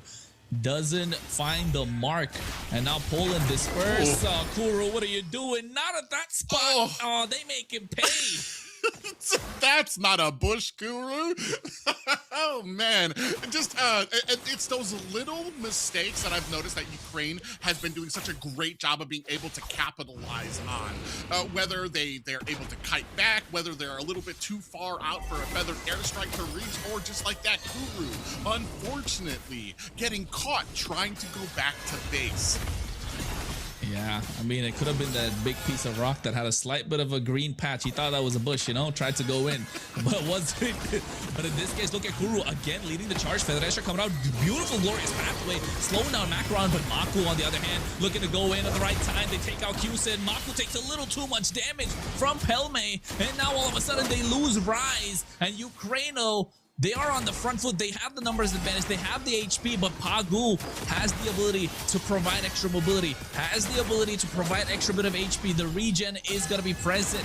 The Lord, 40,000 HP right now. They're dancing around. Poland trying to make their way through. I don't know if Ukraine want to risk it. Stonix takes a little too much damage. And with the help of the Wishing Lantern, able to take him down. Now with the numbers advantage, Poland want to dive in. Glorious pathway, slowing things down. But Macron goes in, fractures out, but doesn't get anyone. Lord still at 45,000 HP. Yeah, both of these teams have a great amount of patience just to lie and wait to find that perfect opportunity. Oh, not Dio! Yeah, I don't know. Oh no, he gets taken out. It's a shutdown. Just mispositions himself. No flicker. Was just used a little earlier. And God Believer with this Eudora making sure he capitalizes, make sure he punishes the mistakes that's coming out from Poland. Yeah, and right now, they actually are in a good position here now. People coming in from the side. You have Glorious Pathway out. AOG comes in, gets to the back line, but nobody home. Here comes the rest of the members. Fracture already dishing out the damage, but with the blessing, Pagu making sure his team can move out of all that damage, all that crowd control. Again, Ukraine turned their attention to the Lord. Stonix is up, could make his way. Poland have to get this one without Nandayo. No high ground, no burst damage. They should be able to give up this Lord. And yes, Macaron seals the deal. Able to get that neutral objective. They back off, look to play it slow, and the Lord is marching down the mid lane. This double tanky front line coming from Ukraine is just, it's a huge amount to really deal with. I mean, you've got Rise, and I feel like almost Rise and Kuru are coming on the same page where they like to try to get those initiating factors and sometimes leave themselves out in the open with the Witch. What an AOG just at the edge of using the Glorious Pathway. Stonix goes into the Throne of Ruin as well. At the same time, Kuru gets taken out. Massive damage from God Believer on this Eudora. And now all of a sudden, they're walking in. Nandayo looks like he's going to be the target. Macron gets caught. The Sky Piercer stacks are stacking up, but the base crystal is going to be the target for Ukraine. Eye on the prize. 1-0 in this best of 5. Oh, and what a pace. We were talking about that early game tempo, and it just felt like both of these teams were right there from the beginning, but just felt like Ukraine was just that much more disciplined when it came to these engagements. Yeah, much more discipline, and I think just knowing what they got to do, just put in the pieces. It's not a lot of hard counters, but then with the AOG, you make sure they're off position. You break their formation. Then all of a sudden, when the front and the back line are separated, or if the damage dealers are separated from the rest, or if the Farce is kind of left alone with Pagu, Stonix goes in, massive Throne of Ruin, and boom, all of a sudden you can't move, no flicker. Pelmetronius free hitting from the back. Macaron comes in, flanking from the side. Everything worked out for Ukraine. But on the other hand, for Poland, though, Maku with a standout performance. Even Kusen able to get the target in the back line at the right time. And you can tell with the stats, yes, Nandayo had a lot of damage, 138,225 to be exact. But then again, they just didn't have that extra body in the front line to hold the front lines, to kind of give space, some breathing room for this Farsa.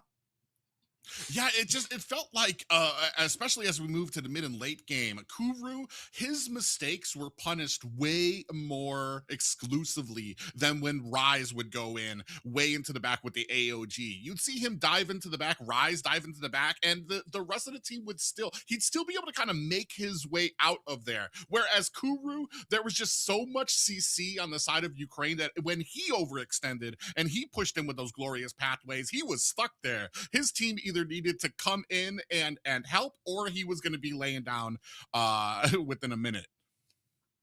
Yeah, absolutely. And I think he tried to hide in that bush in the rock, which was not a bush exactly, to be true. And then like just completely got shut down, and God Believers like, yeah, you're really going to do this in front of us? We're going to make you pay. And they did absolutely do that. So I think it's just these small minor mistakes, which were big punishes coming out from Ukraine. And also it was not just one minor mistake, just multiple small mistakes that just stacked on top of each other, just allowed Ukraine to play a better game, gave them more space, right? And that's the key factor.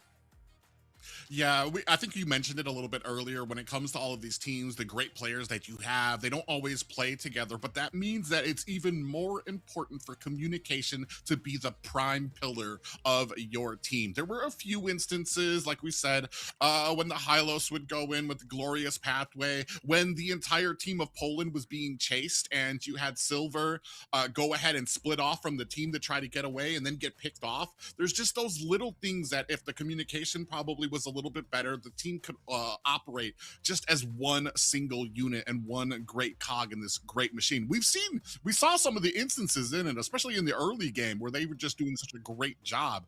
But unfortunately, Poland or Ukraine was just, I mean, a well-oiled machine and operating just as that one unit that was needed.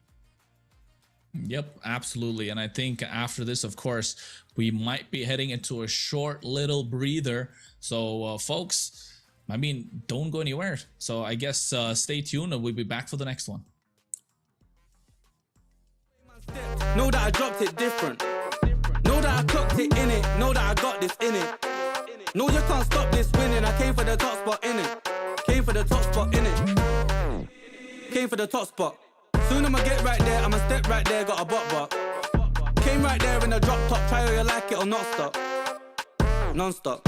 Yo, if you wanna get this poppin', you better get to shopping. I came in a different drop this time, and they thought it was the same one, they didn't clock it. Oh well, it's nothing, they call me a dripperholic. Just watch how I'm dripping on it, please just don't be slipping on it. Oh well, it's nothing, they call me a dripperholic. Stepped out with my new swag on, I'm dripping. If you wanna chill with a hot boy, come my way for a minute. Come my way for a minute. Step clean any day, won't see man slipping. But you might slip on a drip, man, tip up the sauce and spill it. Tip up the sauce and spill it. Best cut chop, cause the clock's still ticking. Just check the way man stepped, know that I dropped it different. Know that I clocked it in it, know that I got this in it. No, you can't stop this winning, I came for the top spot in it. Came for the top spot in it. Stepped out with my new swag on, I'm dripping. If you wanna chill with a hot boy, come my way for a minute. Come my way for a minute. Step clean any day, won't see man slipping. But you might slip on the drip, man, tip up the sauce and spill it. Tip up the sauce and spill it.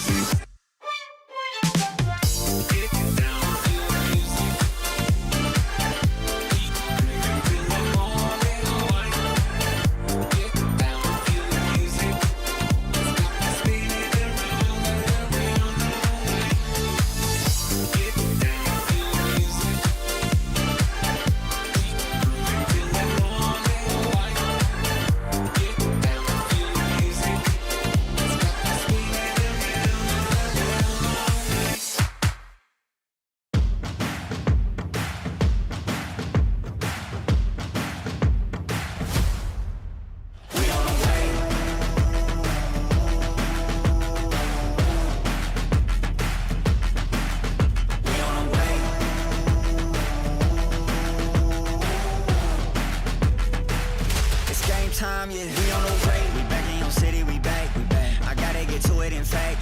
No, never no time to relax. I'm packing the stats, you packing your bags. Okay, I step on the field, it's a wrap. They cannot keep up with the laps. No way. I put their record in a pass, you know it's a fact. Confirming the stats. Game time, game time, game time. They about to step on a landmine. Dialed in like a landline.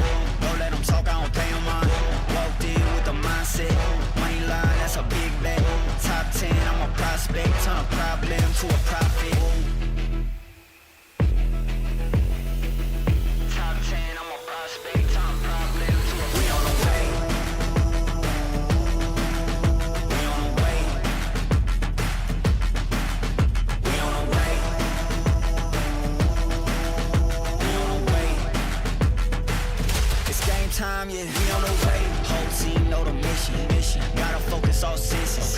Gassed up, no omission. Eyes on the vision. Gotta handle business. 100 yards on a play. Big dubs on the way. Two play, it'll be played. Get up out my face. We are not the same. Get down in the city, I'm back on the base. Gotta get to it, no playing it safe. Running the game, they running away. They running their mouth, you know they are fake. Pick a side, pick a side. Okay, is you on for the ride? Okay, new kid on the block, next up, blessed up on the rise. New kid on the block, next up, blessed up on the we on the way. We on the way. We on the way. We on the way. It's game time, yeah. We on the way.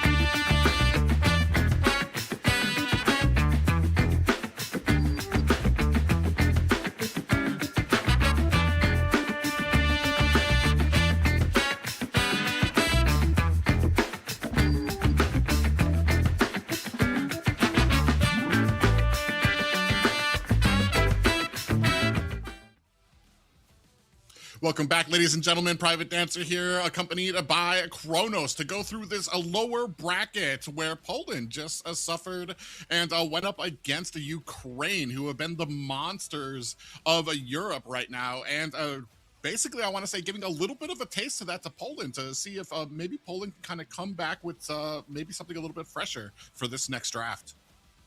Yeah, they got to come back with something fresher, at least a fresh mindset going into the next game, because otherwise it looks like Ukraine, yeah, they're losing out on battles, but they're winning the war, because Poland just making these tiny mistakes. We spoke about it a little earlier as well, and just Ukraine punishing, capitalizing, maximizing what they can get out of that one mistake, and then all of a sudden Poland are they just don't know what to do. They had the advantage, they had the kills, they got the objectives, and all of a sudden they're just losing around the map entirely just because these small, tiny mistakes. So Ukraine, European powerhouses of their own right, of course, have been giving consistent performances, community tournaments. They have been on top, especially these 5 players.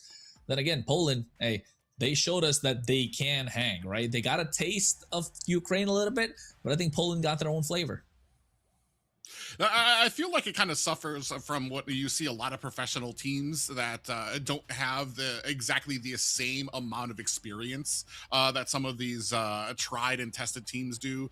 And this was like a perfect example of when these small little mistakes begin to add up throughout the game. At the beginning of the game, you had a pretty crisp and clear Poland kind of starting in, but as the game progressed, a few of these little mistakes started happening more and more often. Felt like maybe communication started slipping a bit, which happens with a lot of teams when once like the heat is on, once you start getting into lockdown mode, people stop talking, people stop communicating everything that they need to each other. And I feel like here we kind of got a little bit of a taste of that, where Ukraine was able to kind of really take huge advantage of a lot of these mistakes, whether it was Hylos overextending, I believe Silver on the Farja got separated from the team. There just were these these tiny little mistakes that Ukraine was just able to take full advantage of. And let's not forget about the draft. I feel like, man, it was a rough spot even to have a Farja in there. I love the damage. You saw it was a ton of damage that came out of there, but man, when you've got an AOG coming out from Ganakacha, when you've got the Throne of Ruin coming out from Alice, it's like Farja was just a sitting duck, and you had to be very careful about those feathered airstrikes that you laid down. Yeah, Farsa definitely a sitting duck there. Wants to be a flying bird. Even got a wings by wing skill, just saying, just to fly out of harm's way. But in this case, you got people just throwing bodies, just flying out of nowhere and catching her off guard. So yes, I think, yes, you're right about how the competition is in such a way where these players are not exactly at that same level. Pagu, of course, we know he's playing at the tippy top level compared to each and every single player that's in that current lobby, right? Out of the 10. And then of course the only other name that's kind of familiar, I would say, for me in Poland is Nandayo, and he again is an amateur tournament player as well towards the community scene. Haven't really seen a lot of success in competitions for himself as well. So I would say in terms of the skill, right, Ukraine evenly amongst each other, so the communications there, everyone's on the same wavelength when it comes to what they want to do. Meanwhile, on the other side, Poland, I mean, either everyone has to step up to see what Pagu can maximize and give value for the rest of the team, or Pagu needs to find a different answer, you know, maybe take a different route. What you think, you know, you gotta go Hellcurt Rome to be a damage dealer to make them win? I mean, there's options out there. I mean, well, with where we're at with the current meta, I mean, I wouldn't even doubt to see a Hellcurt out there right now. But I feel like this is the most important spot probably when it comes to a team like Poland. Is you just took your loss. You got dropped down to the lower bracket. You just took a loss to a team like Ukraine. You have to understand, they already, and I know they understand what type of team that Ukraine is. Here is where it matters. Can you adjust? Can you make those modifications to your play style, to your draft, to find that winning combination and to kind of keep that communication up, to keep that tempo like we've been talking about.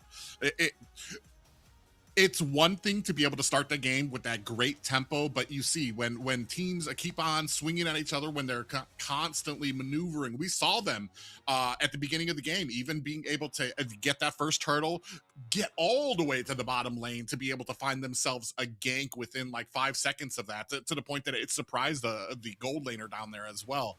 But as we continue with the game, keep that focus, keep that communication open with them so that you can continue and be successful all the way to the end of the game. Yeah, you got to make sure you stay locked in. Otherwise, the other team are just going to take it away from you, sweep the rug underneath your feet.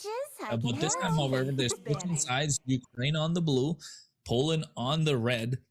And I think instantly taking out the Freya from the side of Ukraine, Poland taking down the Melissa.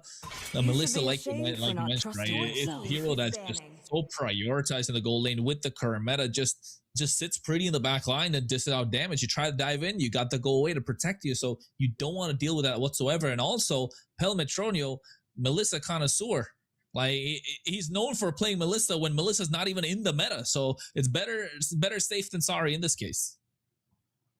Yeah, I believe Poland was had already banned this out the first time, so no differences when it comes to the draft of this time. Kind of wondering, we've been seeing, like, when it comes to having that blue or that red side, it feels like you have just a little bit of an advantage being able to answer that first pick from your opponents, especially if you're leaving open such powerful picks out there. Ukraine last time with that double CC, double tank, double initiating factor that they had with the Ganakacha and Alice, and I've been seeing, I feel like it's kind of it's been trending the meta right now, to having just that double front line to be, and then those just huge amounts of damage and burst damage on the back end, firing away while the team tries to deal with this tanky front line that you have.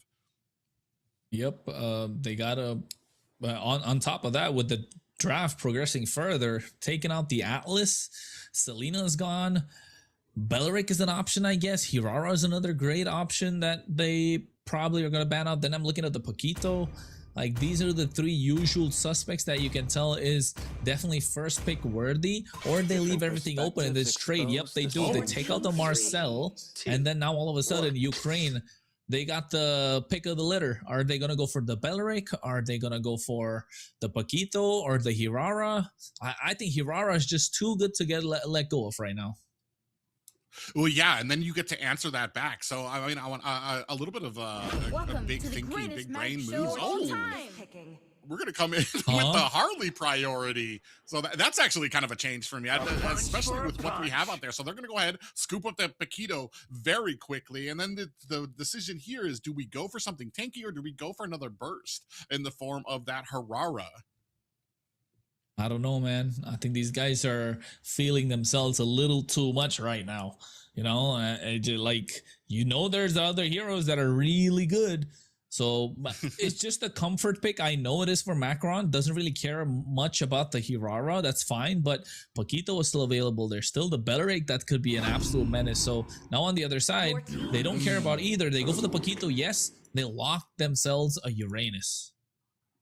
Well, Uranus good because he can get in front of a lot of those deadly magics to kind of block out a lot of that damage. And oh man, and Ukraine still, man, I love the scalability of what we have already on the just with these three options alone. Navaria's just recently come back into the meta, especially if you're able to land those orbs. She just does a huge amount of damage, and we already saw how prolific Ukraine can be with that Clint pick. Just you're able to get in. But especially a Uranus trying to get away, if he's getting CC'd down or getting slowed at all, Clint is going to be able to just dish out a huge amount of damage. Yeah, I like how the Novaria is there as well. Like you mentioned, those orbs, right? But the thing is, who's going to catch him? And the Fanny being hovered upon, I don't know. Is that a bluff going into the next phase of the draft? You know, it's just like, hey, man, we can play this. But you know what? We need a goal laner right now. So you lock in the Brody so you don't take that away from us. So they get that Brody. Now on the other side, they take out the Gatotkacha as well. Cho gets out of the table. I'm looking at a Farsa again, probably from Silver Nandayo. And they could top this draft up with... no way they're gonna go Fanny here. They already got 3 side laners, so of course this Paquito is just gonna be in the jungle now. I don't think Ukraine is buying it. I mean, they saw the Fanny and then they ban out Cho themselves. That's almost like I dare you. We'll even ban out the Cho. So yeah, like go ahead and go Fanny. So I don't think that they believe that the Fanny's going to be coming out there. I like the Gatotkacha taken out of there. So yeah, definitely. They took out both. So maybe are going to be setting up for this Farge unless it gets banned out by the side of Ukraine. Always on the way. Yeah, man, Matilda comes out though, just making sure there's not a lot of utility on the table for them. Beleric was one of the options that's still up on the table, so you take that away from the side of Ukraine. Poland looked like a well-rounded draft so far. No way, Stonix. He's not gonna do this here. No, okay. All right, a little bit of recap here, Private. This guy is notorious for playing Lucas in the EXP lane with a Revitalize. And then once level 4, bro, this just does not die whatsoever. He's just diving and diving and diving. On top of that, they will be able to pick up a win. So this is a comfort heroes galore from the side of Ukraine. Meanwhile, Poland, they're looking to see what they can get out of this entire draft. Ooh, this is going to be very slippery for a Valentina pickup here too, because I think you're kind of looking at the glorious pathway IMU coming in for the Valentina. But my biggest problem sometimes that comes with using Valentina to copy over a lot of the tanky ultimates is that, yes, the Valentina gets the tanky ultimate, but she doesn't get the tankiness that comes with it that makes it useful for a lot of these tanks. So she might be a little bit of a sitting duck here. I feel like Poland here adjusted a bit. They went with that double tanky front line with the Uranus and the Beleric out there to try to, and hopefully be able to kind of score a decent amount of damage. That's going to be scaling, I want to say, a little bit more towards the mid and late game. Brody comes in a little early from the early to mid game. Valentina a little bit more later on after the midway through the game. But ladies and gentlemen, we are about ready Yeah, we're about ready to get into the game. I think we can only keep analyzing about the draft as much as we can. The rest of the part comes with the execution. Yes, there's one team that has slight better advantage in terms of what they can execute, but then again, comes down to what these players can showcase in the land of Dawn for us. Don't forget, Ukraine already 1-0 up on this best of 5. And of course, if they get this victory, they will have match points. So Poland needs to find a way to get the score equalized. Otherwise, Ukraine might just be running away with it. Yes, Ukraine and Poland here, both looking at a shot, a invitation to ENC at the lower bracket right now. Ukraine is up 1 as we start things off at the mid lane here. You see a little bit of pressure being mounted by Poland to go ahead and shove in this lane. Yeah, shoving in the wave. Nandayo on this Valentina, probably looking to take away that beast form, right? That's coming out from Stonix. Able to dish out that flash step flash combo. That'll look really nice and neat. It kind of is the straightforward counter to the Lucas, but then again, I think Rise is just being a massive body blocker to make sure Macron can farm up. Rise in a little bit of trouble there. Is going to have to use go ahead and get that healing out there. So he does walk away from that, but big pressure mounting from Poland, and kind of interesting because Ukraine just kind of stood there, allowed Poland to stand and watch. Now they're going to go ahead and try to find themselves into this purple buff. Ooh, Silver actually tried to come in there looking for a little bit of a steal, not able to find it, and Pagu might be chased down. Almost got the job done there, Macaron, but you know, they're applying pressure, making sure he doesn't farm up so easily. Poland, that's what they need to do. You make sure you find where this little magician is around the map so you don't get caught off guard. And now making his way to the top lane, 12 seconds to the turtle. Ukraine look like they're in a good spot right now. Yeah, as the timer for this turtle ticks down, Poland trying to find themselves. Oh, a little bit of a fight there happening. You can see Paquito pushing forward. You could.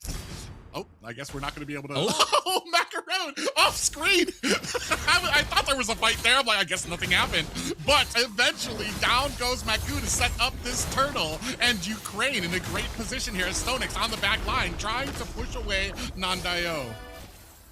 Yeah, gets themselves the turtle off of that one pickoff, and it's just first blood just before a neutral objective. I don't know. I think Maku must be a little tilted, right? Off position, tries to go in, tries to get a knockout strike, but then gets knocked out himself. So you can tell Ukraine on the board early, able to get first blood, able to get a neutral objective. Now slowly we'll start stacking up, and that's what Poland are trying to do, deny some jungle creeps. Ooh, Paku in a little bit of trouble there. Took a face full of deadly magic. Might be able to find himself an escape. Maku in trouble. Gets slowed down by that glorious pathway, and that is going to be 2 in the pockets of Ukraine. Again, again caught off position, but this time Nandayo was with him. Then he saw everybody looking to chase him down. He turned into Nine-Tailed Fox, and he said, I'm out of there. I'm sorry, Maku. I can't stay in because I'm going to go down with you. And Maku has to pay the price. 0-0 now on a Paquito who's supposed to be an early game jungler, and you're denying the early game potential in the hands of Poland. Ukraine are having a jolly good time. Yeah, and I want to say, even with P, I feel like it's been a little wide with a few of these orbs when it comes to connecting with heroes. Still able to clear out the lane, but even with those orbs going, I want to say a little wide, Ukraine still has a firm grasp during a lot of these engagements to be able to kind of find the damage that they need, especially to be able to find somebody as slippery as Maku can be.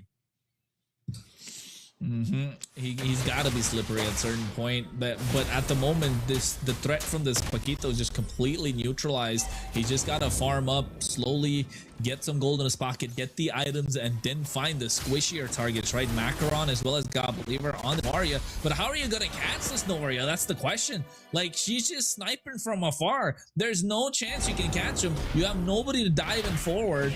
I mean, Kuru's got to be a menace and kind of solo his lane, garner the attention of Ukraine. Only then will they be able to create an imbalance in the entire map. That's a great point too. Like, I mean, especially as we start moving into the later game, Novario is just going to have a huge advantage. Turtle pick up there by Poland, but still, I want to say still pretty much an even game. Nobody able to really put the touches. Oh, Kuru way back in the back line. Glorious pathway has been laid out, and Macaroon able to find the kill there with the assistance of an orb from B. Yeah, my goodness, Novario just a massive snipe, right? I don't think Kuro expect that amount of damage just piling on top of him. I mean, at the end of the day, he's a Uranus, but then again, it's just magic damage on top of magic damage, and he does need items to scale. He needs items to become that unkillable machine that he usually is. But in this case, just not allowed to do so. Ukraine, they're fine not increasing the tempo. They're happy. They got 2 kills. They want to scale. They can just wait it out. Oh, Silver Nandayo tried to go in with that wolf form.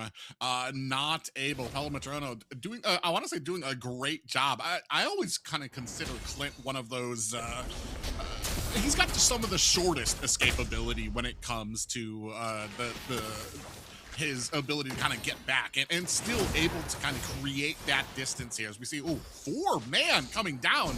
Oh, but they decide against it as they lose the wave. Yeah, I mean, they got to, right? They got to respect the fact that there's a lot of mobility and a little bit of crowd control that comes in from the poke of the Hylos and the Glorious Pathway. And if they really need to target down this Cowboy, they need the wave. They need to pressure. Guess what? They say we missed it once. We're going back at it one more time. Run it back. Oh, and it looks like Ukraine was prepared for this as Poland on the back foot. 2 Glorious Pathways laid out on the backside. Stonks coming in from the flank, looking for an opportunity, and a beautiful orb does connect onto Maku. Kuru a little bit low too, as the rest of Poland does find a disengagement. Yeah, they do find a disengage at this point.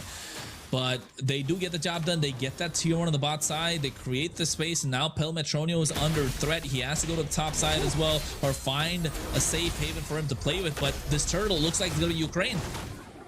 Yeah, you can see a lot of damage coming out from the side of Ukraine, and the push back onto Poland to go ahead and zone them out. You can see all of them about half health. A great job that P is doing with these orbs. Oh, just a little bit wide of there. At the beginning of the game, I was like maybe giving a little bit of crap there about missing a few of them, but I want to say through the last 2 minutes has been like a sniper with these, and the damage that has come out there. Another one lands on the Silver Nandayo, as at the top lane, minions are beginning to crash out there. This might be all for Ukraine. You have the Astral Echo going out, giving vision, expanding those hits, those hit boxes of the side of Poland. Now continuing on to this Lord. Lord, this is gonna be a turtle. We do have a Glorious Pathway out there now, looking for the engagement. Rise in the front line of it as the rest of Poland looking for an engagement here, but from the flank comes in Stonks to go ahead and push them to the side. Kuzin finds him with a torn apart memories. We do have the Wrath of Dry coming in as Kuzin finds himself a kill onto Rise and Macaroon as well, and a great play there for the side of Poland.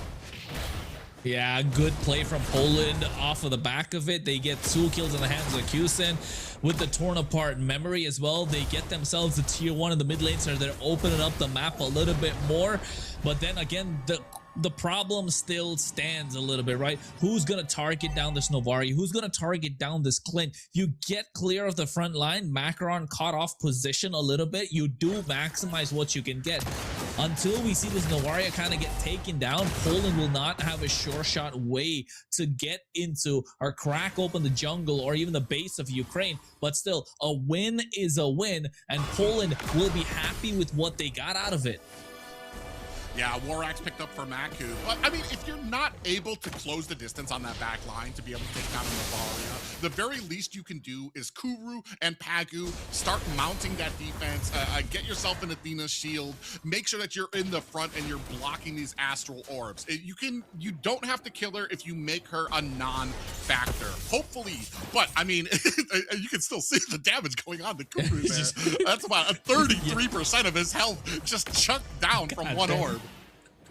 And that's supposed to be a tank too, right? That's supposed to be your frontliner in that process. Even has the radiant armor, for God's sake, along with the tough boots as well. So that's a lot of magic defense in his a lot of magic armor as well. So I would say in this case, one good thing for Poland, of course, Kusin does have the Sky Piercer, right? So now the damage can start showing. Now they need to pick these fights. Now they need to become a problem. And you're right, if to kind of make this Novaria the non-factor, you build these magic defense items, but on top of it, if you just destroy all the rest of the 4 members and leave only the Novaria standing, then it's not going to be much of a problem either. And with the itemization, definitely Poland have the advantage now. They can push the pedal to the metal and kind of take this way. But look at Maku just waiting for Novaria to be spotted, just flanking from the side, and then all of a sudden will be a complete threat. Yeah, Maku lying in wait at that bush right now. We're kind of dancing around the board, baiting it out, waiting for an engagement. Astral Echo goes out. Big pop-up comes up from the Lord Glorious pathway. Has been coming out by Silver. Pagu in trouble at the top. Does find himself a bit of an escape. Maku able to go in, throw some punches, and find himself an escape. And on the back foot now. Only 3 members of Ukraine here still at this fight. Kuru very low. Silver Nandayo eats an orb and is taken down to about 10% health. Oh, and Maku right there, able to assist with that kill. Kusin finds himself another notch on his belt. Yeah, and that's a stack of the Sky Piercer, right? Target that as 10 on the counter. And then now all of a sudden, Poland are looking a little more stronger. The Novaria, right, able to hit that orb, like you mentioned, from afar. Nandaya was lucky it wasn't maximum rage. Otherwise, that was a headshot for sure. But here, they get themselves a Lord, utilize this neutral objective to maximize control over the map, and then kind of tilt the rest of the pressure in your favor. The next Lord is going to spawn on the bottom side. So if you are Poland, you want to get a hit on the top inhibitor. You want to be able to chunk it down as much as possible so you have control of the far lane when you're fighting for the next Lord. So a mistake from Ukraine is what they're hoping for right now. And Poland might just be able to force it out. I mean, Poland right now, I love this composition. They're able to learn from the last composition. They're like, hey, man, the double tank actually works. And it's doing a great job here. Even with Stonks able to, oh, as I say that, they just ate an echo or an orb coming out from P there. Now looking to possibly find some damage on to this high ground tower. We do have the Glorious Pathway out now to go ahead and slow down and possibly be able to take down the board before it reaches the high ground. Focus now at the mid as Astral Echo goes out on the Poland. They make short work of that. Rapid Dryad is out. The knockout punch coming from Maku is going to be able to put the damage on, and the finishing touches. Kusin finds himself a double kill as Rise goes down next to Stonks. God damn, that torn apart memory was nasty. And Maku right now, look at it, chase him down. And this is what we were talking about. You make this Novaria a non-factor by taking out the entire front line. Pelmetronio forced the flicker out of there too. Ooh, nasty amount of damage coming out from Poland. They know how to push the buttons, and they're kind of popping off by taking out the right targets. Oh man, Maku came in with that jab to kind of close the distance, but the quick fingers able to get away. Ukraine right now with a gaping wound down the mid-side lane right now, as Poland, a completely different team here with this double tanking front line, are doing a huge job when it comes to the aggression and the tempo they're able to set. Yeah, you're right. And I think finding that gaping wound now, which is that mid lane inhibitor taken out, they got to press down on it. They need to get a little more hits on the top side as well, because then again, they will be able to get control of this Lord Pit, and that's what Poland want. Ukraine, though, on the other hand, they're trying to find angles. They got a lot of comfort picks, right? This Lucas, which is kind of Stonix's bread and butter so far in the European side of things, he's just not able to make it work. We haven't seen it pop off yet, but I think when the moment comes in, he's gonna be a monster. Yeah, the problem is just that tanky front line. Even when he's able to find a great flank on the Poland. I mean, the combination of Kuru on Serena's Pagu on the... Oh, actually, speaking of which, Rise in a little bit of trouble here, taking a heap of damage. Does have a glorious pathway, is bursted down by Kaizen again. Now, coming in. Oh, Stonks turned around. He thought he was going to be able to make a play there, but Poland immediately capitalized on that and able to shut him down. This is going to be a free Lord, unless P has got something in there with the orb, is just wide.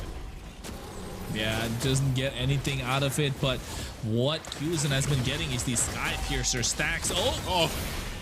Oh, we were talking about P still able to get away there. Unfortunately, it seems like Palamatranio is not quick enough. A big flicker going in with that Wrath of Dryad, and now P might be in a little bit of trouble here, trying to defend here. Now the rest of Ukraine coming in as the Poland now continuing to push their way in through mid. Lord marching its way in. 4 members here right now as Valentine is going to come in and try to join the fight. Glorious pathway is out. Astral Echo comes out from the side of Ukraine. Ooh, Kaizen might be in a little bit of trouble. Deadly Magic able to get picked off there. Macaroon able to find himself a kill there as Stonks able to get back to the base as well. Ukraine might be able to turn this around. Poland back on the back foot as the rest of the team looking for an escape. Kuru might be in trouble here, taking a little bit of damage here. Gets a little bit of an orb for his escape. In goes Stonks, looking for the killing blow, is not able to find it. Oh yeah, and guess what? They overextend this fight with the help of the glorious pathway as well. Pagu is super low. Oh, I can't believe he was able to get away there.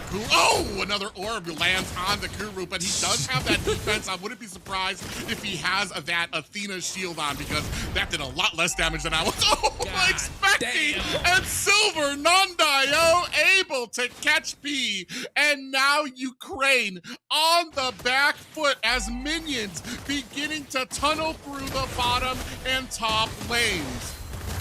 Yeah, no amount of poke now to try and get the job finished off with the help of Macaron.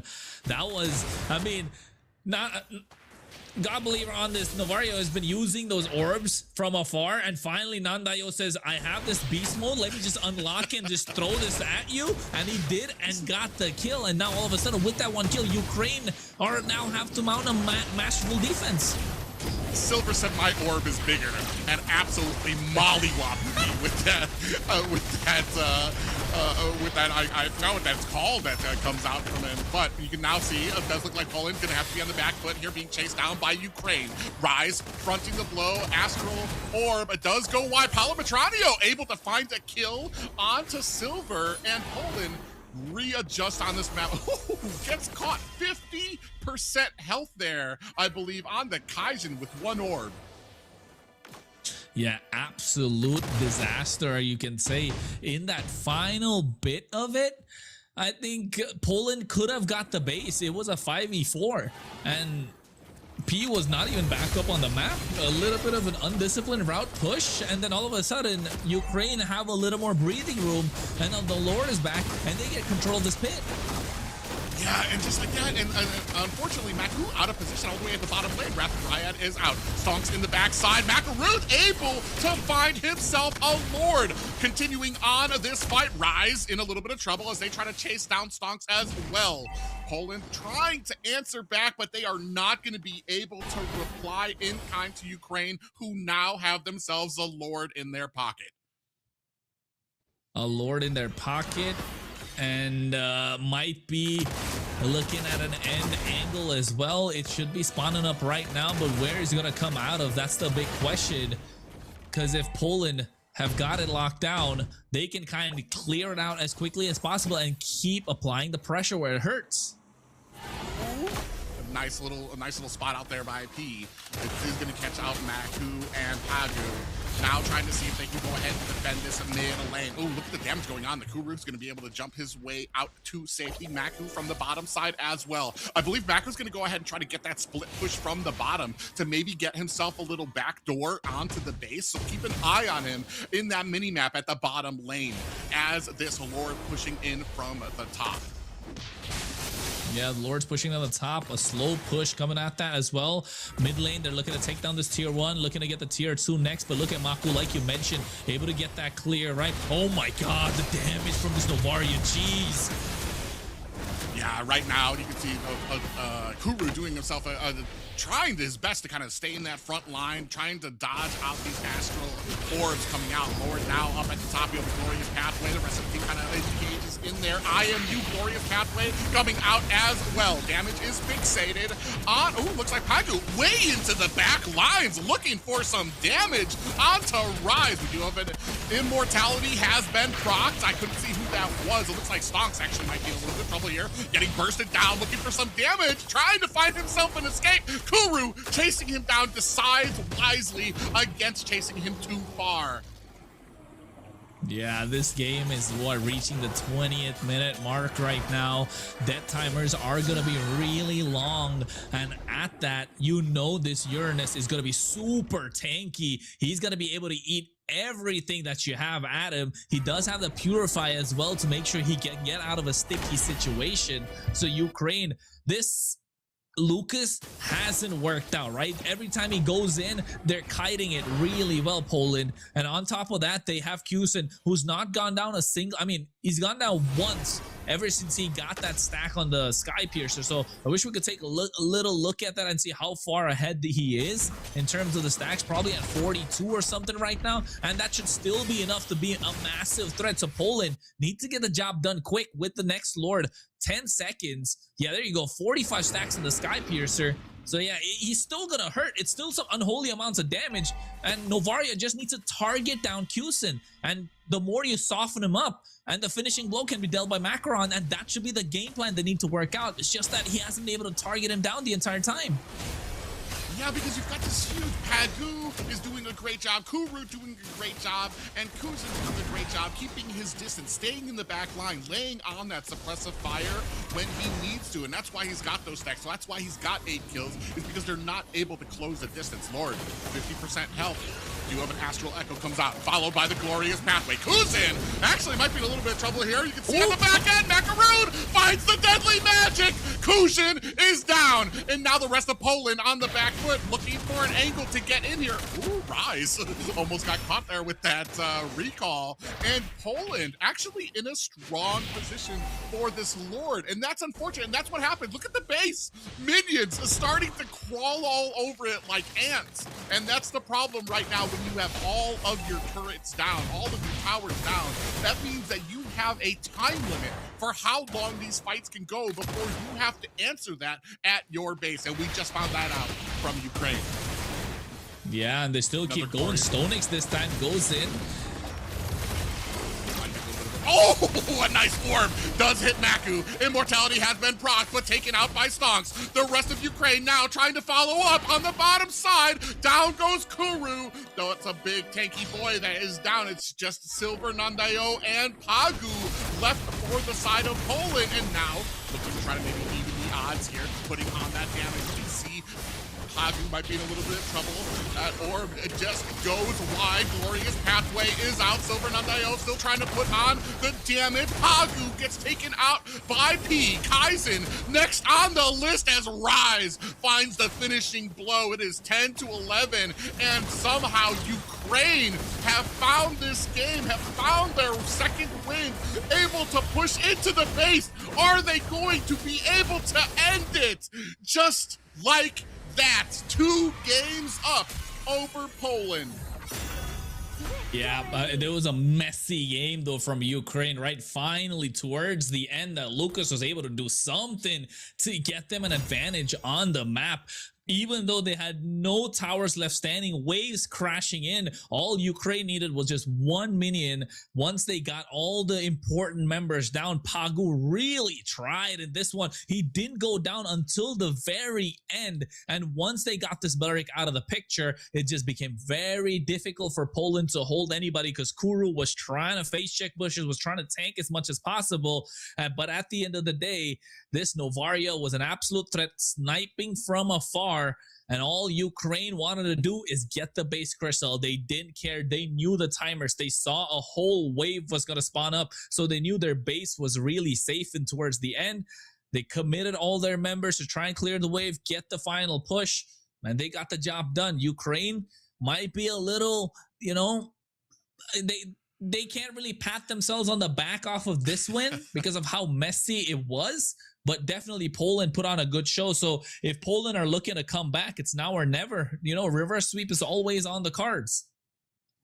I can tell you two people who can pat themselves on the back, and that is Rise and Macaroon. For that the start of that last engagement, Rise went in with the glorious pathway, while Macaroon was at the top, way above on the bushes, hiding, waiting for Kuzin to show himself. As soon as that glorious pathway came out, Kuzin tried to disengage. Macaroon met him right on the backside, got that deadly magic on, and was able to take out the hugest damage dealer for Poland. And that's what started this steamroll, this snowball that Ukraine was able to take advantage of. And what an excellent fight there too.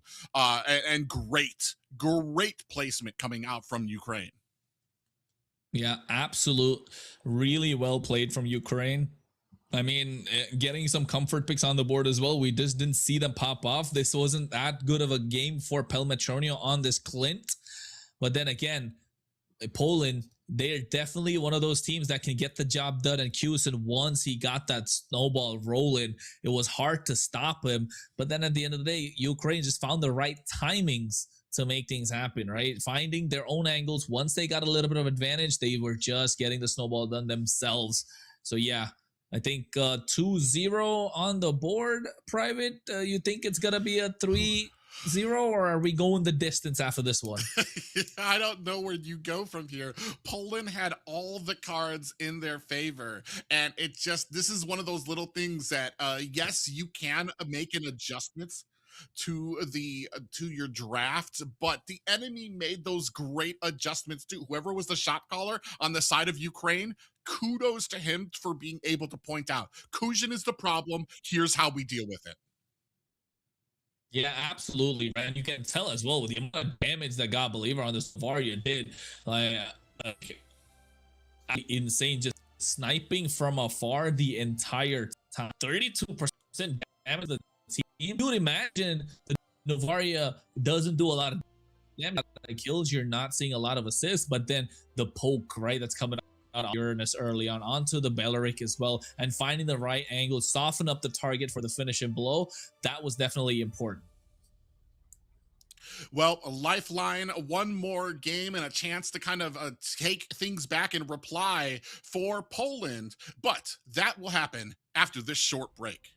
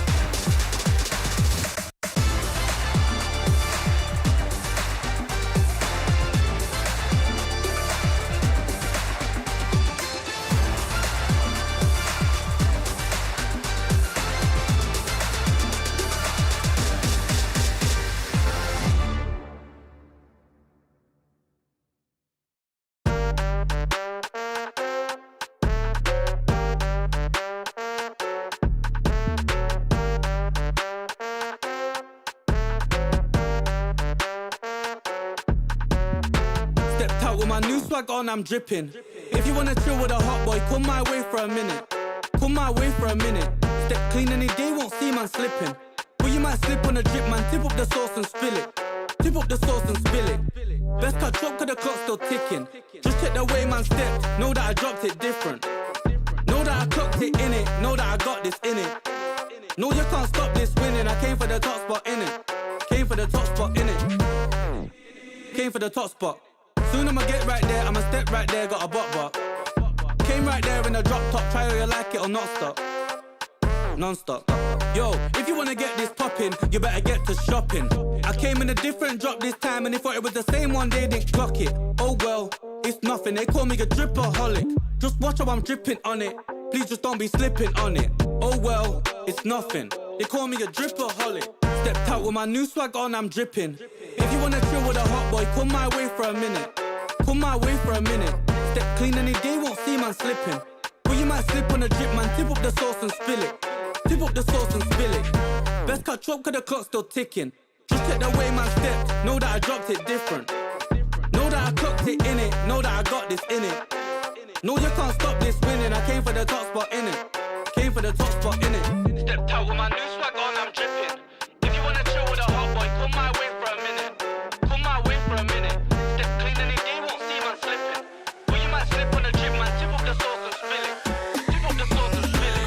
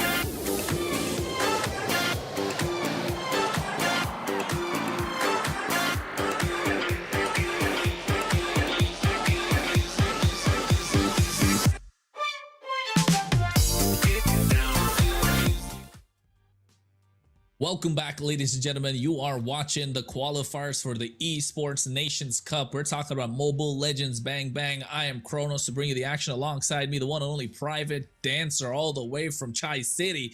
And guess what? We're going a 3-0 almost, with Ukraine being 2-0 against Poland right now. It could be a reverse sweep. It could be a 3-0. What are you thinking, Private? With the games went down, where are we looking to go down? Which route?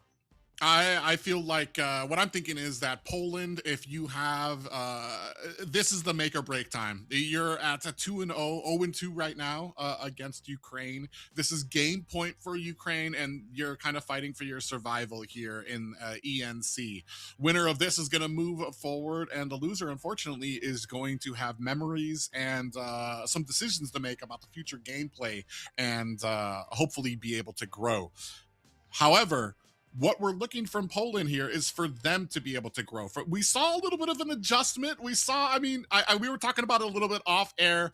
Just a beautiful picture perfect engagement coming from Ukraine is all that they needed to be able to turn this around and get that final push in. Otherwise, that was basically all Poland that entire game. They just had that one crack that Ukraine was able to take advantage of. And that's what happens with these teams that have that type of experience. That's all they need.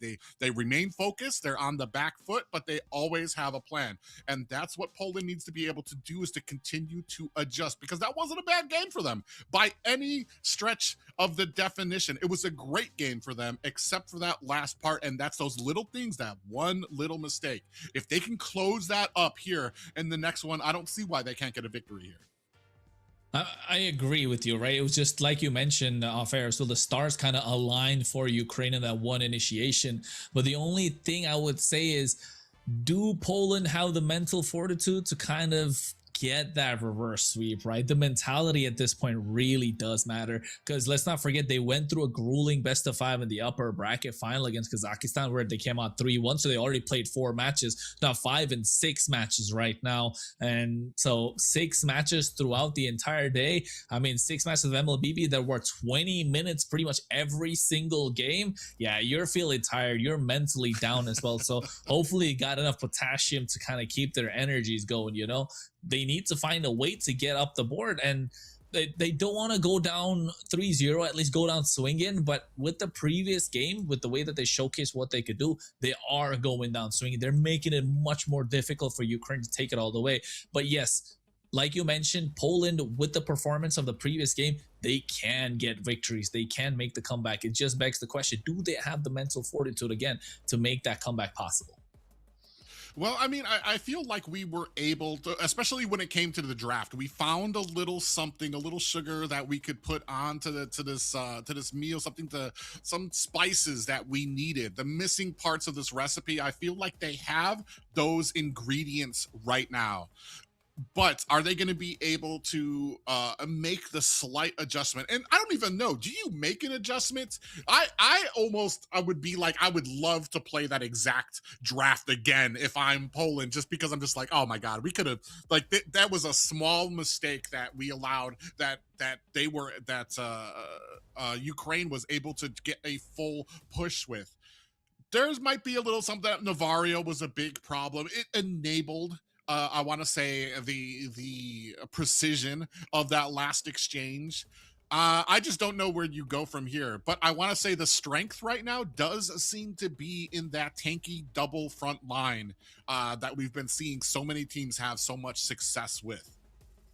Yeah, absolutely. You want to make sure you have one that's just a body bag to kind of protect your back line or be in the face of the opposition, and the other one with a lot of crowd control to kind of get the initiation, to get the thing started, right? Or at least prevent the dive that's coming in from the other side. And yes, I think that double front line composition that you're talking about is working out so far in this series. So are we gonna, run it back again? In this case, will it be Poland who do the same, or will Ukraine say, hey, we tried it in the first game, it worked, I don't know why we went completely left field in game number 2, let's stick to basic, let's stick to what worked, and then get to game number 3. So in terms of the draft, I think that's going to be very important to allow either one of the teams the tool to kind of succeed in this next game.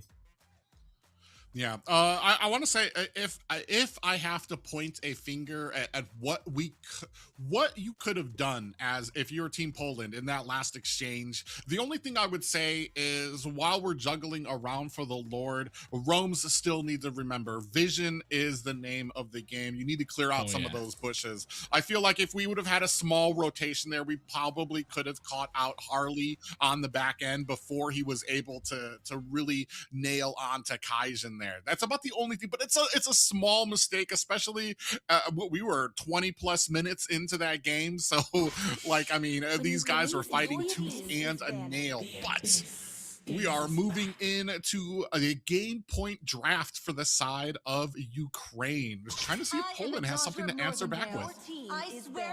Yeah, I think this time Poland on the blue side again, Ukraine on the red. Selena's gone, Marcella's gone, Freya's taken off the table. I'm assuming either the Atlas is gonna go, or is it going to be, the Hirara probably? Because Mako was really good on the Hirara as well. Paquito was another great pick that he's made work, right, in the previous game. So, but then again, Eudora is out of there, but the Melissa, right? Is Poland kind of risking that Melissa? He says, you know, let's leave the Melissa open. We can take it first pick. Because if they don't, and they kind of fall for the bait that Ukraine is kind of laying out for them, yeah, and Melissa in the hands of Pelmetronio, and it's a great pick in this current meta, it's gonna be tough. Yeah, I don't see Melissa making it out here. They're gonna try to leave something. Oh, we're switching up. Okay, left side is Poland. Exactly. Okay. Now that makes things a little bit different here. Then I'm gonna assume. The problem here that has always been, and what we've been seeing when it comes to a lot of these teams, is like you leave a bunch of these powerful picks open. It favors the red side because you're only able to get that first really great character on the blue side, and then on the red side you're going to be able to answer back, to reply, to get those counters out, and two of them, which is where we've been seeing a lot of the success for this coming out. Is Ukraine going to ban out the Melissa? Are they going to take the bite of it, or are they going to give it to the side of Poland? Oh yeah, let's go. Melissa is free. Absolute cinema. Melissa is free. Paquito's taken out, but along with the Melissa, there is also that Belleric, right? But you know what? Poland say, finally, we're not gonna give you the Melissa. We want something for ourselves also. They get the Melissa, but look at the instant reply. The Harley plus the Novaria, the combo that worked in the previous game. Again, but this time it's a Melissa that doesn't already have any sort of crowd control. Yeah, and not just that, but I feel like Harley's just such a great, I don't even know if you could call it a counter, but he just works so well against the Melissa. That go away doesn't do anything to Harley. He's going to still be able to get the deadly magic. He's still going to be able to spray you down with cards. Then the Novaria, if we're not, we saw when it came to the last game, just the precision and the damage that comes out with those orbs. I want to say that probably about 60-70% when it came to those orbs actually hitting something, but you only need one of them to hit, and that's basically 50% of your health chunked down, and Harley can basically finish off the rest. Now we're matching that up with some backline dive in the form of an Alice. I was gonna say that Elkert, I told you that Elkert could come through at some point, right? They ban it out. Meanwhile, they take out the Clint on the other side as well, which Pelmetroni has been playing 2 games in a row. Just because of how well it does against the Melissa. The other marksman I'm looking at is Brody, probably going to be banned out by Poland again. But Ukraine here, they've taken out the Elkert. What other marksman that's, I mean, jungler is still there. I would say maybe the Ling if they want to. But then again, when I talk about the Ling, that bluff of the Fanny comes there in the back of my mind, which they showed in the previous game. Your team is banning. Yeah, man, you got. I almost would like the Ling better than I would the Fanny, just because I feel like if the Fanny was good enough to go into this composition, they would have chosen it already on the side of Poland. So I definitely would go with the Ling just because of the ability to kind of get to that back line and negate some of that and get away with that Finch pose. Here, it's going to be very. And I'm trying to think too. If I am this Barat and I do manage to lock on to Alice, are we going to be able to burst her down, or is that going to be like kind of like, because you know that's going to be Stonks' entire plan. He wants to be up in the front. He wants to be in Barat's face. He wants to make sure that he's taking these Detna's welcome so that the rest of his team can still pour on this damage. And we're going again with this double tank composition of the Alice and the Gatakacha. Yep, Alice Gatotkacha, that's something that worked for them in game number 1. They're running it back this time with a Harley, Novaria. So it's back and forth. A lot of magic damage, though. That's one thing that's kind of bothering me. If you're kind of looking at what Ukraine have in their arsenal, they do need some physical damage. And I think it's going to come in the form of the Brody. Meanwhile, on the other side, they got themselves this Nolan they're hovering over. There's still the Hirara that's available. Maku played really well on the Hirara, so he could try and run it back. You have those small windows where you can kind of immune yourself out of sticky situations, but instead they want raw damage. They go for the Nolan. Silver Nandayo gets his hands on the Farsa once again in the face of this Gatotkacha as well as the Alice. a dangerous game that Poland are playing, but in order to kind of win that match, they need to do. Oh my god! And instantly on the other side, we get ourselves a Hanabi coming in the gold lane. Oh, this is gonna be crazy here, Private. This is absolute cinema. It's a blessing and a curse. I love seeing new picks out there, but I know this is just gonna raise the Hanabis I see in ranked matches, and I've already seen too many right now. Too many. I've even seen a lot of Mias come through as well, right? The entire time, just because of how it was kind of picked up in different MPLs and other pro competitions around the globe. But now Hanabi is coming back into the meta slowly. I'm not even the meta. It's just, we've been talking about this, right? The meta is so good right now, so open, that Hanabi kind of works here. It's not a bad pick. Yes, against the Farsight, you're going to have a tough time, but then again, it's okay. You still have the ability to kind of defend. You have the range battle that you can kind of work with against the Melissa. So I guess it's okay. But then again, Poland do have to deal with that Gatotkacha and the Alice as well. So both sides have problems to kind of deal with. So it comes down to see who will get the front foot, who will be the first one to get aggressive. They might just be able to take the entire thing. Yeah, I just feel like we're going to have to find out if the Cho can be able to kind of get in the way to stop a lot of these deadly magics that are going to be coming out here. Kujin's going to be the main target. You have to know that. Oh yeah, absolutely. He is going to be the one that they're going to be locking down. Got himself the Purify as well, just to make sure he survives the unholy amount of dive that's coming in from the other side. But look at this, Pagu gets himself the Cho, a comfort pick. Rise might be taking a little too much damage. That little passive, gotta catch. I think we saw it a little bit before too. That passive that comes out gives him a pretty decent chunk of health that he can get back there. Maku already invading jungle, trying to refuse a lot of these green minions to the enemy. Already, Rise trying to look back into there. Yeah, I think Rise just making sure he can try and save that jungle creep at least, but Maku with the retribution able to steal that away. Meanwhile, a similar rotation down on the bot side.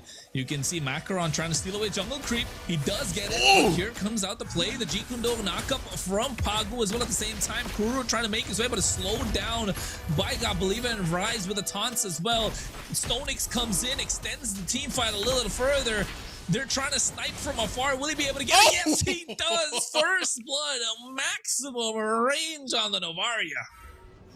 Man, the last game that they had, P on the Novaria, had a little bit of a slow start when it came to landing those orbs. But here, P has started things off exactly where he left off on those last game, and he is honing in on players. Kuru, the first, I suppose, of many targets that are going to be feeling the wrath of those orbs. Yeah, it's a tough one for Poland to deal with, right? Even though it's a Barats right now, slow while moving and an easier target for the Novaria. That's what Novaria wants, is easy targets the entire time. You can see Pagu just being annoying with this Cho, just looking to spot them out as much as possible. Looks like he's gonna get caught out right now. Doesn't have the flicker. Even the Astral Echo coming out. Is he gonna be able to target him? Yes, he does. He finds another one. Look at Kuzin looking to get on top of Pelmetronio as Nandayo able to pull one back. So it's a 1-for-1 trade, but they get the turtle alongside of the Ukraine.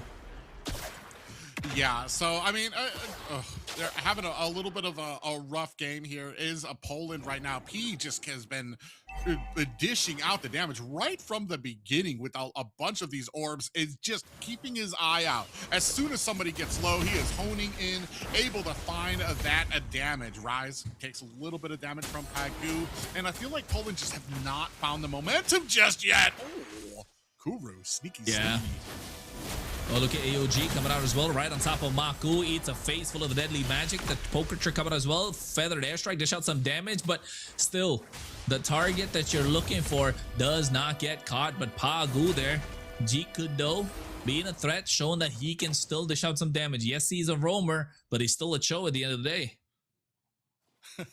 Yeah, and I mean, right now, Macaroon, I mean, I guess we haven't really seen, we haven't really gotten into a lot of these fights where Macaroon has found himself in the open, being able to kind of find some of these deadly magics. He's sitting at 0-0 and 2 right now. Oh!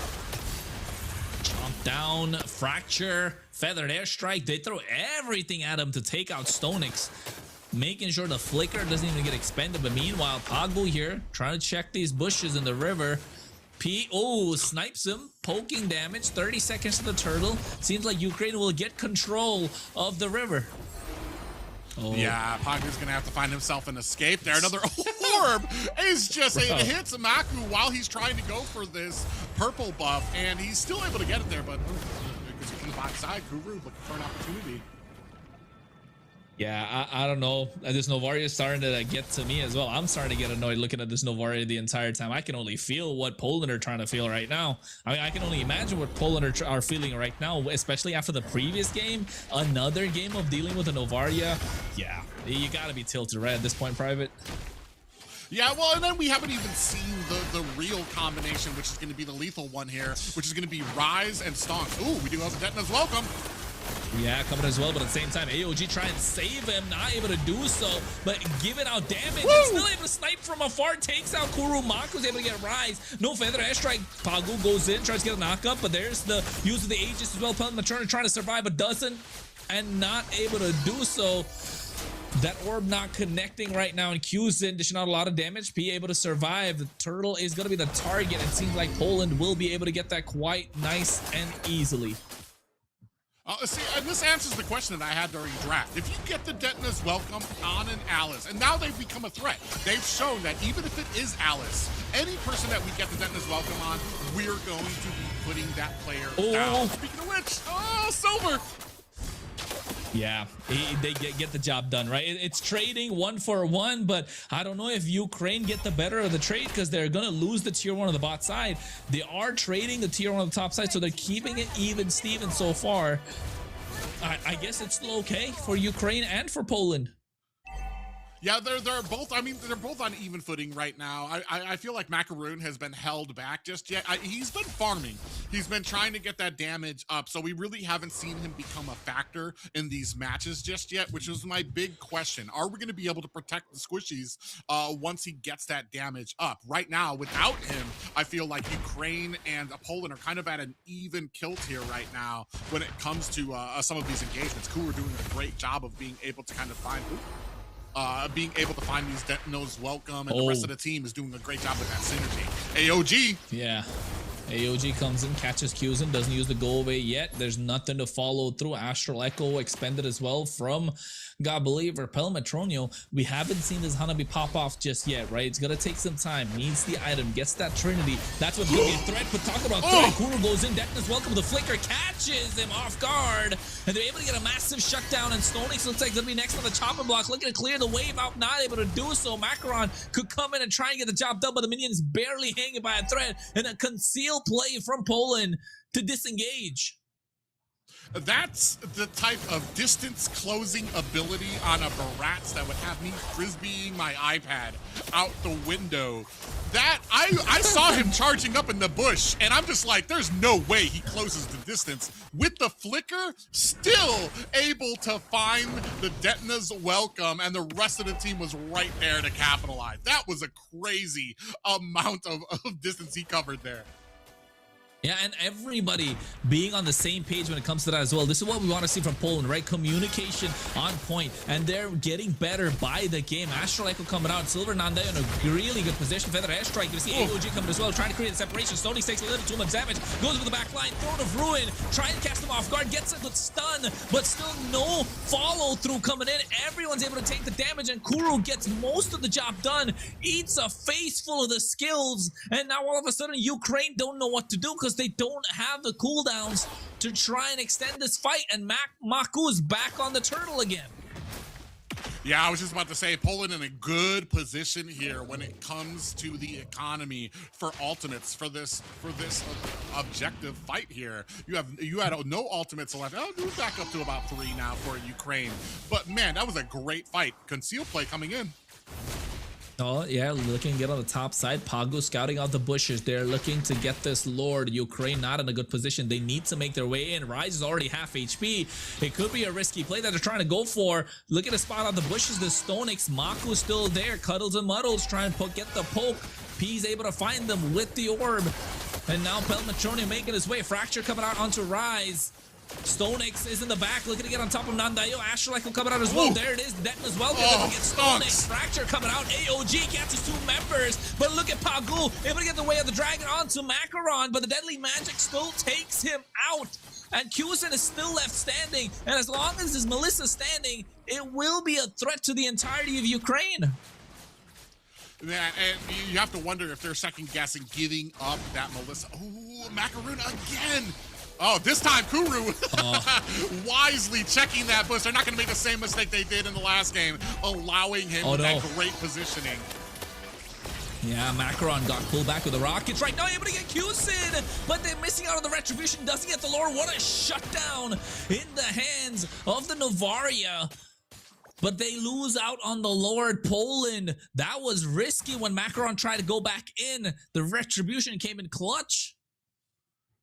Yeah, I mean, right now, Poland, I feel like, is in a good position. They're keeping up the tempo. They're converging as a unit. Kuru on this Barat is doing such a great job, even for something which, like I said, it was going to be my biggest question, is if they catch Stonks, are they going to be able to burst him down? They are able to do that, which means that anybody that they catch with that Detona's Welcome is a threat, is going to be a problem. Now, Feathered Airstrike does catch a little bit of damage on the P, but now trying to maybe push into the purple buff. Yeah, they're not gonna be able to do that. They don't want to risk it, but leaving the Lord by its lonesome self, able to get the clear. Oh, wait, the dragon right onto Rise. Revitalize, try and survive. Stonix goes in. No Throne of Ruin used yet, but Macaron getting pushed back by Kusin at the same time with the go away. He's trying to get up deadly magic, but look at Pagu flickers in. Mako comes in, gets the job done. Stonix goes into the back line, looking to get on top of the Farsa and gets him taken out indeed. But Kuru's there trying to save the day with the help of the Rockets. Pagu comes in. Stonix trying to survive with the help of the passive. Detona's Welcome's there as well, and Kusin should be able to get the job done. Meanwhile, Mako on the top side hacking away at a tower takes the tier 2 for himself. This is the Poland that I know fans were looking to see here going up against Ukraine. They have stepped up the tempo. They're matching the pace of Ukraine. They're being successful with it too, and they're operating as one machine here. The communication, you can tell, is on par. These great combinations that are coming out. Kuru landing the Detona's Welcome. Pagu able to land some of those Way of the Dragons, and then some of those pop-ups where Maku's able to come in with the Fracture. This is just a great synergized team, and Ukraine is struggling against it.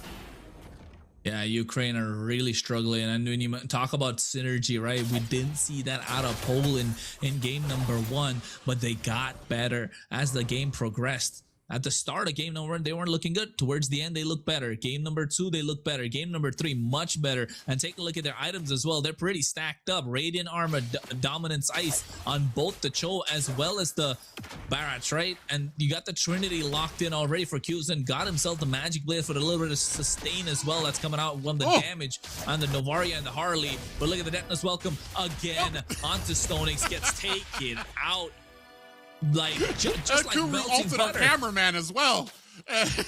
we got shifted and torn away from that fight as Stonks. They didn't want us to see the horribleness that happened. The Stonks there goes down with a great Detona's Welcome peeking in through that bush. Ooh, Pelmatronio takes so much damage. And able to use it. He got about to try and survive. Able to get the stun at the right time. Maku's damage is too much, and Kusin looks like get locked down. Pagu goes in with a flicker.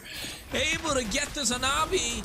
And now seems like Ukraine on a completely different ball game as Poland are pushing the tempo, get themselves a Lord, and now the tier 2. Look at the Detona's Welcome, such a massive threat, just charging. Stonix just makes it out, but barely. Yeah, and I think you brought this up earlier when we were taking a look at this draft coming from the side of Ukraine. And as we looked at the items that came up there with all of the radiant armors that are out there, you just really needed to build up on one side to be able to kind of withstand a bunch of the damage that is coming out from Ukraine. Magic damage, stonks, rise, P, macaroon. You're putting it a lot on the back of Pelematronio to be able to dish out the damage to be a threat for this team right now.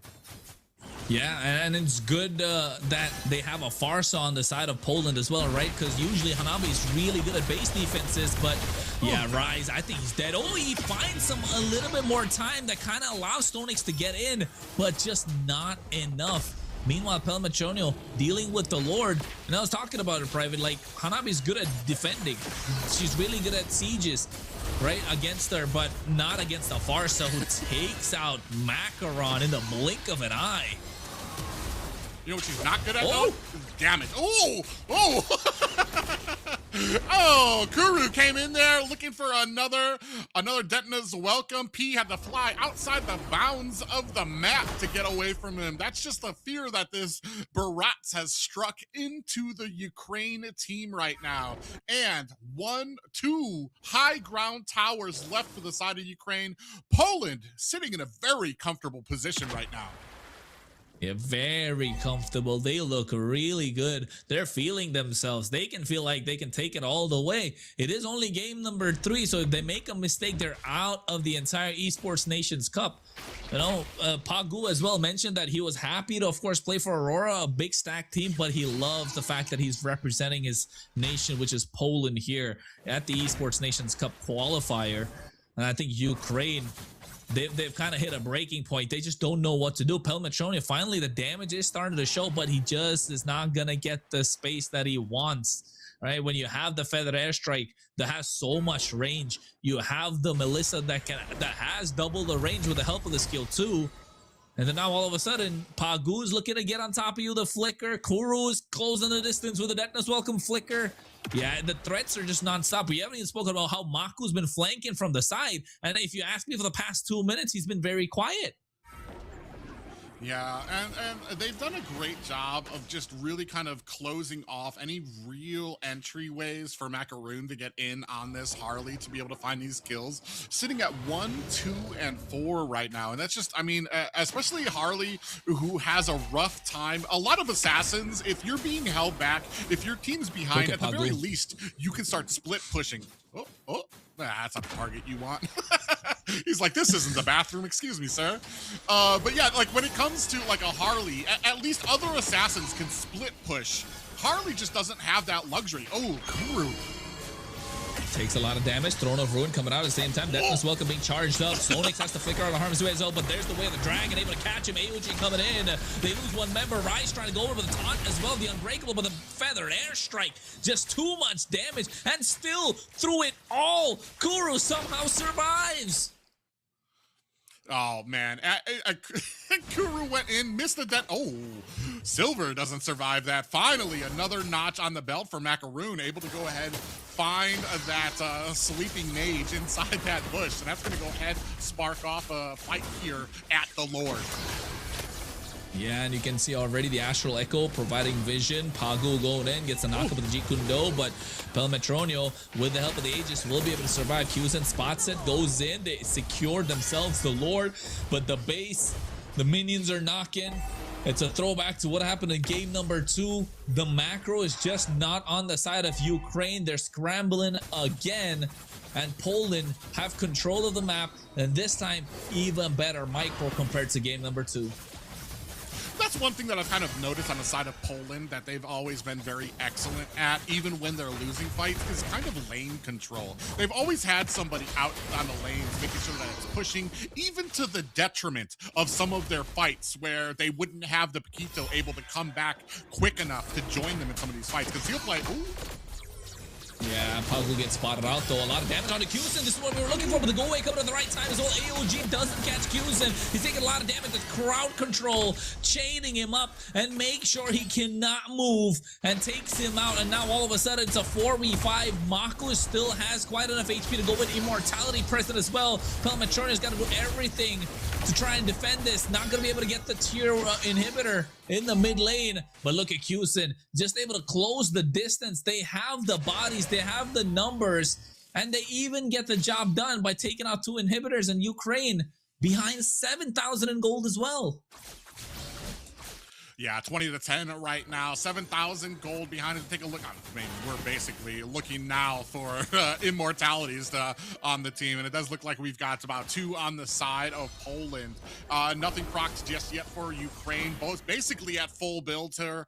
Looking at some of the adjustments here, you can see the radiant armors on the big tanky boys, Pagu and Kuru, to try to kind of keep up in that front line, kind of holding back Macaroon, who hasn't really been able to close the distance. I feel like that is because of Pagu, who's been doing such a great job of being in there, being able to kind of disable some of those engagements. Now, on the backside!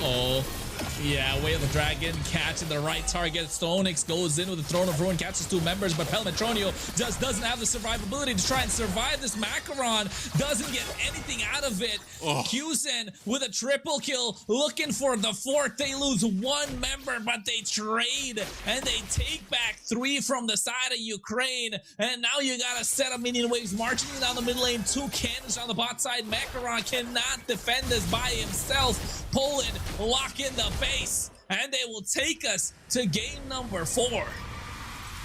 Buckle up, ladies and gentlemen. There is still life left in this Polish team as they show and are able to finally reply to Ukraine. Yeah, what a game. This is what we wanted to see in game number 2, right? Poland would be annoyed that they didn't get that game number 2, but game number 3 much more clean, similar play style to game 2, and they got the job done here.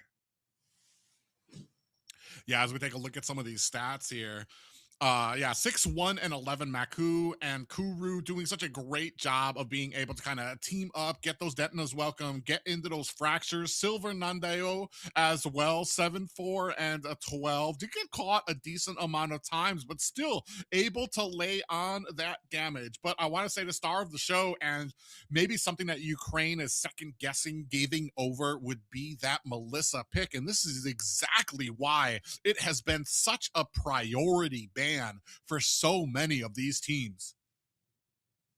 Yeah, absolutely a priority ban. I think Ukraine will be saying, let's not give this Melissa away next time.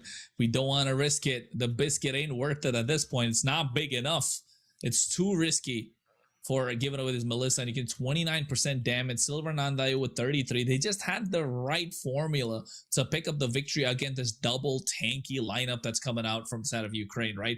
It's a similar thing from Poland. It's just that they were so much more mobile around the map, especially with Pagu on a pick like Cho, where he can go into the back line, be annoying from the early game, mid game, and the late game. Yeah, you're looking for trouble. Yeah, and especially the way Poland was able to offset this double tank combination that was so successful for Ukraine in the first game. They have shown that they're able to adjust, able to figure out what they needed to do to counter that out during this game. You had Stonix going in, trying to get that Throne of Ruin. Kuru immediately and always being able to answer with that Detona's welcome, allowing his team at least the time that they needed to set up to lay down that damage, even with Rise coming in with that Avatar of the Guardian as a secondary initiation wasn't enough, because you're just landing on Kuru and all you're doing is adding another body to the damage that is raining down onto Stonix on that Alice. Yeah, I think it's just the fact that they were not able to out-sustain. Stonix was just not able to out-sustain the amount of damage, like you said. There's just rain and hellfire from the entire time. An absolutely insane comeback from Poland. Can they make it happen one more time? That's the question. Can they take us all the way to game number 5? Private, what do you think? Is it possible? I think we'll find out after this break.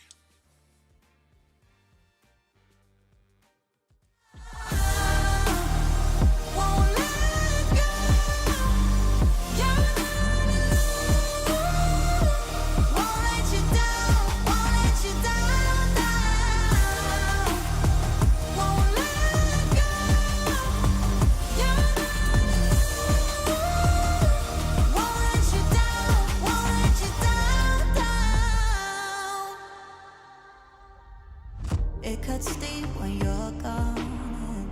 I can't sleep 'cause my song is keeping me awake, keeping me awake. You make my night a little brighter, the heavy days a little lighter.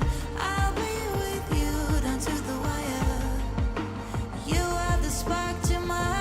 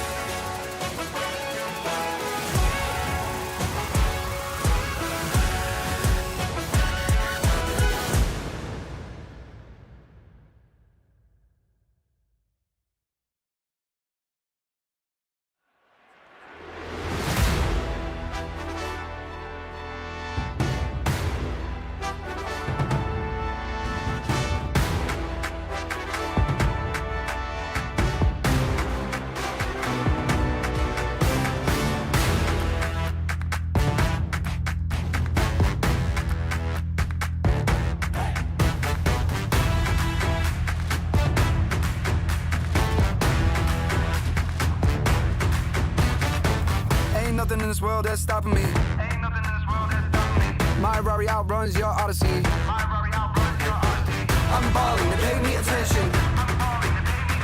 Going up hydraulic suspension. Ain't nothing in this world that's stopping me.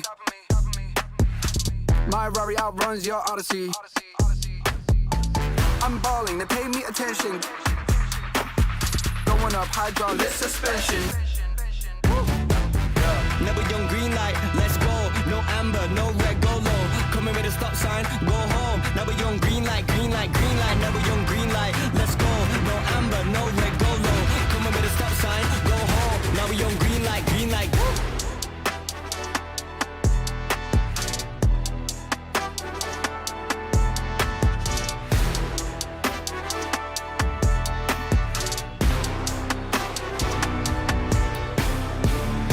In this world that's stopping me. My Rari outruns your Odyssey.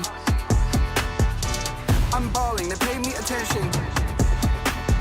Going up hydraulic suspension.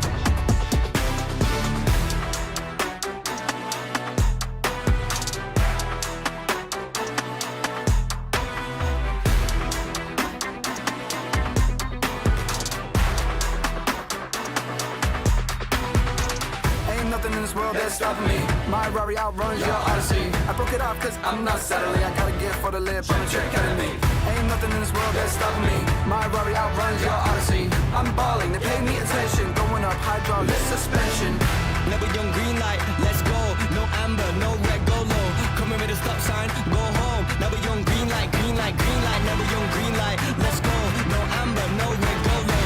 Coming with a stop sign, go home.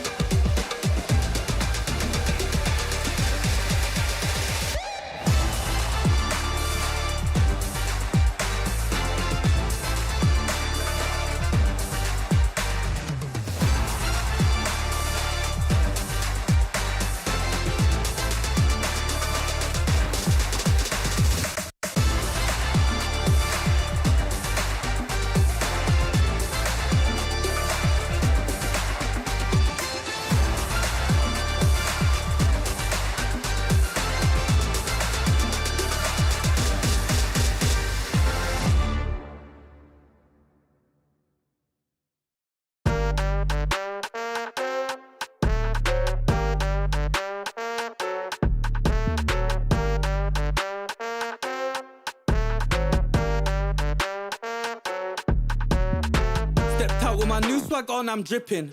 If you wanna chill with Welcome back, ladies and gentlemen. It's Private Dancer here alongside Kronos. And if you're just joining us, you missed a heck of a game here just a moments ago where Poland able to answer back finally to Ukraine. And while I hate to use the term, I would say Poland kind of coming into this as the underdogs. Ukraine has a long-standing history of success when it comes to a lot of these internationals, their success in Europe, and Poland had a very shaky first 2 games against them. Finally, though, able to answer back, able to make the adjustments necessary to find success. Yeah, absolutely. It is important and necessary for them to find success, and they were able to do that. And guess what? Straight into the draft we go. And I think the teams are already excited. They just want to jump in. You can see bands coming out already. 3 bands on the side of Ukraine. They're going to be on the blue side. Cho, Atlas, and Freya. That Cho was annoying. That Cho was annoying, wasn't it? Yeah, I was about to say that there were just so many options for the side of Poland to be. Ooh, and we have given up the Paquito to the side of Ukraine. But like, yeah, the last composition, there were so many options of isolation tools for the side of Poland, whether it was the Detona's Welcome or the Way of the Dragon Kick. And I'm wondering, do we have another option for the side of Poland to pair with this Barats? Because it wasn't Barats on his own. It was also the combination, like we said, of the Cho. That's why I got banned out. Is there going to be an option number 2 if that Detona's Welcome goes wide? Yeah, if it goes wide, that's the big question here. But I don't know, man. I wanted kind of Ukraine to pick up the Barats instead, because Kuru, there were not a lot of misses from the Detona's Welcome, right? There really weren't that many misses, and you get the Matilda in his hands as well for Pagu, so now all of a sudden you got a lot of mobility on the map. You get yourself the Valentina, that's fine. You can use the IMU to kind of steal away the Detona's Welcome as well. Stonix didn't really have anything he could do in the previous game on this. Alice just was chasing down Silver Nandayo to get those couple of kills that he did secure. But yeah, I don't know. Kuru on the Barats looked like a monster. And now with extra mobility on the map for him, with the Nolan too, things are starting to go in the favor of Poland in the draft, I'd say.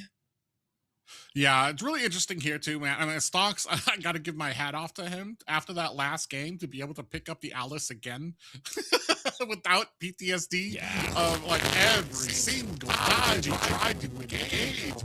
Like right there, Cooper's did such a great job of being able to shut out. You don't know that in the face again. Like, nah, I got this. This time will not be a repeat of last time. So we're going to see how well that Your team is banning. Take it off the side. Pain is the proof. Yeah, absolutely. Belleric taken off the side of Poland, and now Ukraine take out the Brody. Not a lot of goal lane options kind of left on either side.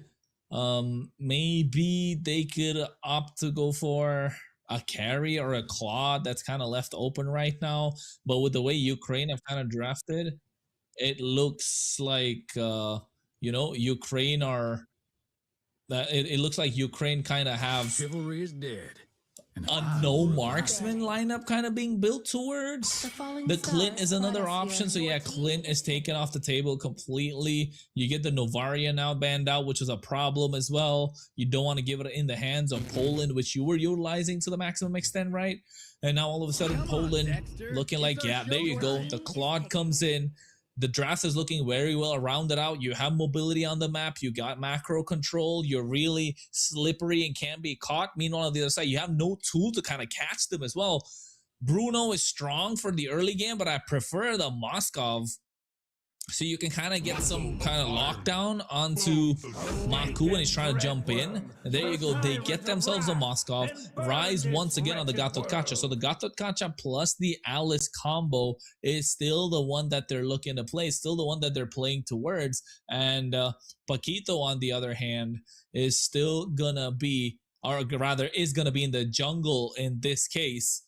But for Poland, What are they going to round it up with? What's going to be in the mid lane? We saw the Farsa previously. It's clear that he's okay playing under the pressure of the Alice as well as the Gatot Kacha.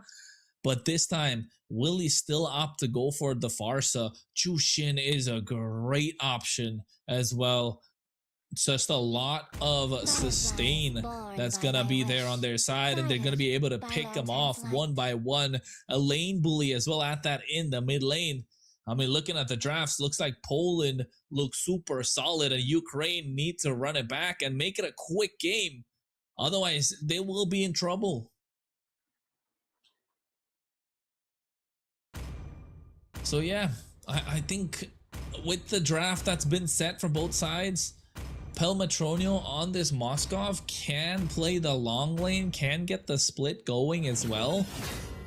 It's just that, do they have the mental fortitude, right? We were talking about that before for Poland previously getting in here, but now you got to talk about that to about Ukraine. Do they have kind of like the mental fortitude to keep it going? If they're just one game away, and if it slips up from their side, yeah, it's looking nasty. It's looking dire. It's looking a little difficult. But anyways, folks, both the teams are set in terms of their draft. A couple of flickers. One Purify on the side of Poland, Purify plus Revitalize on the side of Ukraine. But yes, I think we're getting straight into the game. Ukraine versus Poland. And it seems like Ukraine are starting off on the bot side, playing towards the top. And it feels like Poland are going to have a slight bit of an advantage when it comes to tempo with the help of this Jushin alongside the Nolan, I'd say. There you go. Pressure being applied onto God Believer, taking a lot of damage. Not trying to bait out a couple of spells at the least. And apart from that, the EXP battle is going to be 50-50, to be honest. It's just Alice and a Barat. But here you go, Mako looking for first blood, trying to bait out a flicker at least. Like Rise takes a lot of damage. No revitalized pop, so a job well done. But Macaron preventing Maku from trying to come in and take away his jungle. Pagu here does have the guiding wind, so Nandayo can sit pretty. But oh, Macaron goes in. A jab, a punch. And now all of a sudden, it's first blood in the favor of Ukraine. And not just that, they double down as God Believer flickering forward to catch Pagu off guard, who didn't see that coming.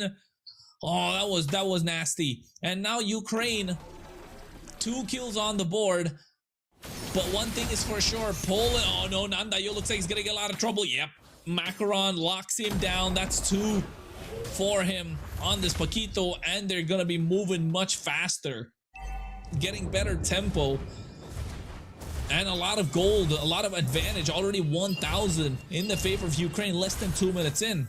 And folks, for those of you who are joining us, I gotta say, if you don't know about Ukraine, God Believer, whose IGN here is P on this Valentina, it's his bread and butter, it's his comfort hero, right? Meanwhile, on the other side, we've got Kuru, who played a monstrous Barats game. Maku, who played a really good game on this Nolan as well. Circling Eagle coming in, looking to lock somebody down with the help of the IMU. But there it is, a taunt coming out onto Maku. He takes a lot of damage. SOD connecting as well. Rise is there on the front line, but with the help of the guiding wind, Nandayo makes it out as they saw Macaron coming in from the flank angle. Do not want to give any more advantage to a Paquito who's already ahead.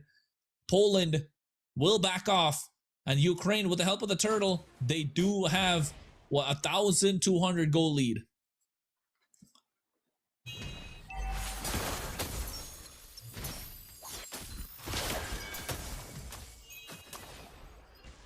Pagu opening up the map for the rest of Poland. Nandayo, usually the lane bully, right? Usually the Jushin is a lane bully, but getting bullied this time by Valentina. Not a lot of wave clear, not a lot of presence when it comes to the mid lane. Having to play passive when they kind of want to be the aggressors. They need to create space for this Barat Kuru. He needs to get into these team fights a little bit earlier. He wants to be in the thick of it. Poland rather Ukraine on the other hand, they're okay. They're all right. They can play it a little slower. Macaron's getting the kills. Macaron's getting a lot more advantage on the map for Ukraine. Yeah, and right now it just Ukraine 3-0 right now at the 4-minute mark. Poland just kind of needs to be careful, needs to be safe. I mean, the game still isn't out of their hands. Just had, see there the fracture, 50% health taken down from Rise, but just not able to find the answers that they were able to find in the first game. Hunter Strike picked up for Maku. That's going to give him a lot more mobility. Going to be able to traverse the map a lot more quicker as we start on this next turtle. Pagu coming in, putting some damage on, down to about 50%. You can see that Lantern now doing the damage onto Rise. Is going to activate that healing coming out. Kuru in a little bit of trouble there as well. Circling Eagle comes in onto the back line. Stonix might be in a little bit of trouble. He's going to find himself a disengagement. The IMU Circling Eagle comes in, but Macaroon able to find himself a turtle. Yeah, I mean, it's been 2 turtles now for Ukraine, and Valentina, like, usually you don't see Valentinas pick up the Circling Eagle because you have to kind of be in the face of the opposition. You're the one diving in. In this case, you could say pretty daring of him to do so. And this is what Valentina's all about, right? You want to make sure you maximize the utility, and God believer, it's Brandon Brotherberg. Look at that. Dennis, welcome. Yeah, they're going to be able to burst him down, though. You have the Eagle G coming in there as well as the Blazing Duet. Guys, it gets taken out there as well. Palometrano scooping up that kill, and unfortunate for Poland, sitting at 4-0, unable to reply. Unable to reply whatsoever. They get the job kind of done, and Ukraine pedal to the metal. They're moving forward. Look at the items still. Glowing Wand in the hands of P. Hunter Strike for Macaron after getting a lot of kills on the board. 2-0-1. There's Circling coming out. This might be a fight.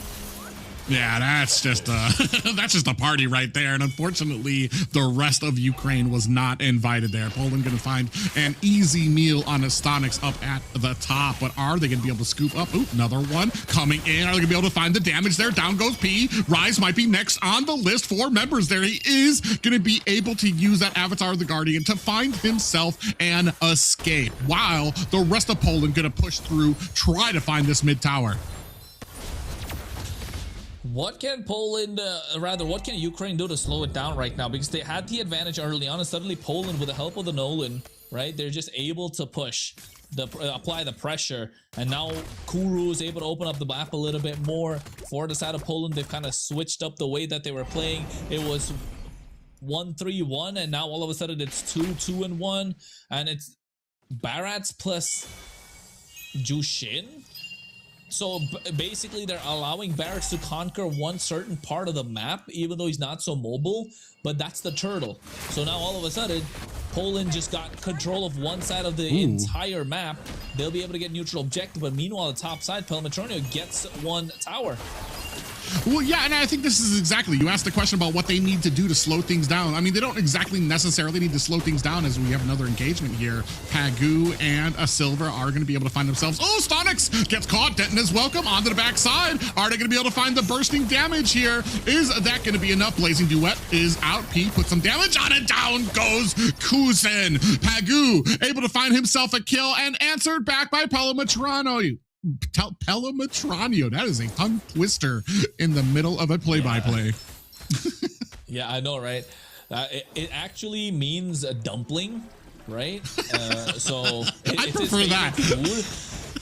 I know, I'm about to say, we call him the dumpling man. That's his favorite food, so that's why he's called Palometranio. So it's absolutely crazy when I found out about it the first time.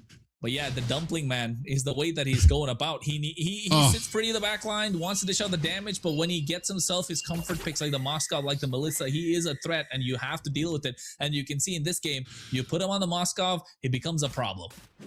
Yeah, and answer to your question, continuing what I was saying before, you don't actually necessarily want to slow down the pace, but I mean, you're doing exactly what you need to do. Having your gold laner all on the sides of the map, being able to get these split pushing in and then be able to join the fight. And that's kind of the using the full value of the Moskov. In case you guys do start falling behind, you've just got this answer in the form, oh, looking for a Detna's welcome. You've got this answer in something that just can traverse the map and be able to rejoin the fights so quickly. You see him still at the bottom. The rest of the team just not really worried about trying to make him a fact. Oh, they're going to come in there. Silver might be in a little bit of trouble. Is going to have to use that ultimate to get out of harm's way. And that means that they're not going to have that for this next Lord. Yeah, not gonna have that. No beacon available. It does have a short cooldown, but I think if you're dancing around the Lord a little bit, you should be able to get. Meanwhile, on the top side, Pagu as well as Kyuzen looking to take away the tier 1, but they get the information that the rotation's coming in from Ukraine and it's coming in really quick, so they back off instantly. They're not able to get a push. They don't lose a single tower to Ukraine. And now the Lord is up, and similarly, they're doing the same thing. It's a 2-2-1 split. You're allowing the Claw to be a macro player, give him extra mobility along with the BMI, and just making sure Kuru dominates one part of the map. Yeah, ooh, Rise gets scooped up by Detna's welcome. In comes the SOD. Are you going to come in for some damage? He's going to be able to find a kill on the Maku. That's going to be a retribution down for the side of Poland. The rest of Ukraine decides against... Oh, Poland decided they wanted to continue that fight. And unfortunate for Silver, almost takes a death for it. This is going to be a free Lord for the side of Ukraine. Yeah, they don't have the retribution, but they do have the numbers advantage, so going to be able to use that, get the Lord. And now looking to try and push mid tier 1. Pagu says no. Ukraine respect that, back off. And now they have the Lord, look to take down a couple of tier 2s at least. This is the tempo we saw from Ukraine in game number 1, right? But Poland haven't found their groove yet in this game so far. Yeah, man, this is the value of some of these picks too, especially the Paquito has been so successful in this series. I almost kind of wonder sometimes why we just don't take him out. He's especially, heck, in my ranked games, that is the #1 ban, even though I love playing him in the XP lane. But he just provides so much value. Look at how fast he's able to get down to the bottom of the lane. So he's going to grab himself a tower while the Lord's moving up at the top. Tier 2 tower. Poland looking to try to defend this on the backside. Rise P from the flank, and that's going to go ahead and distance out Poland back to their high ground tower. That's going to leave open the mid lane too as well. Poland might be in a bad place here as they're losing tower after tower. Just the high grounds left as down goes the Lord. Poland finally able to find the damage to bring it down. Yep, they bring it down, but they hold on to the inhibitors and even the holy shields, but I mean, it's gonna last another 30 seconds, so Ukraine don't really have anything to do. They don't really have to push any further, but what they got to do is get control of these side lanes. And now Pagu, Kyuzen, and Kuru moving together like a unit. This Barat's gonna get a little tinier by the second. And Poland, I mean, with the items that they kind of have, right? They got themselves a Demon Hunter Sword, they got themselves a Golden Staff, building in towards that corrosion site to finish the Trinity. But Macaron, I mean, 9,000 in gold, the 2,000 ahead. I mean, practically 2,000 ahead of Maku right now, who's building in towards the Sea Halberd, if I'm not wrong. But hey, Hunter Strike, War Axe, you get yourselves the Queen's Wings. You also get yourselves the Rose Gold Meteor. Sometimes I usually see them opting to go for the Sea Halberd themselves, but doesn't. But here, that is welcome. Yeah, followed by the AOG on the back line. Here comes the SOD too, looking for the Moskov to come in and join the fight. Rise able to find himself a kill onto Kaizen, and the rest of Poland disengaging from that fight very quickly. At the very least, able to tell that the fight isn't going in their favor. P gets dragged in and taken out with a fracture, but Macaroon able to answer back with the kill onto Silver. Now, putting their attention to the high ground towers. Poland fighting this defense against Ukraine, who is looking to push this. Maybe now they decide against trying to close it up. Yeah, they decide against it because the Lord is up in about 10 seconds, now 3. So they focus on getting the bigger fish. And that way they're able to secure their final push towards the base crystal. It's a 4v4 right now. Both the retribution dealers are there. but Macaron, with the help of Pelmetronio, able to immediately melt down this Lord. Now should be coming about 20 seconds, should give them enough time to prepare, enough time to see which way they want to go and kind of compose themselves towards this final, possible final push. But also, it gives enough time for Poland to mount up a good defense, right? And Kusen is going to be very important to get that big defense with that Blazing Duet, because they don't have a lot of wave clear apart from Kusen, and Pagu needs to find a way to get Kuru in a better position to be able to absorb a lot of that damage. We saw Macaron just now pick up that Sea Halberd, so all of that healing that's coming out from Pagu is going to be negated, and it's going to be a problem, and the Lord's coming out really quick down the mid lane. Yeah, and they're doing such a great job of being able to split up their priorities while Poland has to answer at all these different levels. Conceal play coming in now, trying to look for this a final kill. SOD comes out underneath the tower. I don't think he's going to be trying to take advantage of that just yet. Rise comes in on the backside. Fracture able to take down P. Very surprising. Dennis welcome on the backside. Pelmetronio able to find a kill onto Kuru. This might be the end. Ukraine looking to close it up, and Ukraine advances. They will be moving on to ENC. God damn, with the way the Dumpling Wan was moving, he was throwing spears at them, chomping dumplings on one hand, throwing spears from the other, and that will call the game. That will seal the deal. Ukraine take the series 3-1, pushing back Poland in the fourth game, making it really difficult for Poland to come back. And this is the Ukraine we wanted to see from the start of the series, with Poland able to find their groove in between. Unfortunate game number 2, just was not able to get the final push towards that. Found themselves in a do or die situation once again, but Ukraine pulled up their socks, able to march their way into the base. Pelmetronio having a field day at the office. 5-0-4, the Trinity with the Malefic Gun, the Wind of Nature to add just in case they come under the Fracture or a Blazing Duet. Kuru this time on the Barats didn't have the same display that we saw in the previous game, but Poland get the job done. Just off of the tempo that they had from the early game, mid game, they just pressed it down. And I think this is the fastest game of the entire series, probably 14 minutes, 25 seconds.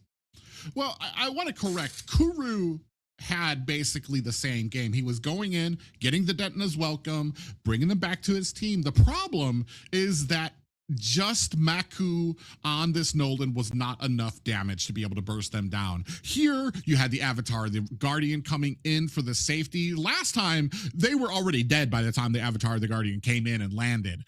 Stonks able to withstand. They didn't have the burst damage that they needed to really take advantage of this composition. And instead of that, you had Silver Non. You had Silver on the Zushin, and it's great when it comes to displacing the enemy, but when it comes to the raw damage that Farza represents, they just had such a great working machine with that last composition. Here, they just I feel like that damage was lacking to be able to really take advantage of it. By the time Rise came in to be able to start grabbing that aggro and the taunt away, then you had Pelmetronio come in with the SOD taking on that damage, and then Macaron with his damage as well. So it just I feel like there was tweaks made. They wanted the same success. Unfortunately, they just were missing that one key ingredient.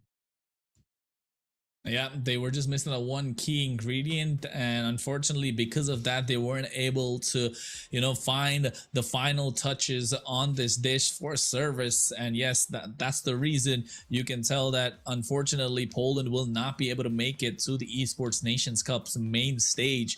Meanwhile, Ukraine will be happy and pretty happy with their performance moving on, as they will be there for the main stage of the Esports Nations Cup.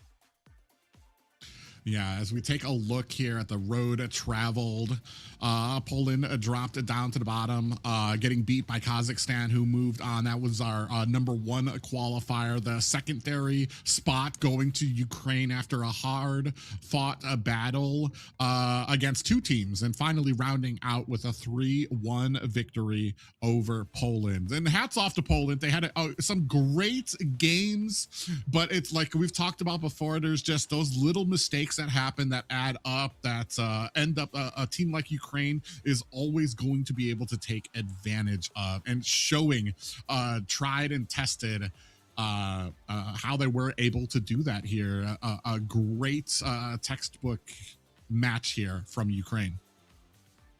Yep, and you can tell as well with the roster that they had, this is the roster that'll be lock it in. If I'm not wrong, Pelmetronio in the gold lane, God Believer in the mid lane, Stonix, EXP, Macaron in the jungle, and Sensei in the roam position. Basically, Rise and P.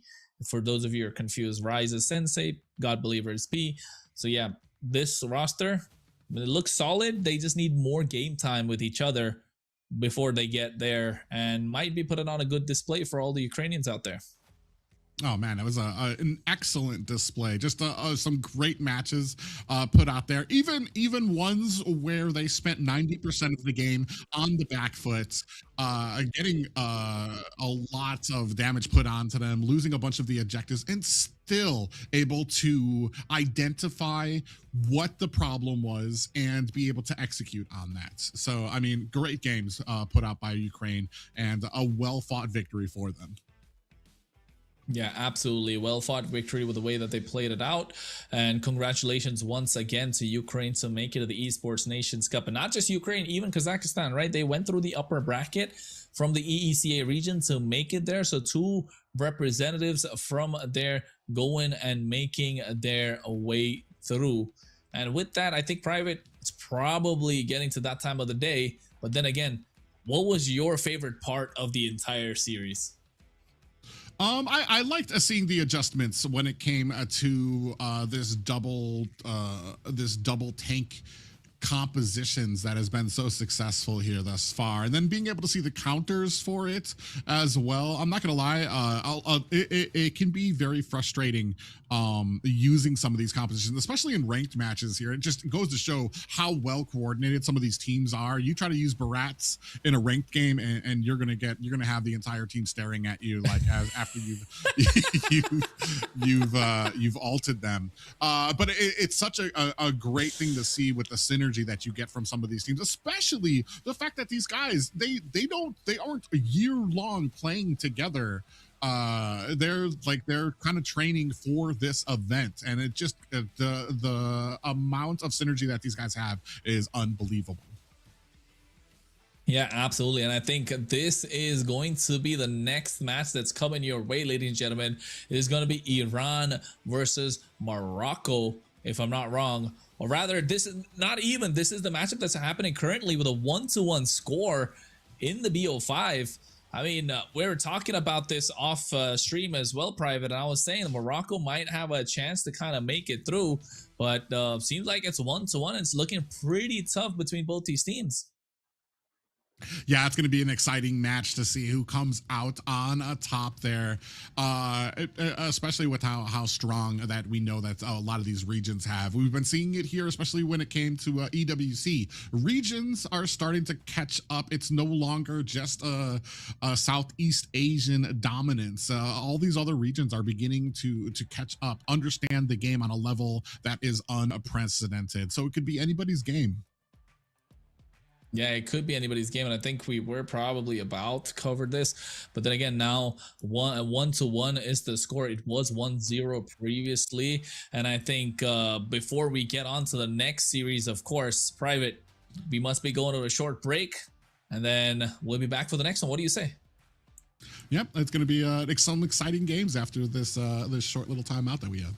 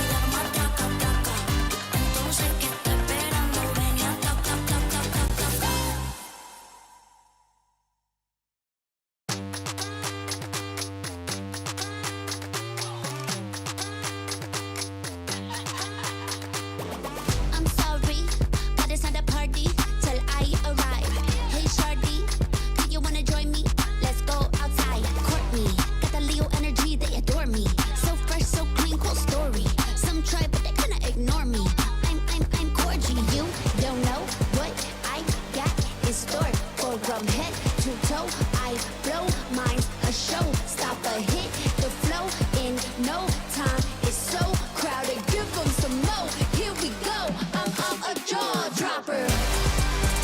You got to see it to believe it. Everybody know it and they feel it. No joke, I mean it. Certified jaw dropper. Make them go whoa, whoa, whoa. Every time see them drop to the floor. And they always want more. Jaw dropper. Don't be ridiculous, nobody as sick as this. See me on the precipice of greatness, I'm meticulous. Very to the point, but a little bit mysterious. Cool, calm, kind, sometimes I gotta be serious. That's on period, 100%. Love the way I live, not one single regret. So respect is the name, and my name with the check. Check mark on the gram, and the Grammy up next. You don't know what I got in store. Go from head to toe, I blow, mine's a show. Stop a hit, the flow in no time. It's so crowded, give them some more. Here we go, I'm a jaw dropper. You got to see it to believe it. Everybody know it and they feel it. No joke, I mean it. Certified jaw dropper. Make them go whoa, whoa, whoa. Every time see them drop to the floor. And they always want more. Jaw dropper. You got to see it to believe it.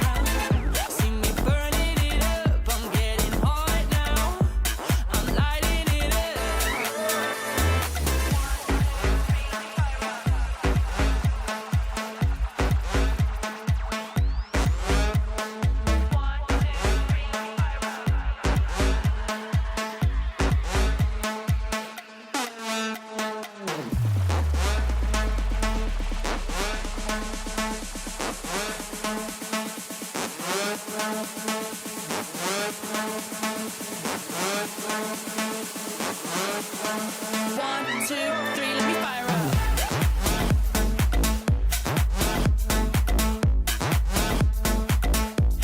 Let me fire up. 1, 2, 3, let me fire up. Let me fire up.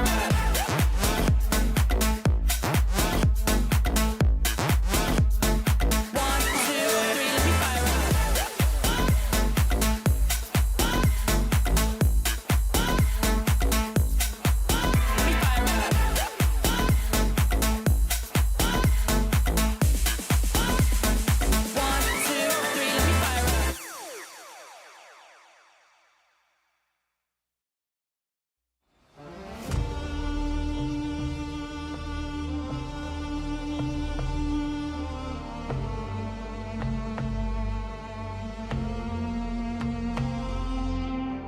You're the core of all my craving, the chord that I just resonate with. I'd rather die than let it fade out. 'Cause you make my night a little brighter, the heavy days a little lighter. I'll be with you down to the wire. You are the spark to my fire.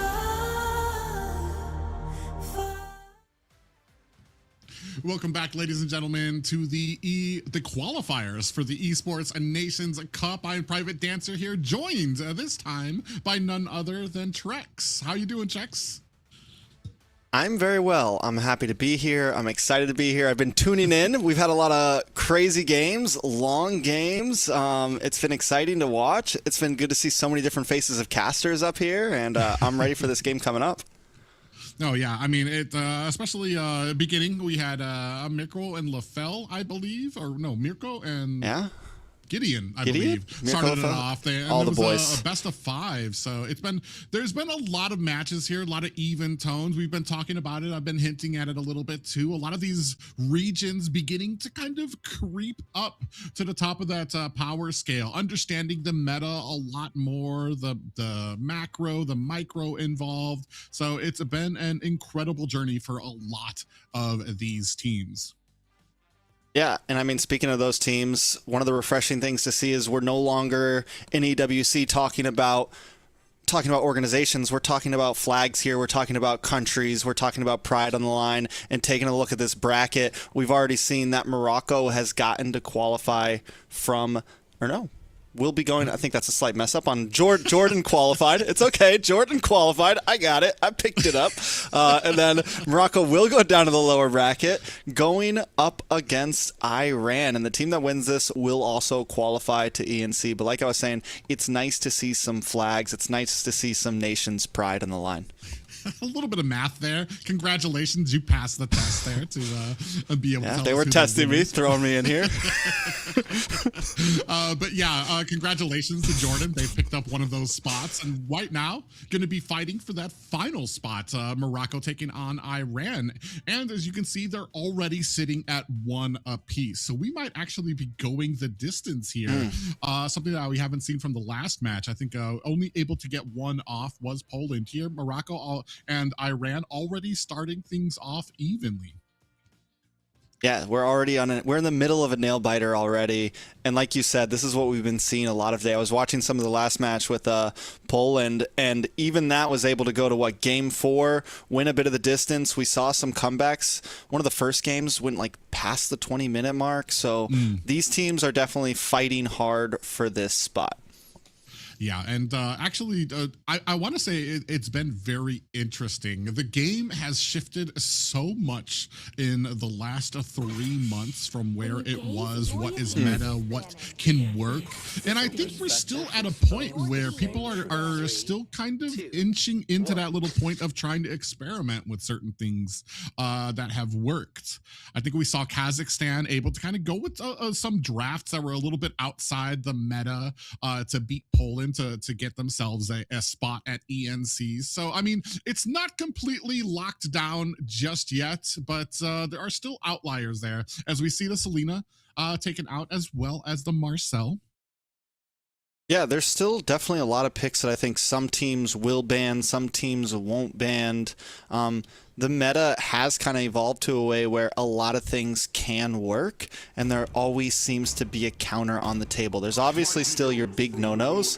For me, Marcel can still be there as one of those. Freya possibly can still be one of those in the right hands. But here's one of those things, right, that is slowly inching its way in, and that is the Rafaela. Some teams willing to pick it, some teams willing to ban it. There's just so much variety right now of what we're seeing across the board. Yeah, and that's what has been so interesting to me is the difference of drafts when it comes to certain things. I mean, we've still got Paquito and Freya, which I want to say in the last match were highly sought after, as well as the Melissa is still available as well. Raphael, we've seen before. I mean, we've seen a history through other tournaments. Raphael even played in the mid lane, and not just that roam position. So it's been very interesting here. We do have Brody taken off on the side of Morocco. So I'm wondering, are we going to see that Paquito come out, or where the bans come out? Do we leave everything open so that we can get those counters out as well on the red side? It's definitely tough, right? Because you mentioned the Paquito, and like I said, a lot of teams, at least in other events, the Freya has been a monster. The Melissa has been a great counter to so much of these dive competitions. They go for the arena. So Barat's open, Paquito open. A lot of things on the field today. Have you guys seen a lot of the Harara? We've seen it once. I feel like there's a lot. It's gone against. Oh, Melissa comes out. So we've still got the Paquito. We've still got Freya out there. We've still got. And we're gonna go Alice immediately with the Paquito and Atlas. They didn't even think about that. They immediately, that was the reply they wanted.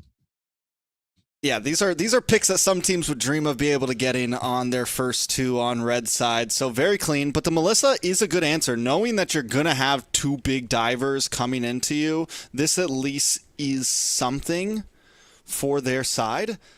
For second two picks, they still could use an EXP laner. They still could use a jungler. They don't have the Bellaric as an answer to another big CC counter. Gatot could be a possible answer to at least get themselves some AoE. Also, not a horrible counter against the Paquito in terms of the taunt when he tries to dash in. Yeah, and I feel like right now what we're looking for is kind of the mobility on some of those squishier ones. You're going to have that Lantern Flare, I believe, or what it is from coming out from the Zushin to be able to try to get away from those Fatal Links. Ooh, but then I like the intent behind the draft of Iran. This just diving combination. Even if the Fatal Links miss, you're going to have a Black Dragon sailing through the air coming through your back line. The only problem that sometimes happens with a composition like this is you've got kind of opposing forces. Fatal Links is going to try to drag backwards towards your team. Black Dragon's going to try to dive deep, and hopefully this doesn't split up the team of Iran during their engagements. Yeah, you have a lot of harassers right now for this Jushin. You have a lot of problems that can kind of lock in. I'm wondering if Jushin's going to stay with the Flicker or maybe end up running a Purify like the Melissa is right now. Already heavy bans, though, from the side of Iran. I mean, we're losing EXP laners by the minute right now, and it's going to start to become a problem for the side of Morocco. The Hylos, I'm not crazy about this hero, but I get it. The quick stun, the able to stop, the able to just kind of quickly stiff arm anyone who wants to dive in, and then you still add a little bit of escapability, you add a little bit of zoning, and you add a little bit of chase with that glorious pathway. But Eudora's locked in, and they are banning quick right now, private. Yeah, I feel like, and maybe this is just because of the first two matches. These are pretty standard bans for them, so they understand what they want to do, and they've made their little adjustments from those first two games. But yeah, I'm actually amazed. It's like they're not even thinking or considering. They know exactly what they want to do and who they want to pick up here. All right, so where do we go from here? Sora gets picked up. The Eudora pick in possible terms of maybe again, Harara or some sort of assassin getting picked up. The Eudora is a great counter to that, but if they don't go for something like that, if they decide to opt for something a little bit bulkier and they do go for the Basha, so this could kind of nullify what this Eudora wants to bring overall. It's going to be hard for Eudora to really focus down onto the Jushin and the Melissa. Angles are going to be important, and is this actually going to be a Hanabi pick? I think it is. Might be. No. Listen, don't count it out. We saw it. We saw it work at EWC like once. I mean, it only got picked once, but it did work. Yeah, and there it goes. They're Yep, going to go. there They're it very is. secure in their ability here, especially once you got to get in there. If you've got when you have the jungle coming in there trying to face tank a bunch of this, you're going to be able to connect a lot of that damage throughout the team. I've always kind of I don't like Hanabi's damage. It takes, I mean, I feel like you're waiting till the 21 takes a minute long mark time to get her going. for sure. But I mean, they do have this early game aggression. It is going to be a Paquito jungle, so that was the final choice. Interesting, not completely against it, but it does, at least they have the ability to get aggressive up front, and then they have a late game possibility where they might lose hope is if Morocco here can kind of hold things at a standstill in the mid game. Morocco's going to get a nice mid game spike with Sora, with Jushin, with Melissa, and I think that's the big goal for Morocco here. Yeah, we're about to find out, ladies and gentlemen, as we move on to game 3 of Morocco taking on Iran. This is a lower bracket final. Both of these teams fighting for their survival, or fighting for a ticket into ENC. You can see right there on the side of Morocco, going to go ahead and start at the green camp. It's been very interesting too when it comes to whether some of these junglers prefer the green camp or going for the purple outright. It's been a path that has kind of started over the past few months, and not every jungler goes for it, but it has become a possible path for some teams. They go for green camp first. Wait a second, a little bit of an engage on Lucian. Yeah, he's going to have to go ahead and expend that flicker early to try to get away there. A great zoning out ability here for the side. Oh, actually pulled back a little bit there and doing a great job right now is Morocco, being able to kind of zone out a lot of this damage from them. Yeah, Morocco decides to go for that quick engage. Kind of worth it. I mean, you get a little bit of hassle. You do force out the flicker. Flicker won't be up for Turtle, but still, Fox has a plan. The jungler on the side of Morocco, taking this slow pathing, he opts for the upper green camp. He goes down to Golem. Now he's hitting Lizard, and then he's going to catch his orange, which I guess because Iran isn't playing too aggressive, he will make it up to Turtle in time and get both buffs possibly.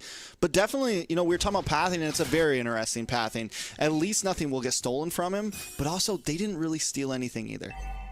Yeah, and that's what I was gonna bring up too. I mean, and it works because of the I want to say the passiveness of Iran, not to really kind of check the jungle. If you would have had, I mean, maybe a roam kind of checking some of those bushes, trying to get a view on what buff he started at, they would have had that information and been able to kind of get that invade. But here they didn't, and able to take advantage of that is Morocco. An engagement coming in there. Kaisa in a little bit of trouble here, looking for a disengagement. He's going to be able to get away there as a runaway gets caught as BT19 able to find a kill there. Onto Kaisa as well. And Ender's trying to find some damage in there, going to be able to take down BT. Daddy Shark down as well. Lucen with the final blow there. All the time, Fox has a plan on the turtle. Is going to be able to swipe away there and capture the team's first turtle.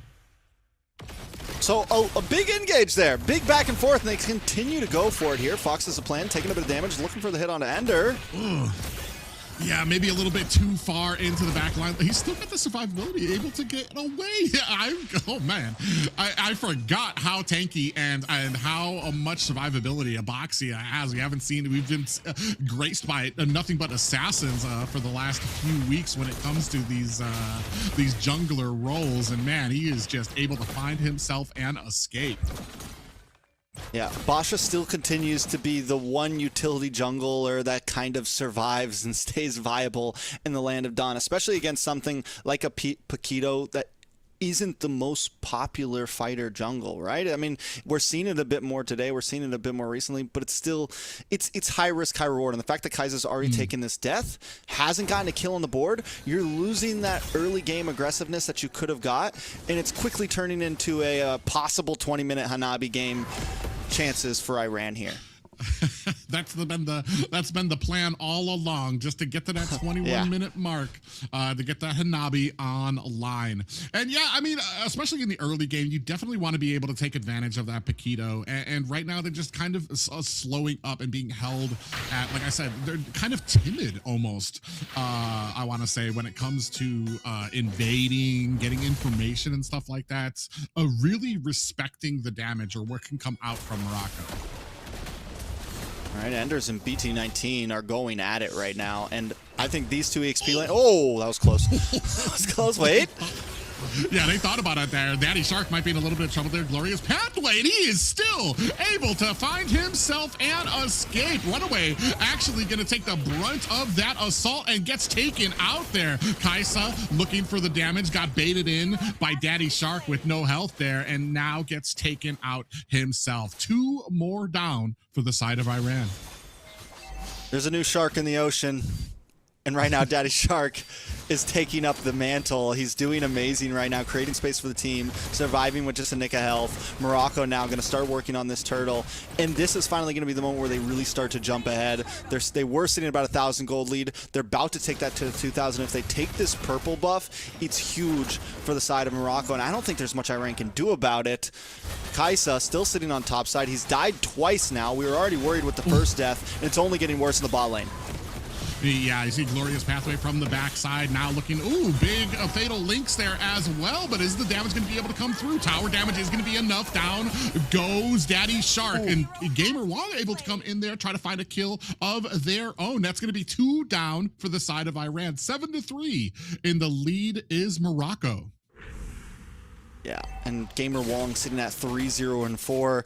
The thing about Azushin is, yeah, it doesn't look like she's doing a lot of damage, but when it gets to this point, it definitely starts to add up, and there's just so many little chip damage factors coming around from the side of Morocco. You have the Tortoise Puissance, you have the second skill from the Hylos, and then you have the constant beacon just chipping away at you, taking a look at the items, taking a look at the gold spread. I want to focus on the junglers right now because we've said that Kaizen needs to help out in the early game. He's already about 500 gold behind. He just got in his Hunter Strike.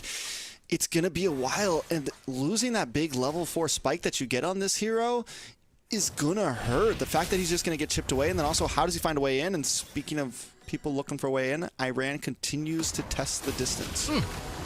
Yeah, and Glorious Pathway comes out with Shifting Skies there coming out as well. Runaway might be in trouble again. Fatal Links come out. Black Dragon swooping around looking for a target. Don't think he's able to find one just yet. A little bit of a push away from Kaisa, able to help his team find that disengage. And that's another thing too as well. Who are the targets for Paquito to be picking up? Ayato is going to be able to use that go away to kind of create that distance. And then you're just going to have Gamer Wong, who has, has Purify, but is going to be able to use that ultimate to kind of reposition himself away from Kaisa. So it's going to be very hard if he wants to be able. I feel like we have to look at other options for this team right now because Kaisa is just going to be kind of he's gonna have a hard time. Yeah, he just, at this point, Kaizen needs to play off lane, split lanes, look for towers, wait for maybe second Lord. Like, maybe he gets a cheeky steal on an objective, but I don't think Iran should be fighting it out right now. They went for this heavy dive comp, and it was completely nullified by the Melissa. It was completely nullified by the Crimson's Beacon on this Jushin that's able to just quickly get away, plus a Purify. And then you have this heavy front line that just protects these heroes. Oh, man. Yeah, the knockout punch coming out from Kaisa, just missing to put the damage on. Down goes Lucian as well. 2 more down for the side of Iran. And you hit the nail on the head right now, as you have a complete dive composition that has been completely nullified. I don't even know what you're trying to do at this point that you can't go in. You're going to get absolutely blasted as soon as you try to dive in. Even with the Black Dragon, you just don't have any of the survivability tools that you need. And God forbid one of your squishier targets tries to get in to try to match up and get some damage in there. Oh, another hit onto Lucian. Morocco's gonna, they take another tower, slowly grabbing in. We're almost 5K ahead of Iran right now. And back onto that ability, how do they actually open up the map here? We talked about the Hanabi. We're a long way from 20 minutes. And they do have a team that can create space. Kaizen can no longer output the damage, but having Runaway, having Enders, instead of using these heroes as dive heroes, they need to be more as zoners, as defenders, people that can sit around Fulip and Cookie and just create space that this hero can actually unload damage. She's almost at the Trinity build. Hanabi gets that third item in. We're going to start to actually see some possibilities come from there, but it's only going to happen if the team creates space. Ooh, another kill on the Kaiser, trying to get his buff, and that is basically marked as Morocco, property of Morocco now. I think that's about the second or third purple buff that they've refused to Iran now. Kaiser's just not able to find the momentum that he needs to kind of get through here, and I think you're exactly right. At this point, you need to be split pushing. You need to do what assassins do when they've been outplayed for a little bit. They're going to need to be the split pushers, let the rest of the team try to get the gold that they need, clear out those lanes, create pressure from the side of the lanes if you can. Because I don't even know who would Morocco send to the side lanes to help clear. I mean, you could use the Basha, honestly, if they're sending Kaisa. You could use the, you could definitely use BT19 on the Sora. You have some movement there, you have some ability to get around, and then you don't give up your retribution.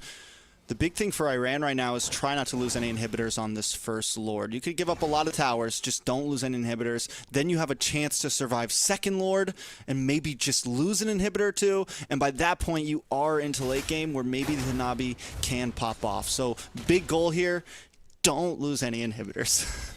Yeah, but they're getting zoned out from the back. You can see that Lantern coming out from Gamer Wong, and now the threat of the glorious pathway to close the distance. You were talking about before, maybe putting up a good front line, zoning out the rest of Morocco, but I feel like the glorious pathway is just this huge threat. As soon as that comes out, I mean, you're going to be losing one or two of the members. Now, see, glorious pathway comes out now, and we do have the damage come from the high ground, able to go ahead and make short work of that Lord, but they are only have high grounds now surviving from that encounter. Yeah, and see, this could be one of the small mistakes from Morocco here, right? You have a huge lead, but instead of exactly really focusing on those objectives, instead of even maybe before First Lord trying to get some of those tier 2s in, you kind of just went for a lot of kills. It's 12-3, it's looking good for them, but now the game could start to get into a scary spot. As long as Iran plays it clean, as long as Iran plays it safe, in next Lord, again, maybe they lose an inhibitor. They do have the ability to defend. The Hanabi will be able to shred down onto the Lord. If they can siege correctly, they could push this game to the 16, 18 minute mark. I mean, but yeah, looking at the items, you only really have just a dominant ice right now on the Atlas. I mean, he's not going to be surviving very long with just that to try to hold off. You want at least, I mean, are we going to sacrifice players to allow Hanabi to start chaining together all of that damage, or because that's the only option right now? They don't really have. Atlas is going to get absolutely shredded down if he tries to kind of like stand in front, and that's not really his job. He wants to grab those fatal links, bring them back, and have his team be able to try to burst them down.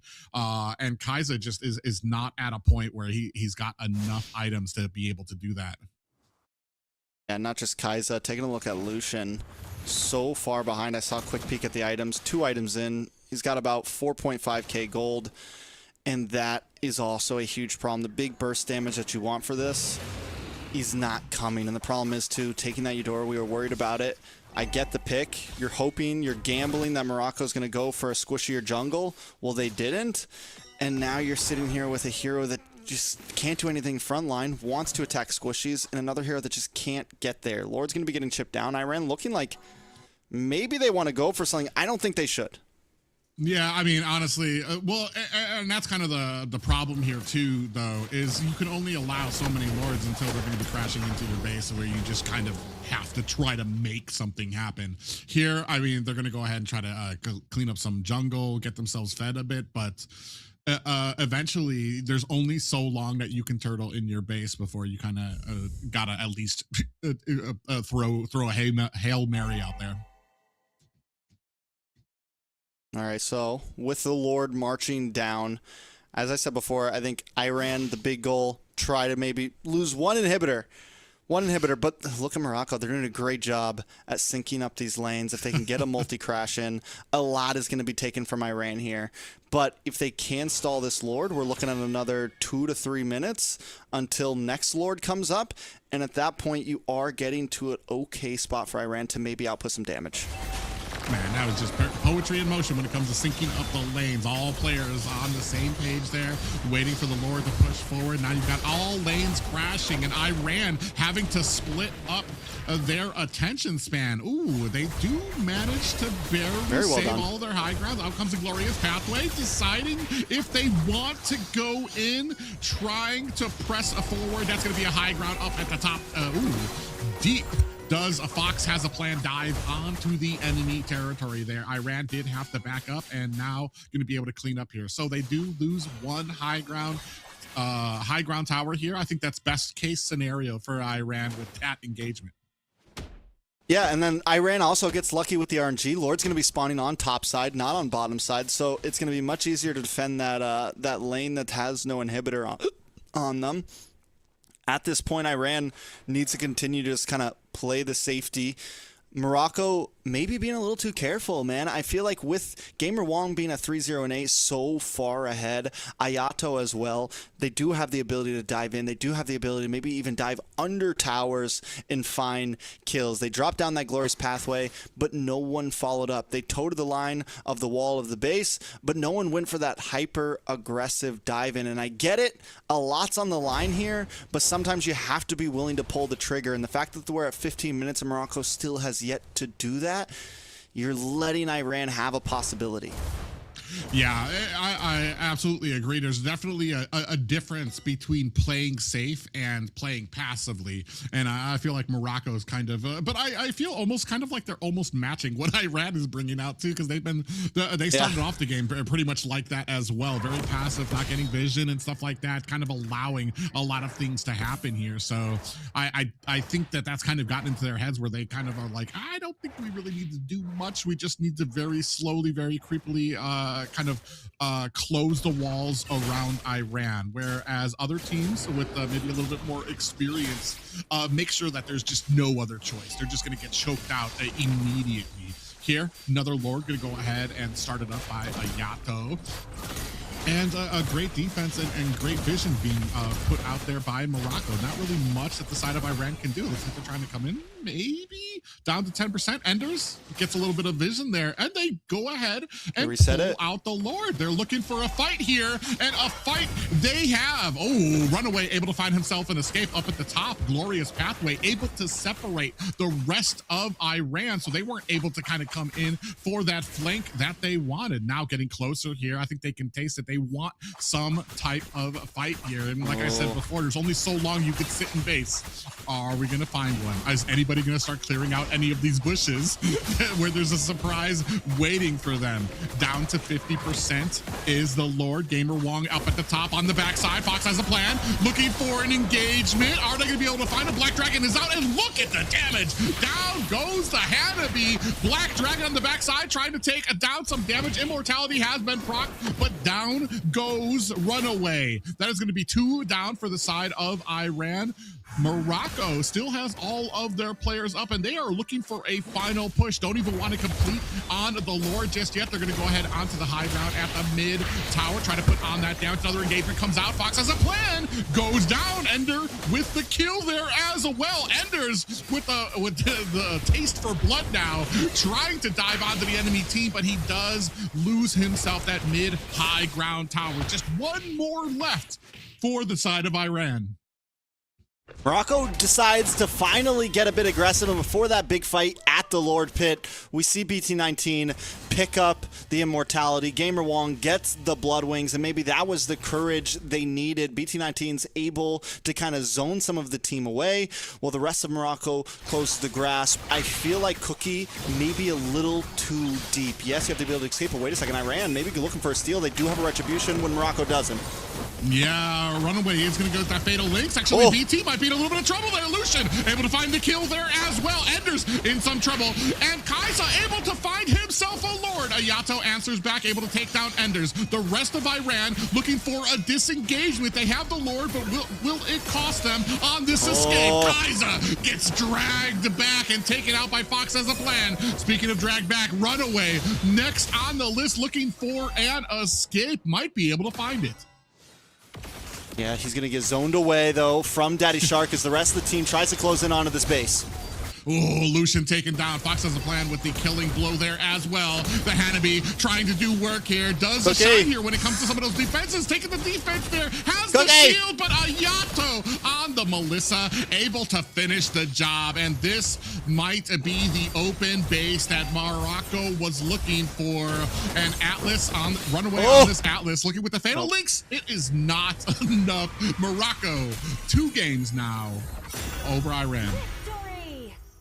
It was well played by Morocco. Iran hanged on for a while there. They're able to get the Lord, but maybe put a little bit too much on the line for it. Maybe a little bit too much risk. I think we know this might be our only chance here. They don't have a red Reef who can steal it and get away safely. We're in the clear. But the coin lands on tails. They lose out. Morocco takes us to match point. Yeah, and unfortunate for Iran, I feel like, and this is something I always kind of harp on when it comes to, there's only so much sitting in your base that you can do once you're getting, once you have the turtle. I applaud trying to create some, trying to force something out there and able to still get the Lord. It just, after they got the Lord, it's like, all right, now what? and then you had Morocco turning on them, and you lost so many people that getting the Lord didn't even matter, and that's unfortunate. And I applaud them being able to do that on their heels too. The entire game was basically Morocco being able to push back Iran, and Iran able to, for those few minutes that they were able to kind of find at least a little something through that last engagement, kind of shows that they were able to kind of that they were still in it, that they were still organized, they were still trying, this communication was still up, and they still had at least a little bit of synergy.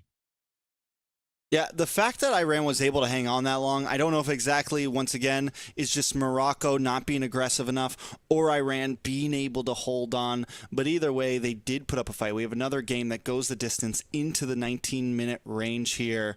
But I got to give it up to Ayato and the rest of the team. So much great positioning there from Ayato. Took barely any deaths that game, just overall was constantly clean. And when it came down to those big team fights, the positioning, we even saw it in the Lord there, where the Lord did get stolen. The go-aways were always on time. Yeah, a great game there for Morocco to start edging their way ahead. But will Iran be able to answer back? We'll find out after this break.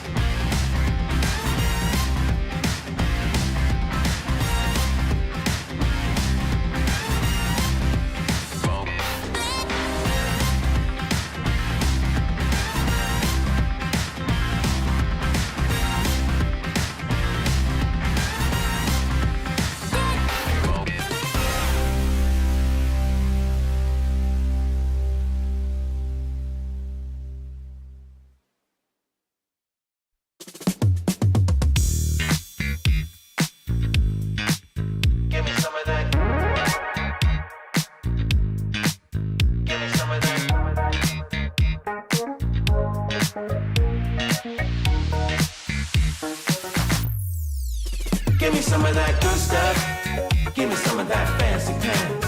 Give me some of that highlight. I want something that will make me dance. Give me some of that good stuff. Give me some of that fancy pants. Give me some of that highlight. I want something that will make me dance.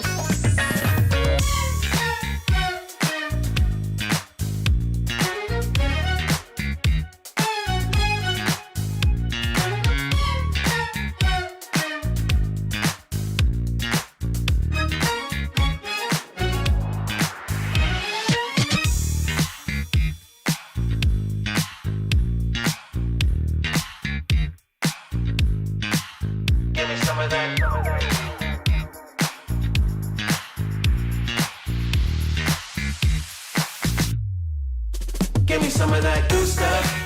Give me some of that fancy pants. Give me some of that highlight. I want something that will make me dance. Give me some of that good stuff. Give me some of that fancy pants. Give me some of that highlight. I want something that will make me dance.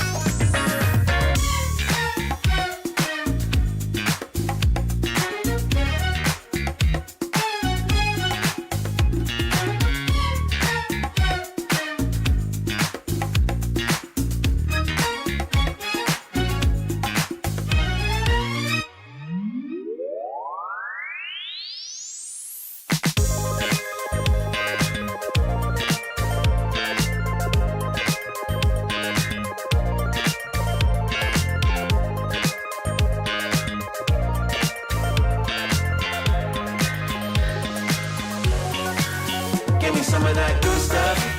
Give me some of that fancy pants. Give me some of that highlight. I want something that will make me dance. Give me some of that good stuff. Give me some of that fancy pants. Give me some of that highlight. I want something that will make me dance.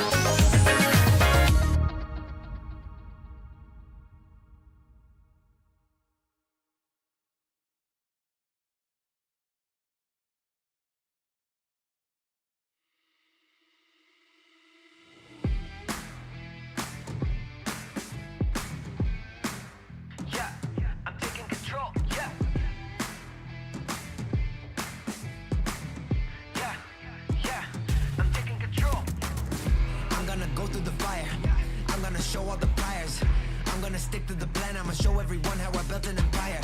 Hands always close to the gun. When the challenge arises, I come. I'm not one to just get up and run. It's my task, I don't rest till it's done. Better know that I'll be taking that control. Yeah, yeah, I'm taking control, yeah. Better know that I'll be taking that control. Yeah, yeah, I'm taking control, I'm taking control. Better know that I'll be taking that control. Yeah, yeah, I got that control now. Better know that I'll be taking that control. Yeah, yeah, I'm taking control, I'm taking control. I'm gonna take that control. I'm just be playing my role. I'm gonna take all the souls of the ones who be standing in front of my goals. I'm creeping up like a ghost. No one can even come close. I'm ready to go in a charge, and you better know that I'm bringing the force. I'm on the hunt, I'm a champ. I got the squad as my fam. Summon my foot, I'm a glam. Play me that tune, it's my jam. I'm gonna reach my potential. Fully, I get in the mental. It's the state and I go for it all. I'ma honor the grind, I'ma own it, no rental. Better know that I ain't never gonna fall. Better know that I am coming for it all. Better know that I am taking back control. Better know I'm taking control. I'm gonna go through the fire. I'ma show you the thing I desire. I'ma inspire, I'll show everyone how I built an empire from nothing. You know I'ma never succumb. When the challenge arises, I come. I'm not one to just get up and run. I'ma bang bang till the task is done. Better know that I ain't never gonna fall. Better know that I am coming for it all. Better know that I am taking back control. Better know I'm taking control.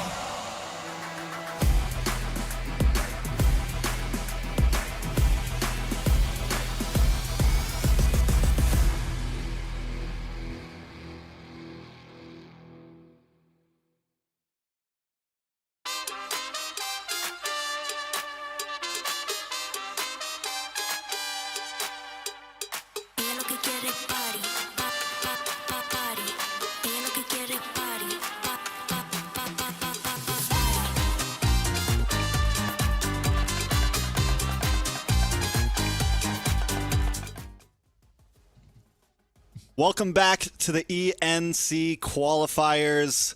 We've had a long road so far today, and we got some great games still coming. My name's Trex. This is Private. Join with me right now. We've been watching Morocco up against Iran. Now, we came into the series Private 1-1. Morocco just took game 2 and brought us to match point. How are we feeling about it? Man, I don't think that Morocco just brought us to game 2. That was a very dominating victory that they had in the last one, which kind of begs the question of what happened in those first 2 games that Iran had the recipe, but somehow lost it going into this last one. And to the point that their entire draft seemed to be countered out. I feel like that last pick, that the Boxia, absolutely just threw Iran for a loop. Yeah, definitely. We saw the Eudora get picked up, and I think there was a big anticipation of Iran expecting a much squishier jungler. But as you said, game 1 and 2, it went back and forth. I don't know the exact order of that. It could have been bouncing back and forth this whole time, so we definitely can't count Iran out to take us to game number 5. Bans already looking very different. We have the Paquito, we have the Melissa taken out this time. These were the things we were expecting to get taken out in the last game. Yeah, and taken out here. And surprisingly enough, last game, no emergence of the Freya at all. Not banned, not picked up by either one. And for such a hero that has been so dominant in the meta so far, well, even in the last 2 metas so far, that was actually a peculiar for me to not see her out there. Maybe just not able to find a place for her in their composition. Yeah, I wonder if it's honestly just a lot of gold laners not super comfortable with it, because we're even seeing it in some of them like MPLID. It's getting left open a bit. It's not getting picked up. To whereas some teams, some big coaches, we're talking coaches that, you know, top 8 international tournaments are saying this hero is broken and should be banned unless you're going to first pick it. So it is definitely interesting. I'm wondering if there's limits. I'm wondering if there's something we don't know between these teams. But overall, it's definitely a factor in the draft that we have to take into account.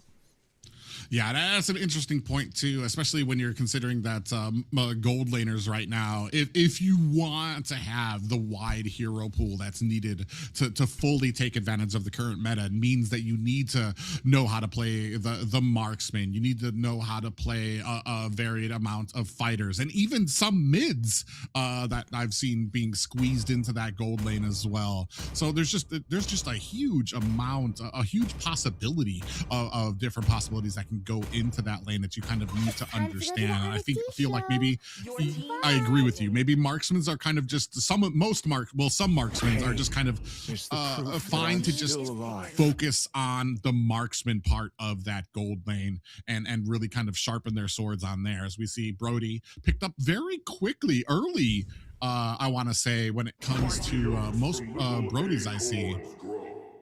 Yeah, the Brody's definitely normal. I mean, in my eyes, the Brody's a good answer to some of those assassin junglers. It can be something that can help kind of quickly reset yourself when someone tries to dive on you.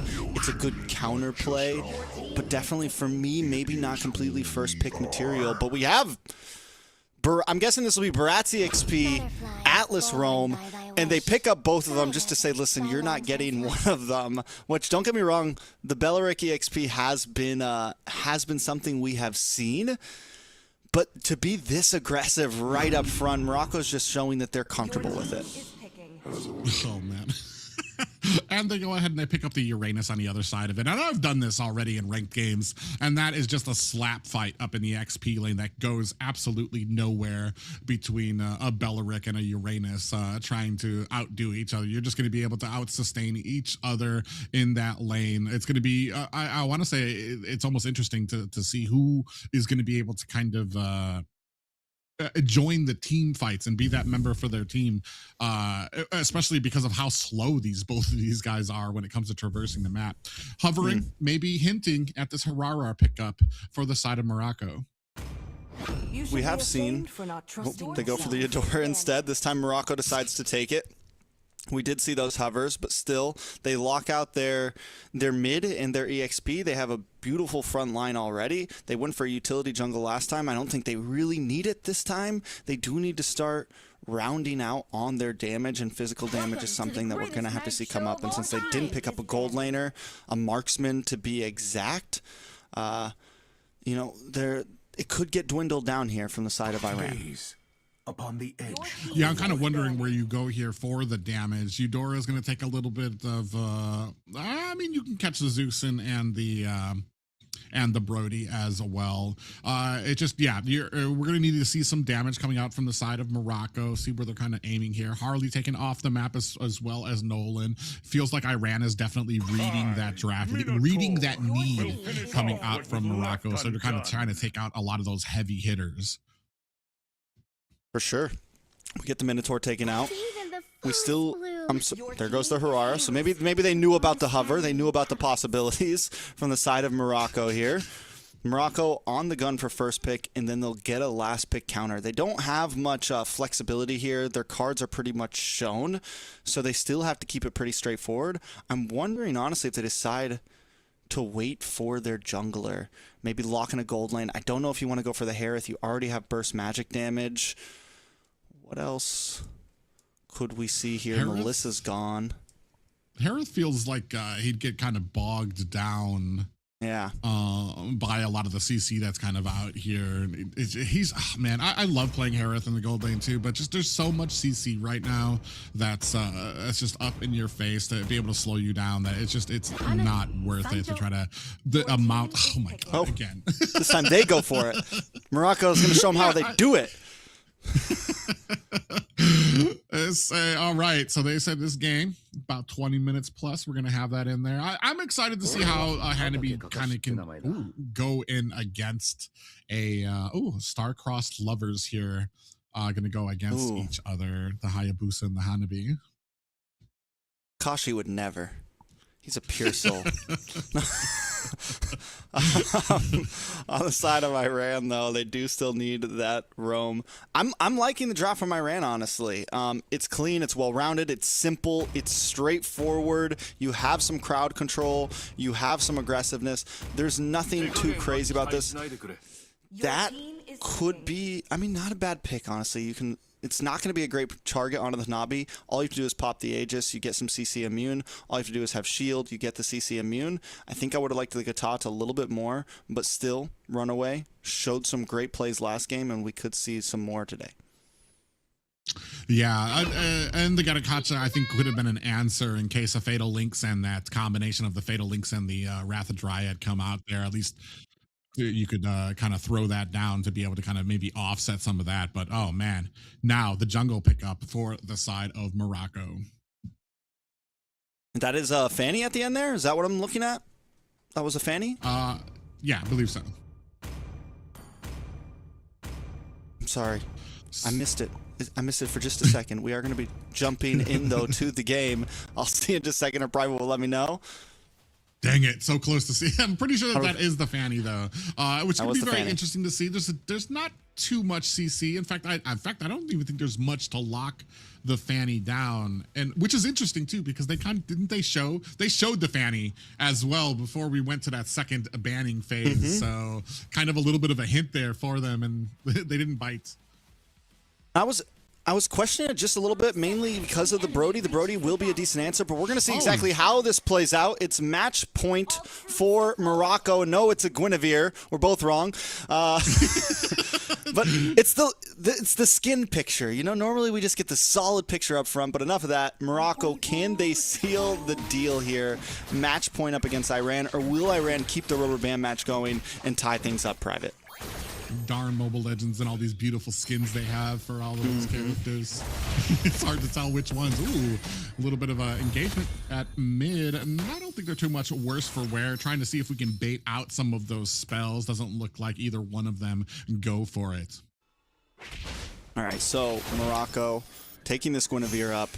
Normally this is a great pick against utility jungles. It still can work. It can close the distance onto Lucian, but you have to worry about the Purify. It can close the distance onto some of these picks. So it's definitely going to be a bit of a tug and pull in terms of neutral objectives. Kaios is going to look for those shadows in, to whereas Fox has a plan, kind of needs to play the field as well and maybe not go too deep too early. One of those things I really, really hate about the matchup of the Hayabusa against a Eudora is that slight hesitation that happens right before you can execute that shadow kill. He hesitates for a moment before that happens, and it's plenty of time for any type of Eudora to be able to get that stun onto you, which is so frustrating when you're trying to close the distance after a quad shadow. So it's going to be very interesting to see how Kaisa is going to be able to kind of close that distance and without being shocked or put down by Game of One.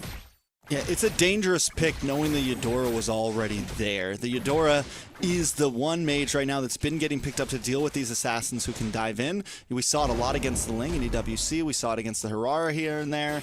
And, I mean, Hayabusa is going to fall to those same footfalls. So Kaisa, in these big fights, you're right, has to be careful about how he engages. Needs to have information before he just jumps in. Yeah, and still kind of looking for that. He does have his level 4 now. It does look like Morocco trying to eat that turtle towards his side while Ender's on the backside. I want to say Iran has a good positioning here. Good. Oh, pop up. Nice Violent Requiem.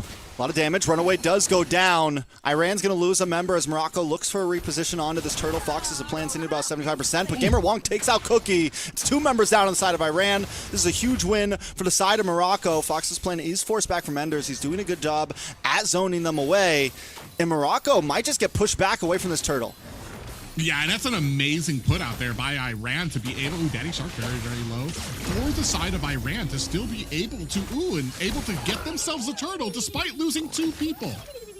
Yeah, very well done. BT19 brought down low as well, so Iran quickly leaving the playing field. Look for more damage. Torn Apart Memories does not get the final shot down.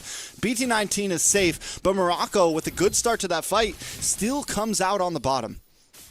Yeah, which is so interesting. That's just kind of saying, and maybe this is kind of, I mean, we're seeing what happens when your composition from the side of Iran isn't completely thwarted in the drafting phase here. I mean, this is a different Iran than we saw from the first game that we cast, which was completely one-sided here. Here, they're communicating. Even when they lose 2, they're still got a great job. Ender's doing a great job of being able to push out the rest of Morocco, which allowed Iran the time that they needed. Kaisa to be able to kind of get in there, get the turtle, and the rest of his team to be getting back up to kind of force some of these good fights. Yeah, if Enders can keep doing what he did in that last fight where he brings Fox's plan down low, but wait, a nice Fatal Links brought in to the Violent Requiem. Runaway now, trying to run away as well as Morocco got what they came for. They take one at the top. That's 2 deaths onto the gold laner of Iran. And this is a saving grace for Morocco, even though they're a little bit behind, about 800 gold behind. That could be the saving thing for them. There's some plays that just make you do that Italian thing with your fingers where you're like, mwah. And that Fatal Links into that Violet Requiem was one of them. Perfect. And that's just kind of showing the synergy of this composition coming out from the side of Morocco. I mean, poor Philip did not stand a chance there. All right, so Turtle now being up in 12 seconds. With Morocco kind of closing the distance to the gold, still 1,000 and behind. They can still fight for this, but look at Enders making his way up again, and that's going to be a problem for Morocco to have to deal with. If he can harass, if he can deal little chip damage, keep everyone at 50%, it's going to stop Morocco from wanting to fully engage, and Turtle will go over to Kaisa. Morocco doesn't even want to fight for it. Yeah, Ender's doing a great job kind of being in the front, allowing his team. Ooh, nice Violent Requiem does land. Kill does land onto Kaisa. Cookie goes down to the top side as well. Morocco making plays across the map as Fox's plan tries to get away. Big kick does land on a plan, and Enders secures the kill in return. Jungler for jungler. EXP for gold lane. Run away. Will the burn kill him? He gets a shield from the Shunpo. And a nice Fatal Links does bring Ender under the tower as Wong continues to get more damage onto Ender, but Ender is just invincible right now. Purify, Consecration popped. Back to safety, back to the bot lane.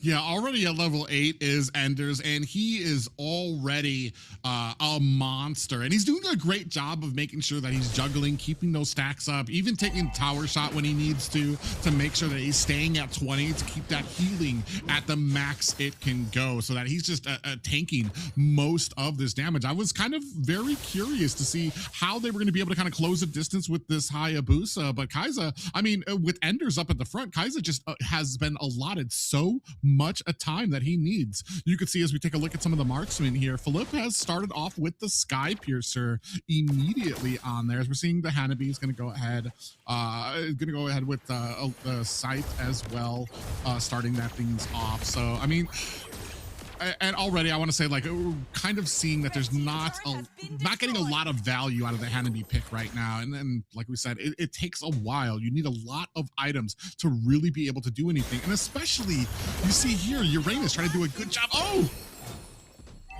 Morocco continues to get little pickoffs here and there. Cookie 0-4-0. And though, like you said, Ayato hasn't had the greatest game. Wait a second. Speaking of Ayato pops the shield. Still in safety. The shadow kill, unable to get it all off. BT19 comes down in the nick of time as Hayato stays safely under the tower. Kai'Sa doesn't have an ult, but will look for another engage. Able to get the kill onto Wong. Shark now in trouble as well as the rest of the team collapses onto him. Shark finally falls as 2 down for the side of Morocco. But Hayato still stands. And again, it is a clock for Morocco to try to get that hero online. No one else is going to be able to output the damage like that. Iran continues to stay aggressive, though. Yeah, and I mean, you don't even need to. Even Kai'Sa, even though, ooh, I thought he might have almost stolen that. But even though that they didn't get that, they got the shadow kill on, weren't able to find a kill onto Ayato, but you're still, the damage coming out from Philippe, runaway on the backside, able to still find himself a way of the dragon. So they are still able to find a lot of this damage coming out, but man, I just feel like we have a lot of late game options from Morocco that we're really banking on being able to have here. Beautiful way the dragon does connect onto Wong. Wong pops a Purify, but is unable to get away there. Goes down. Morocco now under the tower as Iran tries to make a way in. But distant bursts. They've taken top tier tower. Iran at this point look for bottom tier. Maybe stop going for the kills. Get some objectives here and try to close the distance towards that crystal. Yeah, right now Ender's on the backside just harassing the entirety of the team. So tanky. And I don't even know what you have that could be able to take him down. Maybe if you get the CC underneath the tower. The big flicker there by Daddy Shark. Ooh, Violent Requiem tries to connect, but Fox has a plan. Able to get the kill on a Cookie. Runaway now with the disengage as well. Kai'Sa brought low. Morocco able to close the distance. Yato gets the kill, finally putting 1 onto the board. No, make that 2. Ayato starting to come online here. BT19 just trying to get away as Enders is consistently the harasser. Dives under the tower, but maybe a little bit too much damage. Enders needs to get back safely. It's 2 members down on the side of Iran. Morocco finally coming out on top of a team fight. Yeah, coming out on top there and even kind of being able to escape without being, you can start seeing the damage and the slow starting to come online for Ayato, which is, I want to say is a little bit more value for them right now than the damage coming out, because you're going to have to wait a while for the damage to come out of the Hanabi. But right now, the slow is what's really kind of tripping up Iran when it comes to trying to get those disengagements once they do dive in. Oh. Runaway continues to look for kicks. Did use one down in the mid side. Gamer Wong able to get the kill onto Cookie, though. That's 6 deaths. This Brody is having a rough game, and this is a hero you want to try to stack up on. I mean, you want to talk about Hanabi having a late game? At this point, Cookie is the one who's looking at 20 minutes. Ayato, on the other hand, already starting to output a little bit. We're starting to see the problems. And then is that finally going to be a kill onto Runaway? Yes, Enders does harass onto Wong. Wong might be in a little bit of trouble. Enders know the damage is too much from Ayato. Decides to back off. Lucian bringing out the Lantern, but just can't stop it. Lord going to go over to the side of Morocco. They're looking for the re-engage. Enders just trying to get away safely. Enders finally fall. Immortality pops. No, there's no immortality to go. Ayato putting some kills on the board. 4-0 and 2. And in comes Kai'Sa with the shadow kills. Able to take out B19, but gets knocked up and taken out, paying for his crimes. I'm not going to lie, I did not think through a million years that they still had Violet Requiem after that entire fight. And to be able to counter that when Kai'Sa came in there.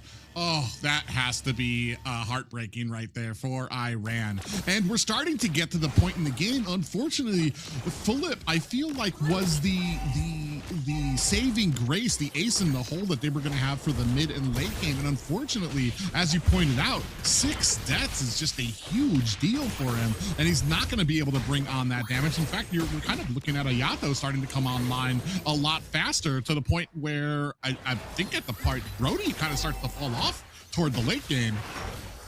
Yeah, Brody's going to have trouble at this point. And I mean, yes, even there it was a pretty slow burst down on the Lord. This isn't a hero who shreds. He does pick up the Rose Gold Meteor Dog. So, I mean, there might be something there, a little bit more safety. But Ayato's in there at this point. 4-0 and 3, has Aegis. This is a hero that's going to be hard to get to. And the fact they have this double bulky lineup with the Atlas and the Belleric, it's heaven for a Hanabi right now. Yeah, I think right now a big problem for the side of Iran when it comes to Brody is, yes, you have a kind of a good tanky front line. Ender's able to dive into the back, get that harassment, but he doesn't have CC. He doesn't have peeling ability. Lucian does, but it's going to take a second. So if the enemy wants, they just charge back, take care of Philippe without much that can really stop them, unless Runaway is in a good position to be able to peel for him. And right now, they are like just honed in and closing the distance on Philippe, and he is not able to find the distance the time that he needs to be able to kind of lay on this damage to get those stacks and then get that torn apart memories. All right, so Iran, they need to get the stacks. I think at this point Cookie just need more items. I'd love to see where he's at right now, if he's even got his 3rd item locked in at this point. Has he hit any major power spikes? He's got War Axe, he's got Hunter Strike, still working. Or no, that is bottom side. He has gone 3 items, but they're defensive. And he went for the Sky Piercer, which at this point isn't looking too hot. Might have been better on, honestly, might have been better on Enders at this point. He's the only one with a lot of kills on the map. But I get it. But at this point, they have to try to get stacks in. They have to try to fill kills into him, which it's going to be a while until they can really do that. And Morocco's just playing tight. Even Fox has a plan on this. Guinevere is landing these Violent Requiems right when he needs to. The Lord is up, but look at the position from Runaway. Yeah, he got caught out there, and this is I love seeing that kind of covered out there. It's too many times you see that bush used for some of these great plays when the roams aren't doing their job, aren't able to kind of clear out and get that vision out there. Now, more of an even position as Iran looking to maybe make a play for this Lord. I mean, it's only a 2K, a little less than 2K, honestly, right? A little less than 2K gold lead for Morocco, so nothing too major. Daddy Shark, though, looking for a possible play, continues to zone away Iran. A lot of damage does come out on the B19. Lucian maybe use that Crimson Beacon a little bit too early. Fatal Links connects, and Cookie will be shattered down once again as Morocco looks for Runaway now. Runaway does get the kick onto Fox, but it's just not enough. Fox able to back up, looks for the re-engage, doesn't have the Violent Requiem. No, there it is, pops it off and gets a kill onto Lucian. A beautiful attack back from Morocco. Iran thought they could make the play happen, but now Morocco's going to drill it down the mid lane.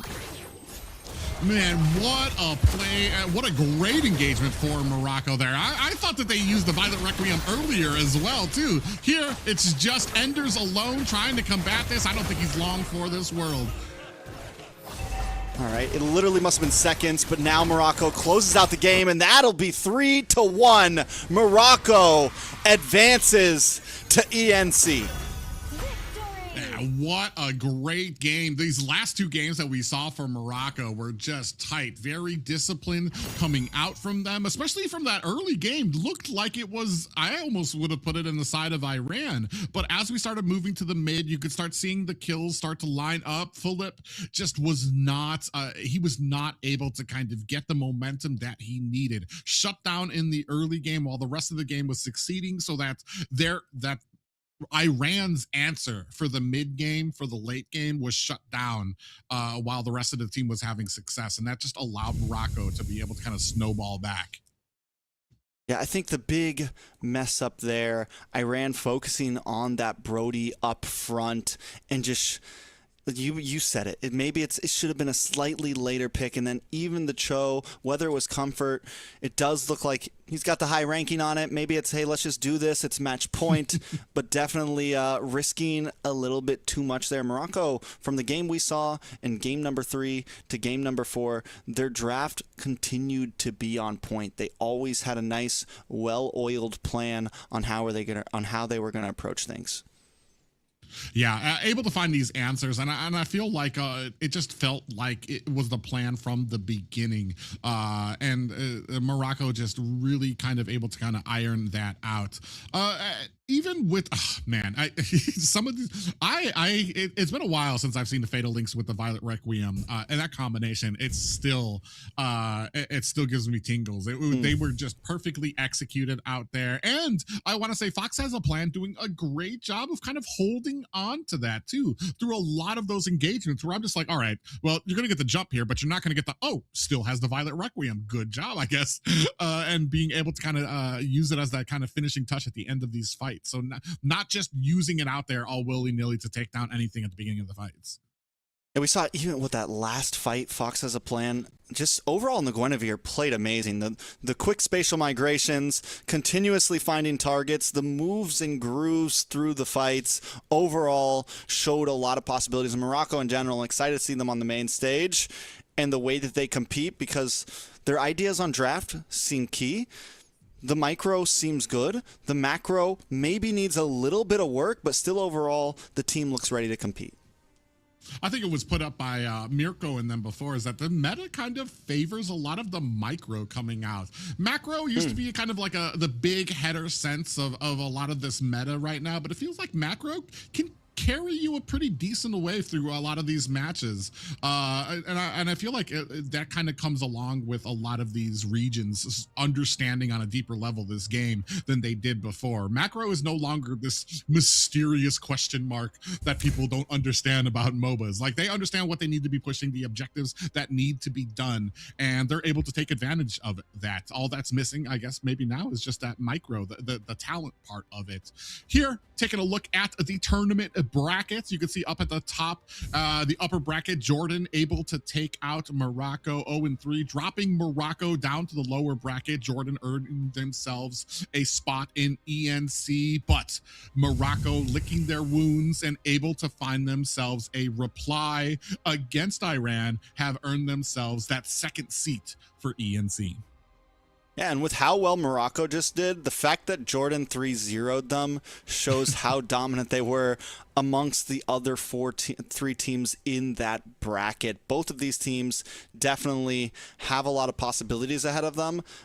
But the fact that I'm excited for Morocco means I'm very, very excited for Jordan. But here is the roster that will be qualifying: Super Rival, Rolex, Ayato, Gamer Wong, and BT19. Any player that you are like most happy with here, Private?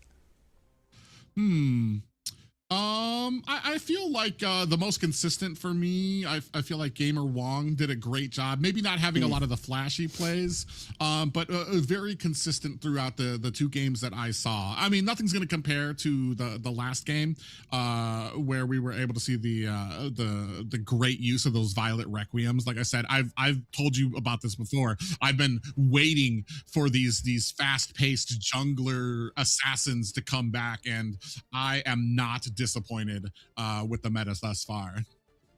Yeah, it's definitely been a lot of fun to watch. And the coolest thing about it, I think, has just been, even from the last international event to now, the evolution that we are consistently seeing. And it's not like any team exactly has it wrong. Every team seems to have their own grasp on it, and they can make it work. They can win games with just about whatever flavor they want to throw in. The only thing that disappoints me is that the amount of Hanabis we've seen here will be times the last 10 one looked good. The amount of Hanabis I'm going to be seeing in ranked matches right now. So. Oh yeah, we're gonna take some updates on some of the other things going on. Italy up against France. I feel like we're watching World Cup right now. This is what I mean. It's exciting to see the flags, and it's Italy versus France right now. Italy takes the first game 1-0. So overall, so many matches have been happening across the world right now, all leading up to this one big event. After that, Dominican Republic have a game over Venezuela. North America happening as we speak. We're going to be tuning into some of those games in just a little bit, and I'm excited for that one because that's home team right there. You know, this is our people, Private. Yeah, I gotta start mounting up that pride after the crushing defeat at the last internationals. Let's not talk about that. For North America. So, but yeah, it's honestly, especially coming off the World Cup, it's great. And like I think it was told before here, having teams that aren't just organizations, we're talking about regional pride. So there's just a little something deeper that kind of goes into some of these games for a lot of these players.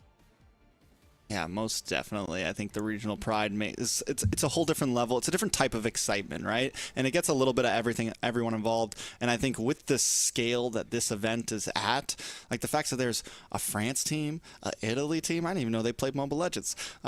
It's exciting to see so many different regions coming together for this. And then even when we get to ENC, what is it? 32 teams overall, I think, is what it will start at. It'll come down to 16 in the bracket. It is a huge scale of an event, really bringing together, you know, like Mobile Legends around the world.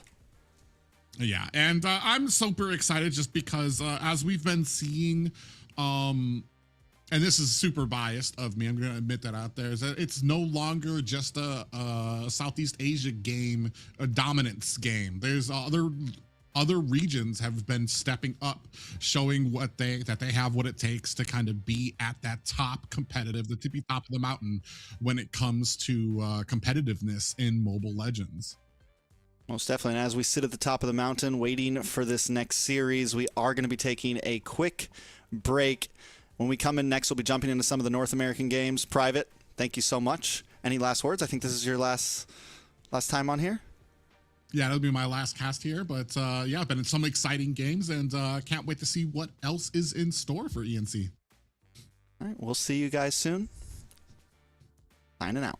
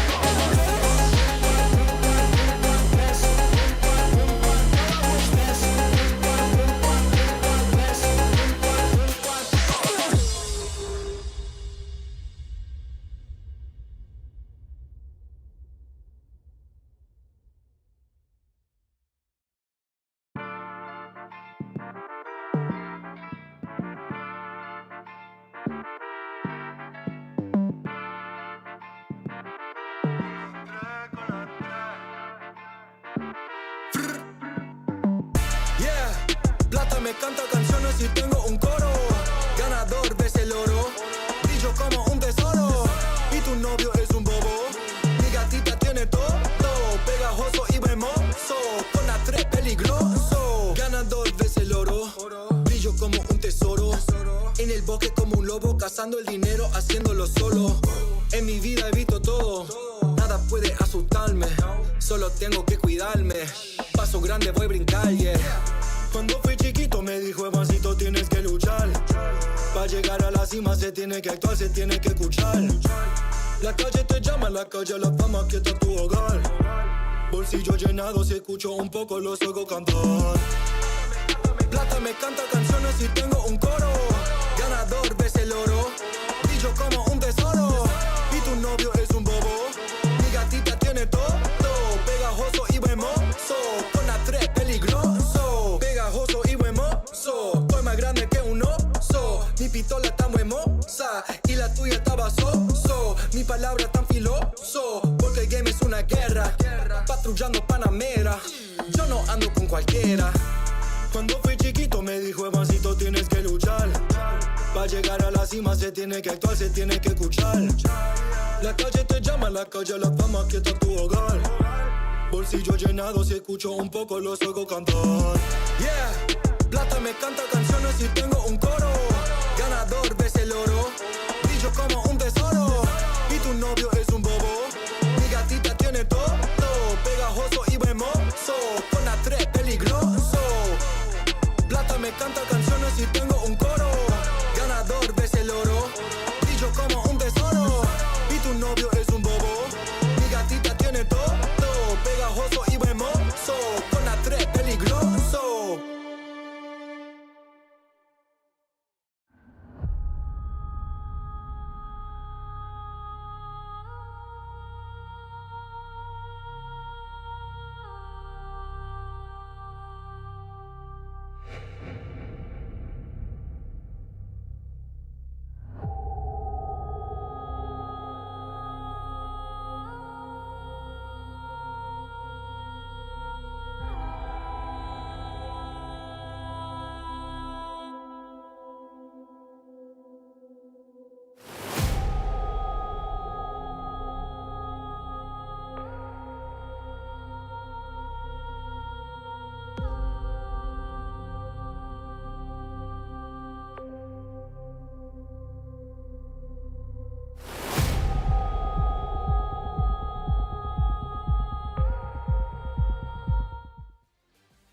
We are back at the ENC qualifiers. If you're just tuning in, my name's Trex, and Kronos is back on the desk with me. How are we feeling, Kronos?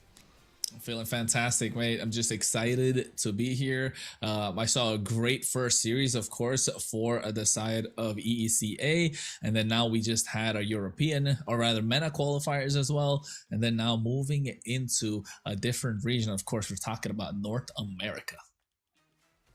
Yeah, I mean, you've got to do a nice little split shift. You came in, you casted for a game, you got to take a little nap. Now you're back. Don't know if you actually took a nap or not. Hopefully you did, because we're here in North America now. We're here in North America, and we got some big games ahead of us, some players that I think we might even know a little bit, Kronos. But before we get to that, it's a tournament format. Take us through it a little bit. Yeah, of course. The teams that will be taking part, of course, 9 teams from North America. You got a double elimination bracket. There's going to be the non-qualifying matches are going to be a best of 3. But when you get to the qualifying matches, since there's only one slot for the entire thing for 9 teams, the final match, which we're going to be covering here, is going to be a best of 5. And for those of you asking, where is USA and Canada? They've already got a direct invite into the ENC, so they don't have to go through the qualifiers. But the rest of the countries that are slotted into the North American part of the AMER will have to go through the qualifiers. Only one makes it out alive. Yeah, so let's take a look at how these teams have been doing and where they stand now. You said it, only one team makes it out alive. Dominican Republic up against Venezuela. This game has already started. Dominican Republic leading by 1, but Venezuela also fought a hard way to get here, going up against Panama in the lower bracket final to get to this grand final slot. It's a best of 5. We could still have 4 games ahead of us. Oh yeah, absolutely. But the one thing I was taking a look at in the upper bracket, Dominican Republic actually beat Venezuela 2-0 and now are up 1 game already. But look at Venezuela. They're not just the team to be put aside. They went through the lower bracket final, beat Panama 2-0. So quick 2-0s coming here. Only in the grand final got to see what does Dominican Republic have in store, and does Venezuela kind of read the gameplay, or like kind of read the opposition, which is Dominican Republic here, moving into this grand final.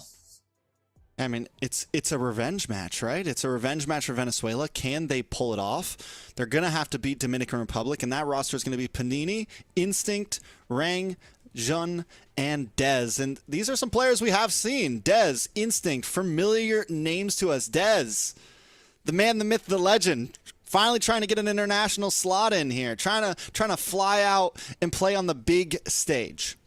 Oh yeah, absolutely. Familiar names, like you mentioned, right? Instinct and Dez, and Jun as well has been a familiar name that we've actually seen in the MCT, if I'm not wrong. But yes, Instinct and Dez more familiar with the performances that they put on. I mean, Dominican Republic, we know Dez, Demon Time Dez gonna pop up anytime soon. We want to see that happen. Yeah, and this is definitely a meta that could fit him. I'm excited to see how he's playing on some of these heroes that have become popular. Before we get too deep into that, they're going to be going up against Venezuela with a roster of Blueberry Shortcake, Super Victor, Super Fury, Todoroki, and Slayer. What's so funny, sir? Blueberry Shortcake got me hungry. Blueberry Shortcake, man. I was to say, I just had some food in my small break that I had. Now I'm craving some sweets, and then you see Blueberry Shortcake. That now I'm thinking about Blueberry Shortcake. My mouth's watering already. But talking about mouth water, and Venezuela got to give us some mouth water and gameplay as we head into this match, which already Dominican Republic have a 1-0 victory over them.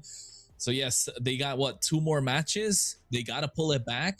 Otherwise, it goes to a 3-0 to the other side. So like you said, 4 possible games that could come out of this. I'm excited to see what Venezuela can bring us. Yeah, I mean, they weren't able to take a single game off of the DR up in that top bracket, in that upper bracket finals, right? So they definitely need to prove something here. You mentioned it. They were able to sweep Panama 2-0. So it's not like they're exactly schlumps here, right? They know how to play the game. They know what they're doing, and they have the opportunity to read their opponents. We've seen Dez play. We've seen Instinct play. This isn't a team that any team can't get information on. So Venezuela has the opportunity to pull it together. The question on our minds is, can they, right? That's the big question. Can they do it? Can they take it up against the big dogs? Can they make sure they keep Demon Time on lockdown? They got to chain him up, make sure his ankles can't move, break their ankles, find the switch to get that 3-point, 3 games, and get all the way to the ENC. Just like Dez wants to go to the international, so do they. And speaking of Dez, this is a player that has continuously gotten better over time. Used to be on teams that were top 16, couldn't even make it to season. In the past 2 seasons of North America, South America, MCT, all that kind of stuff, we've seen him break into top 8. Last time, yes, he fell a little bit short, but we consistently say that every time we see this guy play, he gets better, and the same with the team around him. So if there's a time for him to finally break through and make it to an international stage, I think a lot of people are thinking that this is it. Taking a look at the bands, though, we finally see that Freya band, and the Atlas comes out from Dominican Republic. Atlas, I mean, you should be really familiar with this meta, right? After what took place, my God, the wildest ever international that we've seen. Atlas being taken out. Belleric's probably got to be next somewhere. And you got the Hirara that just comes in right now. So I kind of want to see, Hirara, does Venezuela have that hero in their pocket to play it? Or are they going to ban it out? Then there's also, there you go. If they're banning the Fanny, he can play the Hirara. Yeah, and so far, this draft we're looking at, these bands seem a bit more familiar. I've been wondering when we're going to see the Freya band out. So many teams, so many coaches are saying this thing's broken. The Atlas obviously isn't something that should be let through. The Marcel, the Fanny. This is atypical stuff right here. This is something I can get down with, Kronos. Yeah, I agree. I think this works out. I'm waiting to see the Melissa come off. Melissa's just been one of those linchpins in the back line that could be a massive problem to the opposition. So I would say if Melissa is let through, it's definitely kind of like first pick material. But also you do have the Belleric, you do have the Hirara, the Paquito is still left. So if they want to do something, just kind of leave everything open, ban out like a Uranus or something. Yeah, I mean, and they do have red side, so they do get 2 snappy picks back.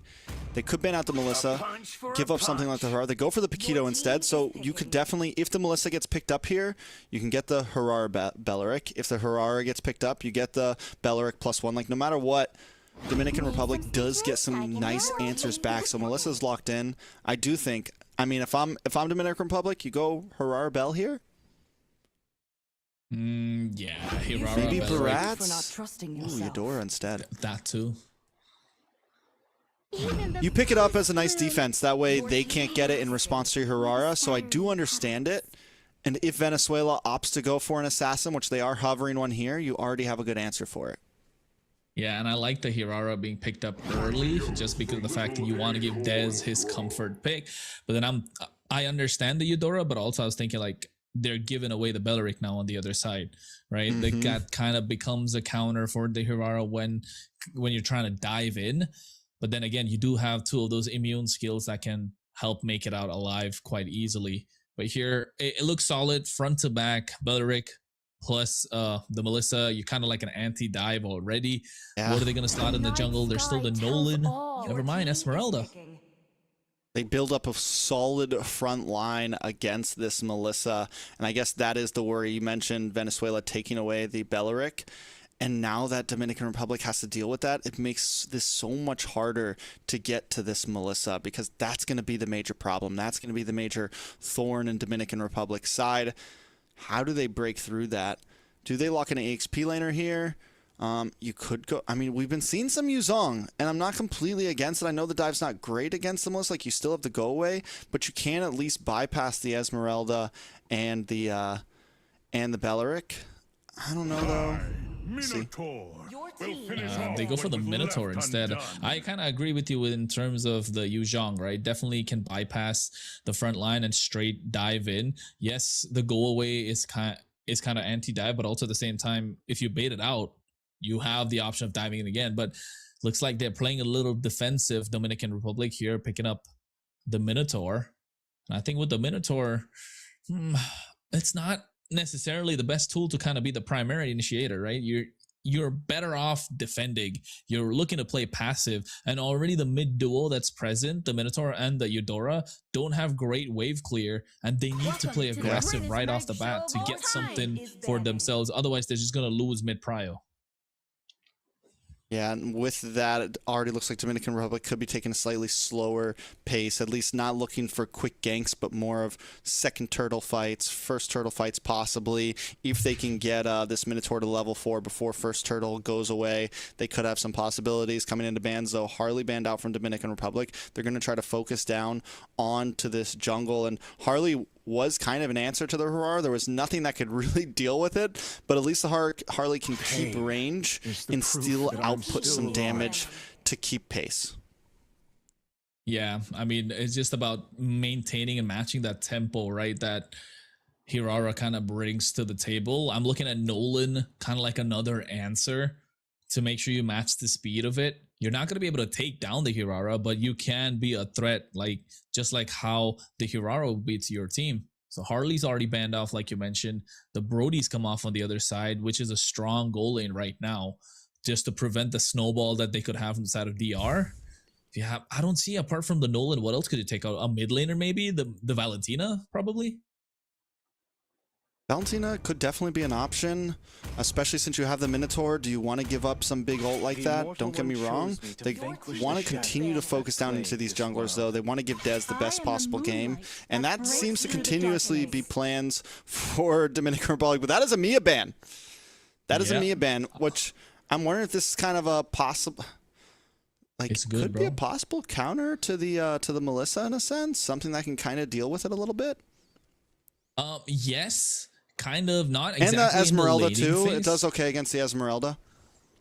Yeah, not exactly in the laning phase, I would say, but Mia's kind of like one of those answers where you pop off in the mid to late game, unexpected amount of damage, and you're able to kind of free farm. You have the ability to get an inbuilt purify, right? You're a DPS marksman. You can have the range, and you also can get a flicker alongside it. So you have the tools to make yourself succeed.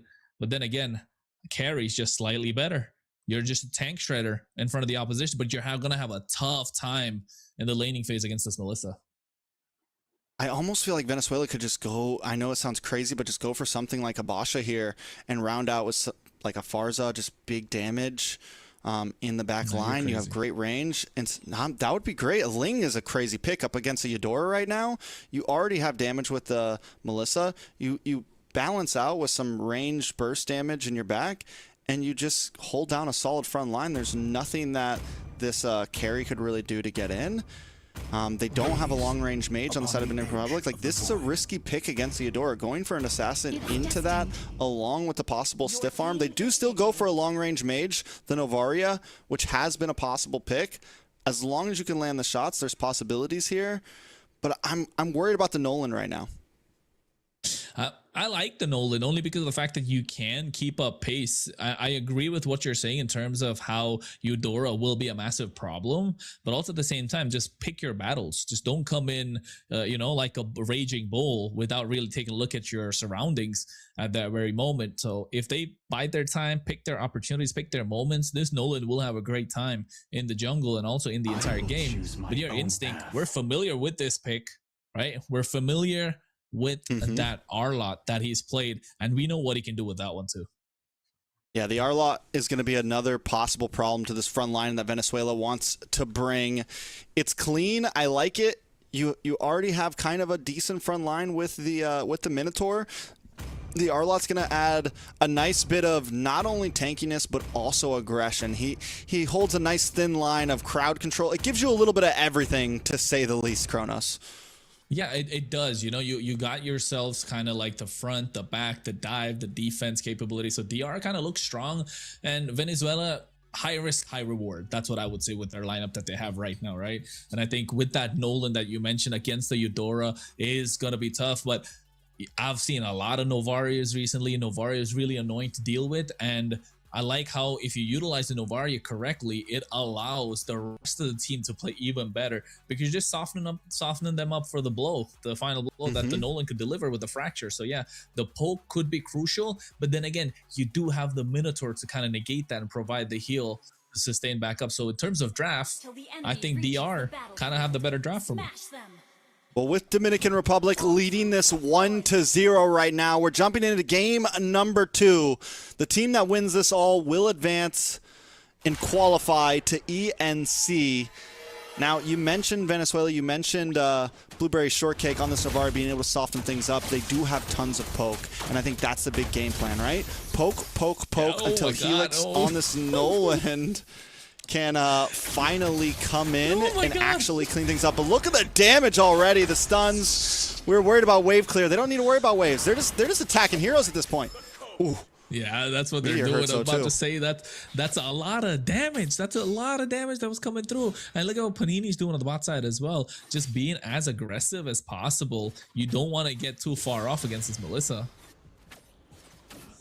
All right, so Dominican Republic already controlling River a little bit, able to kind of keep aggression, and we were worried about the way they were going to clear waves, but the fact that they went for the Novaria, also, I mean, Venezuela also doesn't have a super quick wave clear. They can't get hyper aggressive. The only big damage coming from Blueberry Shortcake is those meteors, and it's not like you can just unload them regularly, you know? Yeah, I mean, you can't.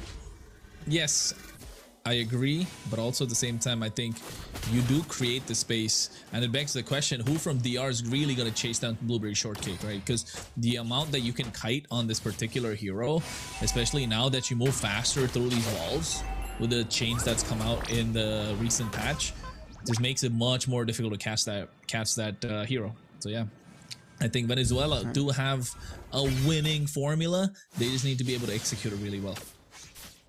Most definitely, and down in the bot lane, Panini and Slayer going toe-to-toe. A lot of damage on a Slayer. Panini's being aggressive. With the amount of poke that the Melissa has, Panini's been able to close the distance and output some damage in return and really even out on this lane. But Turtle is up now. Dominican Republic looking for an angle in. How is Panini winning that? It's playing super aggressive, Yeah, that's what I'm saying. like you mentioned as well. It's crazy to think that Melissa's actually losing lane prior, level 4. So, but the Turtle though reset. Venezuela have a good position around it. Rain makes it back to the lane after going back to the base. Look at Slayer, just has to recall. Panini just forcing that, and now Helix gets himself the Turtle along with a nice Astral Echo as well to zone them away. Falling Star Moon to catch June off guard as well, but here comes Fallen Maple. A lot of damage with the Thunder's Wrath alongside it. Oh. That Super Conductor's just so annoying. Yeah, I mean, just when Venezuela felt like they were able to get a big play, Rain comes in and just completely turns things around. And yeah, the stuns have been ridiculous from Eudora. And overall, on a lane in the bottom lane, you have Panini hyper aggressive on the short range hero. You have Rain being hyper aggressive on a hero that maybe you should be more careful on. But Venezuela doesn't seem to have an answer for it right now. Yeah, and this is what they kind of needed to do. DR, they needed to play aggressive from the get-go. So find themselves some sort of advantage, and that's what they're doing, and they're playing really well. Look at that gold crab as well. It goes into the favor of Panini. And now Slayer missing out on waves, so missing out on minions, missing out on the gold crab as well. It becomes problematic slightly, and DR are just converting these small victories into a big advantage, and it could come in soon enough as well. Yeah, Instinct also rotating down, looking for plays. And the crazy thing about all this, we haven't even really seen Dez get involved yet. He's just been free farming. And even though Dominican Republic lost Turtle, they're still up 1.3k gold right now, 1.2k gold, which is huge for them. And now they're going to start looking for plays across the map. Jungle's clear. You got 40 seconds till Turtle, and they're waiting for the right mind. But even then, it's like, nah, we'll back off. We're ahead in gold. We can play slow. The play style from them is a great mix of aggression and looking for plays, but not overextending. Oh, Fury here gets Super Fury gets caught out. Dez comes in, Fallen Maple just to clear it out. But then again here, this is what I was talking about. Jun might be forced to flicker. Does it? Minoan Fury catches 2 members. Astral Echo coming out at the same time. But the heal is just enough to make sure he survives. But for the cutoff, Dez, they're looking for someone. Thunder's Wrath along with the Chain Lightning. First Blood, and they find 2. And now all of a sudden, what was looking good for Venezuela gets turned around. June still survives. Somehow Slayer forced the flicker as well. But Ring is just waiting there. And gets another in their pocket. Dez even picks up the Sky Piercer. The positioning on that fight was so clean from Dominican Republic. They push them back. Dez runs in, gets into that bush. They find the perfect setup, cutting them off, flanking them from being able to run away, and then even under the tower ring with the final flicker in. Dominican Republic right now are on fire. I mean, and we're seeing the possibilities of what they can do with this composition. We're seeing their map awareness, and it is definitely, like I said, the team gets better every time we see him. Dez and whoever is with always seems to level up a bit more with each tournament. It's good. It's good to see that he's leveling up as well, right? AMER has been looking for the next generation of players to kind of take the mantle that's kind of left empty right now. The steering wheel, there's no real captain for the entire ship, if you ask me.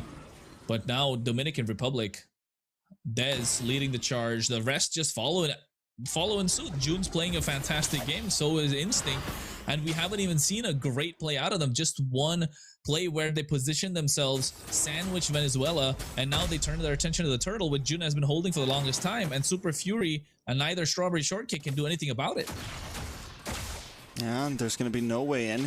And the problem is, wait a second, up on the top side, a little bit of damage. Yeah, Fury goes in with a go away as well, but Instinct just goes into the Vengeance. Dez walks out quite easily. Final Slash comes in as well. Instinct finds a double.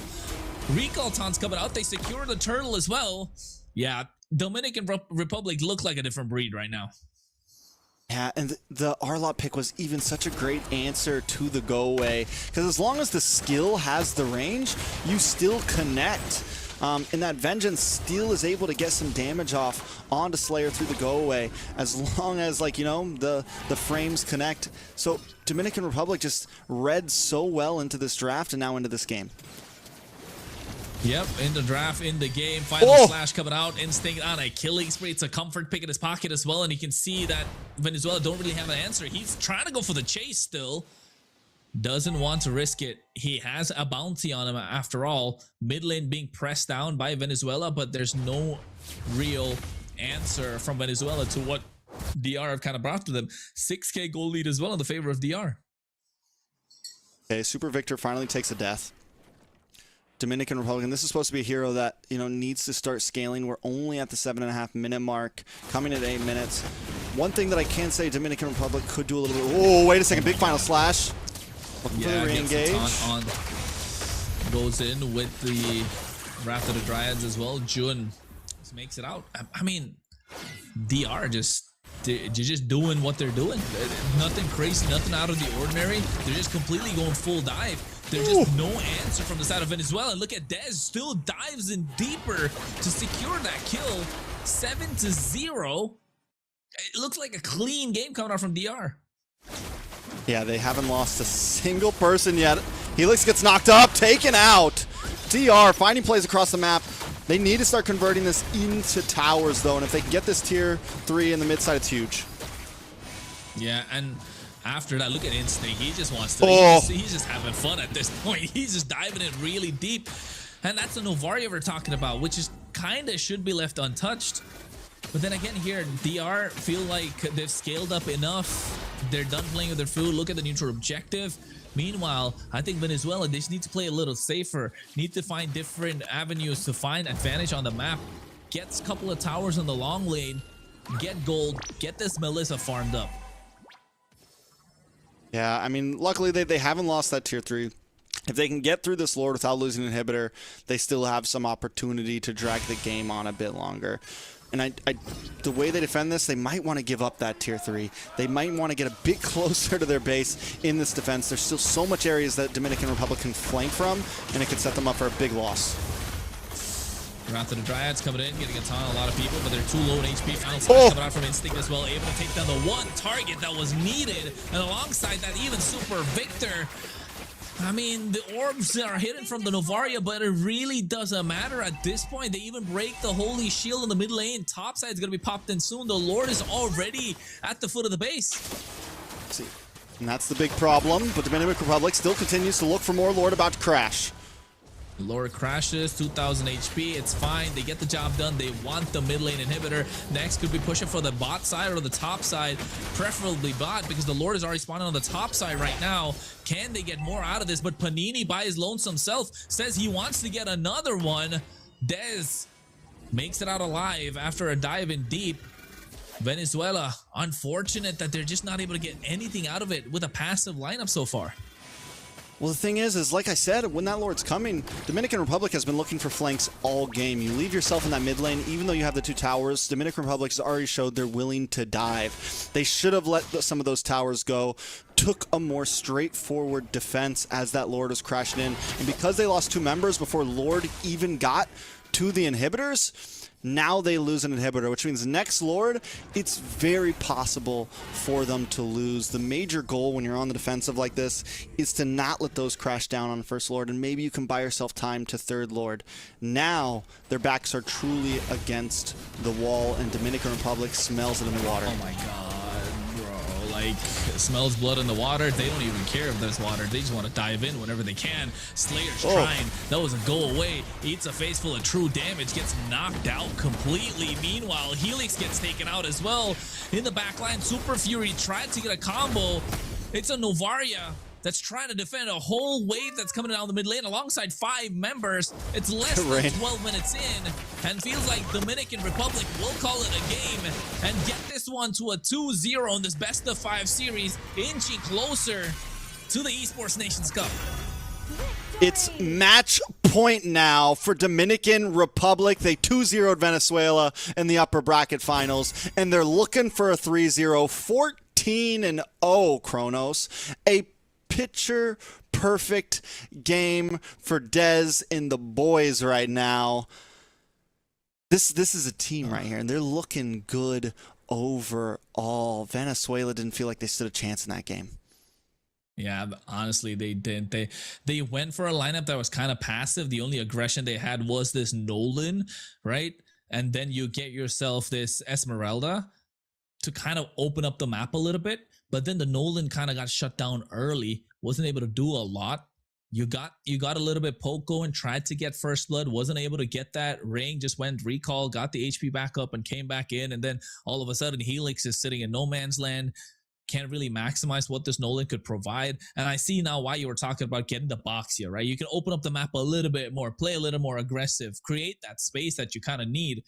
But then again, Dominican Republic were just running circles around Venezuela. Yeah, I mean, in terms of map, once they got that first flank down on the bottom side, it was on. Once we started to see Dez getting involved in those fights, and that was the first one he really looked for something, you know, the clock finally ticked, and Dominican Republic was there everywhere, and we saw it even as they were ingressing with that first Lord on the mid side, constantly looking for angles. They were inside of Venezuela's jungle, constantly flanking. I mean, the positioning and communication from Dominican Republic was just to a T that game.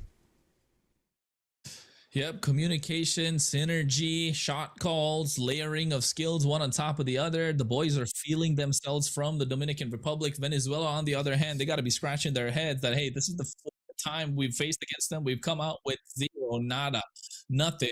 So now when we go up against for the fifth time, can we really find a way to make a comeback, right? Because if you're asking me, you go against them like best of 3 and a best of 5, and you're not able to pull up one single game, that yeah, it shows that Dominican Republic probably are kind of better. But Venezuela, it's not like we mentioned, it's not like they don't know the game. They know what they're doing. They swept the floor against Panama as well. So coming in, the strategy has to change. The approach for the draft has to change. Well, hopefully they can take some time during this break to approach that change and try to find something out. I know I'm ready for the next game. I hope you guys are too. We'll see you in just a minute.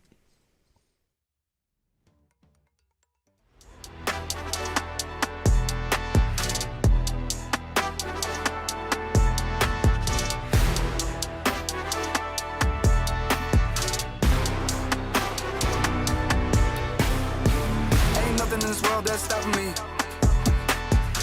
My Rari outruns your Odyssey. I'm balling, they pay me attention. Throwing up hydraulic suspension.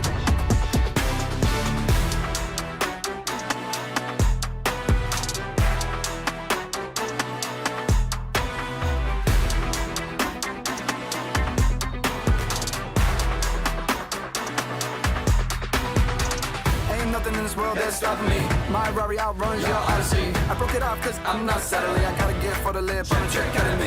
Ain't nothing in this world that's stopping me. My Rari outruns your Odyssey. I'm balling, they pay me attention. Going up hydraulic suspension. Never young green light, let's go. No amber, no red, go low. Coming with a stop sign, go home. Never young green light, green light, green light. Never young green light, let's go. No amber, no red, go low. Coming with a stop sign, go home.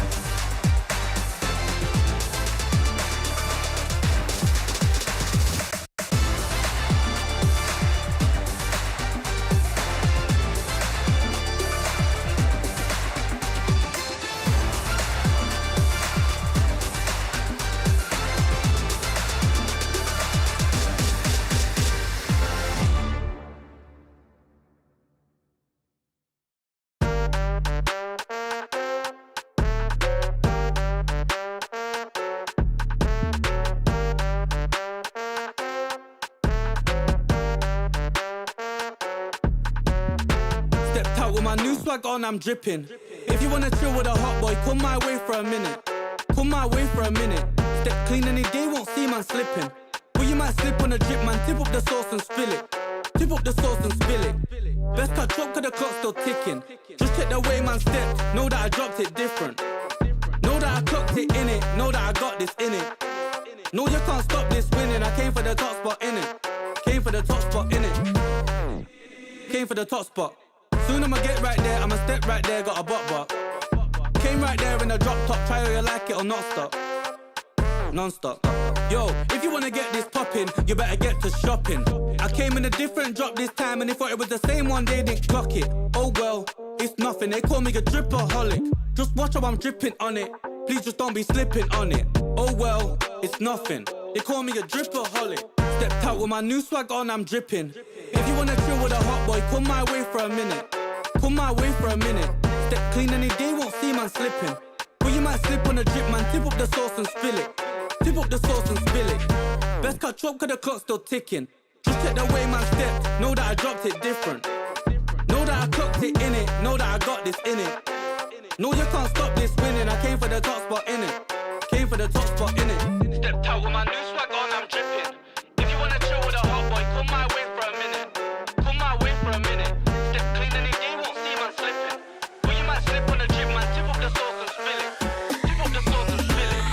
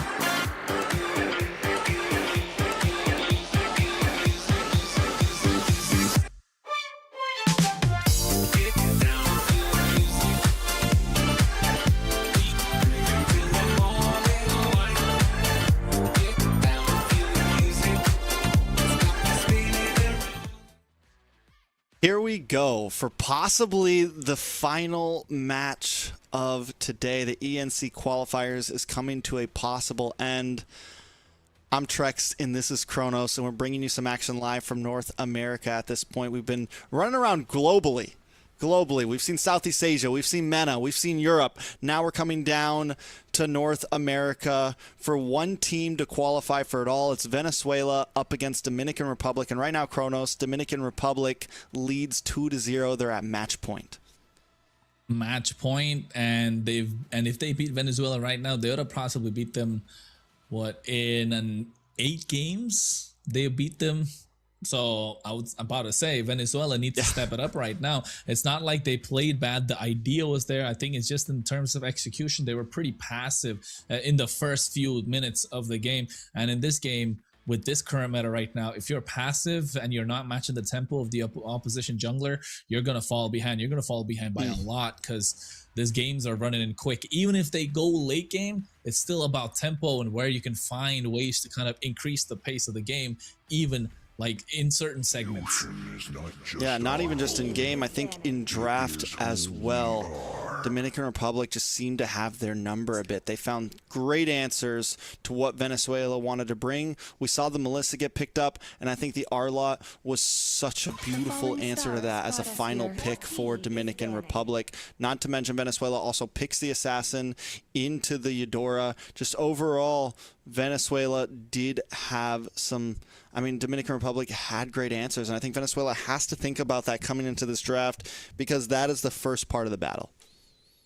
Yep, that is the first part because they got to kind of like figure out what their bands have got to be, what answers they want to go, what kind of matchup, what kind of lineup they want to build going into the game, because there were games where I've seen the first two picks kind of makes no sense because you're giving away so many power picks, but then it looks like they're setting up for success for their second half of the entire game, right? So different approaches, the answer is the same. You want to get a victory, but here I think with the Fanny taken off, with the Atlas, it feels like Dominican Republic have kind of found the kryptonite for Venezuela, right? It's just the same draft again. Yeah, I mean, things are still down the line. I mean, even the fact that Dominican Republic banned this when they were on red side, you know, except for the Freya exactly, but overall banned some of these same exact picks when they were on red side. Venezuela, though, the big switch up is the Novaria pick, which is something they took out last time. I don't know exactly if it was worth the ban. The Melissa, definitely a possibility, but Paquito still on the field, Belleric still on the field, a few other options as well. Hirara still open, man. Yeah, put on a fantastic performance with that. You first pick Hirara. There you go. You don't even think twice about it. They just lock the Hirara in. You don't worry about it too much. Venezuela, on the other hand, they get themselves the Belleric plus the Paquito. Maybe they want to go Esmeralda in the EXP lane just to counter the Paquito that could come out on the other side. And then along with the Esmeralda, go Belleric or maybe Eudora as well, right? Eudora could be a nice answer. Eudora Paquito, Eudora Belleric could be solid. The Hirara does do a little better, I think, against the Eudora than certain other picks just because of all the iframes, but still they are going to lock it in. It's a decent answer. They pick up the Belleric, just overall well-rounded in the beginning. We saw the threat that heroes like this could cause from Dominican Republic in the last game. Yeah, no, they kind of take away what they had in the previous game. Meanwhile, Esmeralda still open, Paquito still open. What would you go for here? I think Esmeralda, you deny the Paquito on the other side, but then Paquito just applies so much pressure alongside this Hirara. Kill pressure just absolutely insane if you pick that up right now. Especially with the way the Dominican Republic likes to play, the Paquito could be nice, but they go for the Uranus instead, which, don't get me wrong, even though it's a passive hero, it's still aggressive, right? You can still get in their face, and it's going to be able to bypass this this Belleric, harass this Eudora, harass whatever jungler Venezuela wants to pick, especially if they go for an assassin jungle. They go for the Minotaur again. They played it well last time, and at this point, anything can feel pretty comfortable with the way the Dominican Republic played last game. A punch for a punch. Yeah, and the Paquito comes out on the other side, so you apply a kill pressure. Venezuela looked decent. They look strong so far in the first half of the draft. Meanwhile, Dominican Republic playing a little passive-aggressive, you might say, with this Minotaur, with this Uranus. The Hirara is looking to dive in whenever possible. Des did have a good game, but now Venezuela, what do they ban out? They need to take out any sort of mid laners. I'm thinking of Valentina needs to go, right? That's one of the options. And also maybe a Brody, or maybe get the Brody for themselves. They take out the Jushin, though, and I was going to say Brody could be good on the side of Dominican Republic, could also not be horrible on the side of Venezuela. Don't know how much Moskov we've been seeing, but still, Rare. I mean, was viable here and there. Could be something that pops up. I like the Alice ban. You take out... all right, so no. Dominican Republic's pretty sure this Paquito is going to go jungle. We've been seeing a lot of Paquito... Like, you guys have been seeing a lot of Paquito jungle today, huh? Yeah, I mean, Paquito jungle has been a trend ever since MPL kind of started. So, like, people have started to put this Paquito in the jungle just because of how fast-paced this this Paquito can be, and you kind of get a sustained EXP lane right now. We're going back to that, where the EXP is just basically a body bag, and then gold lane is either you get the Brody or the Melissa. Those are the first two primary options. If you don't get that, maybe the carry, the Claude, the Moskov, and if you want to go completely left field, you can still go for the Mia, the Hanabi, possibly, right? So that's what it looks like, at least in the pecking order. But that's why they take out the Valentina, and you can see Esmeralda Honestly, comes off as well on the other side. Honestly, Claude could be a good pickup for Venezuela, something that can shred. I don't know if the Brody's going to be able to really do enough against this Minotaur, this front line that Dominican Republic has brought. No way. Juan, No do they way. lock this in? No It's way. not horrible against the dive. Nope, they're going to probably pick up the Brodies. This is why whenever we draft from these screens, it's always tough because you see them just flicker through all the possible picks. Yeah, true. I was gonna say Juan in this economy, no chance, like no shot. But then I agree with the Brody. They don't really have the DPS to kind of need to shred down this Minotaur, to shred down this Uranus. But then again, if you pick up a carry or a Moscow, you don't have the range, and you're playing into that Minoan Fury, but still they opt to go for it because they don't really have many answers. And now you're giving Dominican Republic the Brody, and Brody is basically a lane bully. You have a way to kind of survive this Paquito's dive that could come in with that skill too. And alongside that, you can start playing aggressive, so you have a strong side gold lane. You just need to pick up a really strong mid laner, and then all of a sudden, Dominican Republic have pieces to the puzzle that just allow them to play more aggressive, open up the map a little bit more, and look like they're going to pick up another dub. Yeah, I mean, knowing that they were going to pick up this Moskov, knowing that they're going to pick up something a bit more on the shred side, if they would have banned out the Brody, it might have looked a little bit better because, yeah, Brody will do well against this lineup that Venezuela has. You do get that second still to, you know, quick stiff arm to the Paquito if he tries to dive in, things like that. No way. Hey, man, we've already seen two of them. Hanabi gets locked in. Vexana is something that we did see a lot in EWC. And it works well with when you have a front lineup like a Minotaur and a Uranus in front, and you have heroes that want to try to dive in on you. It has been working a bit, and you don't have any like crazy dive, at least bypass the front line type of dive. Paquito has to hit someone else first, and we already saw that Venezuela wasn't that great at looking for angles in the last game. Will lose everything. Oh, the switch up. The switch up comes into the very last second. They were debating: do we go for the Sora and the EXP lane, put the Paquito in the jungle, or do we switch it up? And guess what? They switch it up in the very last second, allowing kill pressure from Paquito in the EXP lane to increase the tempo from there. And you put the Ling in the jungle. So it looks good because you don't really have any way to kind of stop this Ling now. The Hanabi is going to be easy pickings. And not just that, alongside that, you have the Vexana, which you mentioned, right? And the Vexana just becomes, after kind of you use your skills, you're just a sitting duck. Yeah, Dominican Republic looked great before that Ling got locked in, and everything just had like Vexana, sitting duck completely, Hanabi, sitting duck completely. They don't really have big capabilities to get this Ling off the wall, catch him mid-air. You have the Uranus instead of some sort of heavy crowd control EXP laner. So if there was a draft that could really work for Venezuela, this is definitely it. And we mentioned that they needed to start in the draft. They needed to catch Dominican Republic off guard. And that's exactly what they did with that last swap. Now, can they translate it, though, into in-game experience and in-game wins? Execution is what they need to be looking for in this game. We're going into match point for Dominican Republic. It could all be done right here, but Venezuela, they do have a lineup that could take the victory against them right now. Can they execute?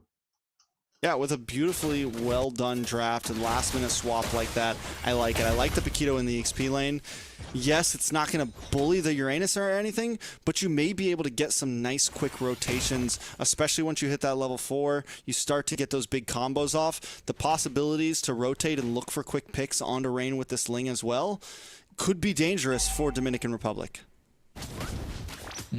Fast clear, though, on the side of Dominican Republic. They have that with the help of Vexana. So they do have wave clear. They do have good defensive potential when it comes to a siege, right? When they're going up against a siege, rather. So I'd say they just have to bide their time, let Dez do his thing, kind of be in the face of the opposition whenever possible. But if you're Venezuela, Blueberry Shortcake, I think is kind of the glue that puts this entire lineup together. All right, so some nice chip damage back and forth. And that's the Terrify that Venezuela is going to have to watch out for. Even Super Victor needs to be careful about the way he engages this. Venezuela needs to take this fight the same way the Dominican Republic took it in the last game. Look for angles. Don't just come straight on, because if you do, you catch a big Eternal Guardian to the face, you catch a Minoan's Fury to the face, it's gonna be bad. So Venezuela has to watch out for how they enter every single one of these fights. And look at what they've done as well. Dez with the rotation, right? Denying level 4 to Helix right now. So that means this Ling is not going to be able to move around so freely or as early as we thought. The purple buff is not going to be maximized before the first turtle. And now feels like on the bot side, Dominican Republic will be looking to pick somebody off and then convert it into a neutral objective. But Blueberry Shortcake might get spotted out here. Definitely got to watch out for him. He uses the stun on June instead. Maybe not the greatest play, but they already found him out. If Dez can burst down this Lord, he does have the level advantage over Helix currently, but Super Fury's trying to not let it happen. Yeah, look at Victor as well going in. Oh. This is Kilpressure talking about Eternal Guardian from Rain coming in to get the first blood for DR. So now with the numbers advantage, they converted into a neutral objective, but Super Fury, not level 4, still preventing that from happening. Helix comes in, Finch poise, SOD connects onto Dez, resets the turtle. Helix, I don't know if they want to go for this. They disperse, they disengage, but Blueberry Shortcake and Instinct still going at it. Up on the top side, though, they're looking for some damage. Coming down, gets the Tempest of Blades, but the immune is there. Yeah, and Panini should be easy pickings here, but look at Dez comes in at the right time with the right rotation, gets the trade back 2-2, and now should be looking to go and pick up the turtle. No, wants to go invade. And that's because June's down as well, just came back on the map. Dominican Republic unable to fully capitalize. We're 3 minutes in, first turtle hasn't gone down, Kronos. A little bit, I mean, it's not crazy brawly, it's only 2-2, but both teams playing the map in these fights very well. Hey, the Vexana we're talking about, man. The Vexana's put in so much work here. We mentioned how Blueberry Shortcake kind of is the glue for Venezuela, but even Rain on this Vexana being the glue for Dominican Republic, and Dez just denying, just counter jungling the entire time, stealing away creeps from Helix. That's like the second or the third one he stole away, and now turns their attention to the turtle and delaying the first turtle take, and this should be quite easy, to be honest, because Helix is on the top side. Hanabi's gonna be the target. They go in Minoan Fury with a flicker as well, catch them. Here comes the Wrath of the Dryads from Super Fury, but look at Vexana just standing there, menacingly, being a problem. Eternal Guard, Des gets another kill, and now all of a sudden, Dominican Republic have just completely turned the game around and get control.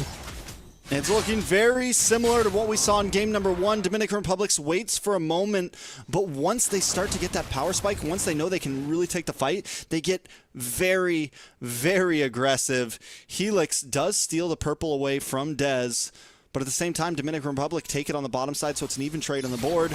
Dominican Republic holding about a 1.5k gold lead, but in comes Helix.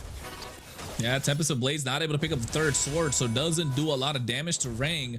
But while that was happening, do you see the amount of damage that Eudora just took? Like, it was supposed to support the Ling, but unfortunately just can't do anything. Super Victor, though, tries to go for a knockout strike. Just way too much damage coming out from Dez and Instinct. Just able to shield up and try and stay alive. But staying alive just doesn't help out Venezuela here. They need to find a way to kind of throw a curveball and get on the front foot.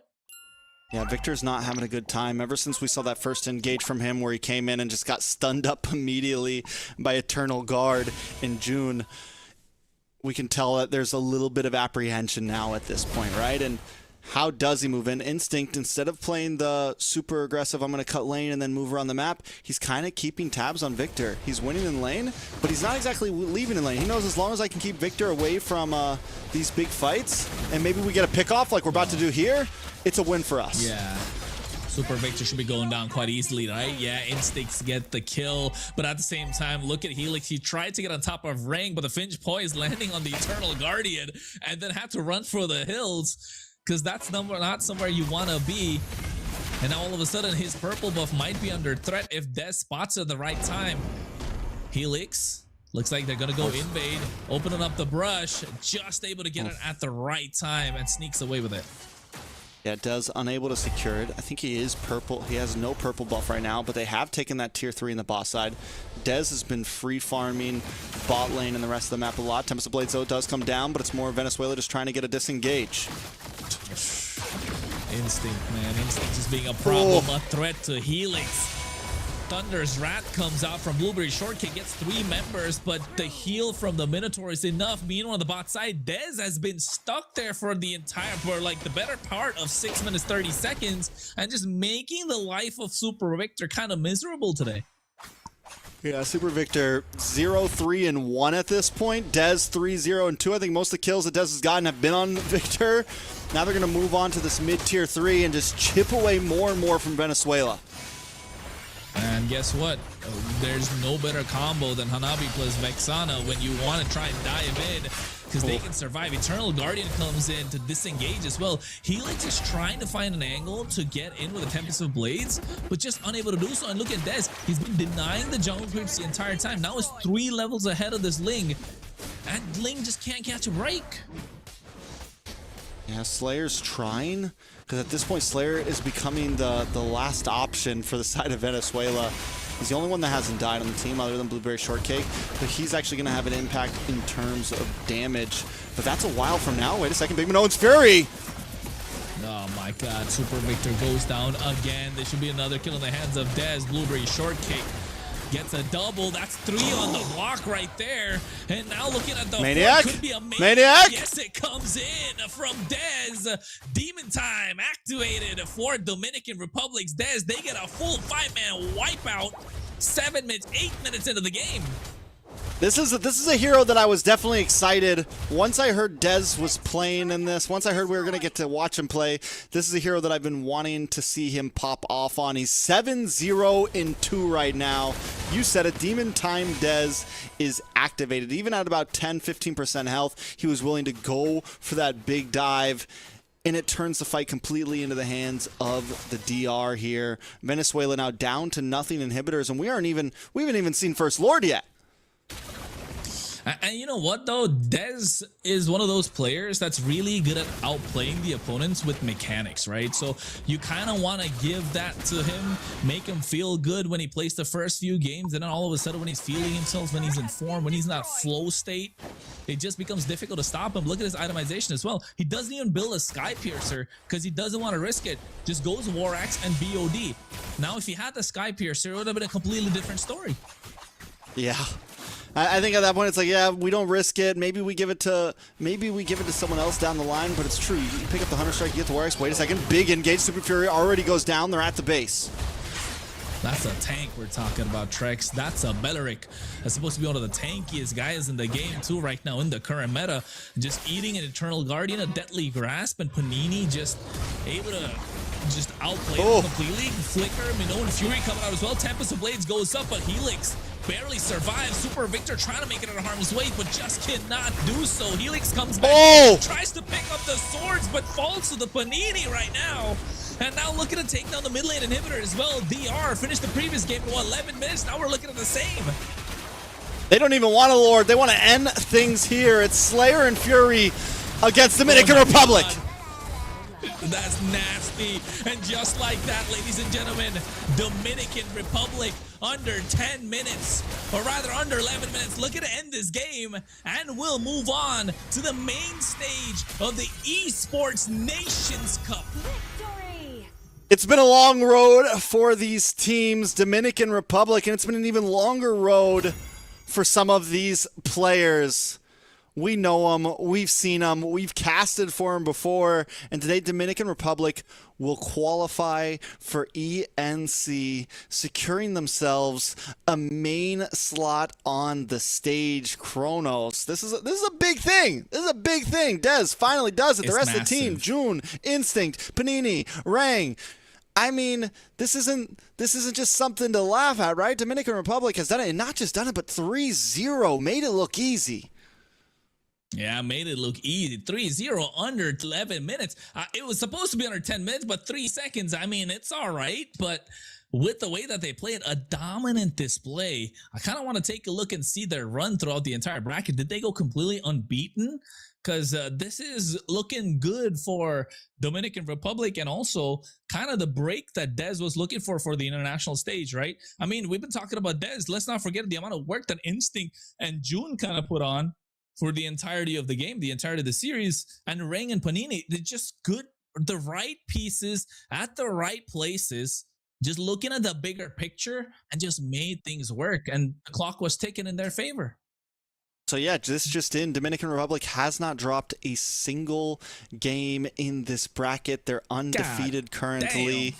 Can they keep that pace going into ENC? Right now, the meta just looks like it fits them. It looks good for them. They're drafting well in it. They're even willing to pull out things like the Vexana, the Hanabi, and they made it all work. And you add that up with just the ability of Dez to pop off on a hero like Harara, could definitely be a team to watch out for coming into ENC. Man, I don't know how it's gonna work out in the future after ENC or before ENC or whatever tournament comes in between. But for the ENC, this lineup looks super solid, and with the way that they're playing, the draft, the execution, the idea of how they wanted to go by, the early game, the mid game, the late game, positioning, rotations, when to get on the front foot, when to play on the back foot. Because I think if you talk about game number 2, which was the previous game before this, in the early game, they had to kind of play a little passive, right? But they did play a little passive and then found the opportunity to bounce back. So really well played, showing levels and showing layers to their gameplay. And yes, taking a look at the bracket treks, unbeaten the entire time, Dominican Republic. Yeah, definitely a team to be reckoned with here. And even before we saw this upper bracket and lower bracket final, Dominican Republic just didn't drop a single game overall. And you said it, from gameplay to draft to understanding of what they need to do, they seem to have a full package. I'm excited to see how they face up against other teams globally, how they're able to carry their flag into ENC, because right now I do have faith that this is a team that could maybe cause some upsets. You know, they didn't take any break times, it seems. These players kept it going even after MCT, because they don't look rusty. They look good right now and how they're doing things. And that's what we wanted to see, right? That's what the entire community kind of want to see from a representative coming out of North America. It is the Dominican Republic and the roster: Panini, Instinct, Rang, Jun, and of course, Dez. Just overall, these guys are players that we've got to see grow and go a very long way. So, you know, get the heebie-jeebies out, get up on the stage, do their thing. I'm excited to see how they go. And we said it before, it's about 32 teams that are going to be qualifying. It's going to break down to 16. It's going to break down to a main stage. I think this is a team that could definitely possibly make it farther than a lot might expect.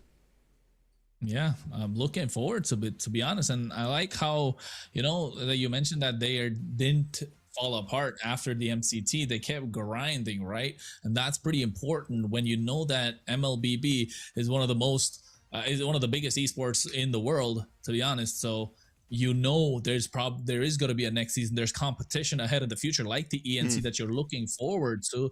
So you want to keep practicing and practicing, put in the work, put in the hours when nobody's looking.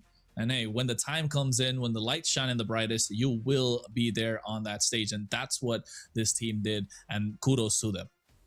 And with all the hype around this team, we are going to be having an interview with one of the players, which I'm very excited about. I'm glad we got to cast this game. I'm glad these guys got to win. We're going to be bringing in Dez for a quick couple words. Dez! Hey, what's up, guys? Did it, my guy. Trex. How's it going? Bronos, what's up? Doing good, bro. Doing good. How you feeling after that win? It feels really good, bro, because I don't know if you guys know, but we've been working like hard for months. So it definitely feels good to finally, like, you know, the day of the tournament comes and then your hard work pays off. And it's gonna be my first time in international as well. So I'm pretty excited about that after trying for so long, you know. I think we were we know both. I about think it. that was a major talking point for us. We were saying, Des has been working very hard for an international stage for a very long time. If there's someone that really puts in the grind, we feel like you're one of the people to do it. Kronos, you got any questions? Hey man, congratulations! You finally get your flowers, right? You've been grinding for what, 8, 10 years now since the game's kind of Yo, chill. Nah, not that long. that. Chill. How long have you been I'll playing? put it 8 like years 3, bro. since, Like 3. Okay, the 3 game in years, general, alright, yeah, 3 around years. there. But competitive, like 3 years. So you've been playing for 8 to 10 years, but you competitively thought of going in for the past 3 years, right? So and finally, when you put the work in, you get your flowers, you get to the international stage, something that's been eluding you the entire time. You reach the upper echelon of trying to get into these bigger competitions like the MCT last season. You had a great showing, but now you're at the main stage of the ENC. We were wondering when Demon Time is going to show up, and he showed up today. And I don't really got much questions to ask. Just congratulations, bro. You did it. I got a question. Thank you. So what do we feel like's different this time? Do you think it's a really good meta for your team? Do we think it's just the grind? Obviously, like the Harari, you looked great on it. What do you feel like is one of the major contributors, or a couple of the major contributors for you moving forward and being able to make it to an international stage this time? Well, I just want to give a quick shout out to the whole team in general, like, coaching staff. Shout out to Coach Bear. He's the one that kept the team together a lot of times, doing the reviews and helping us out, putting in a lot of time for us.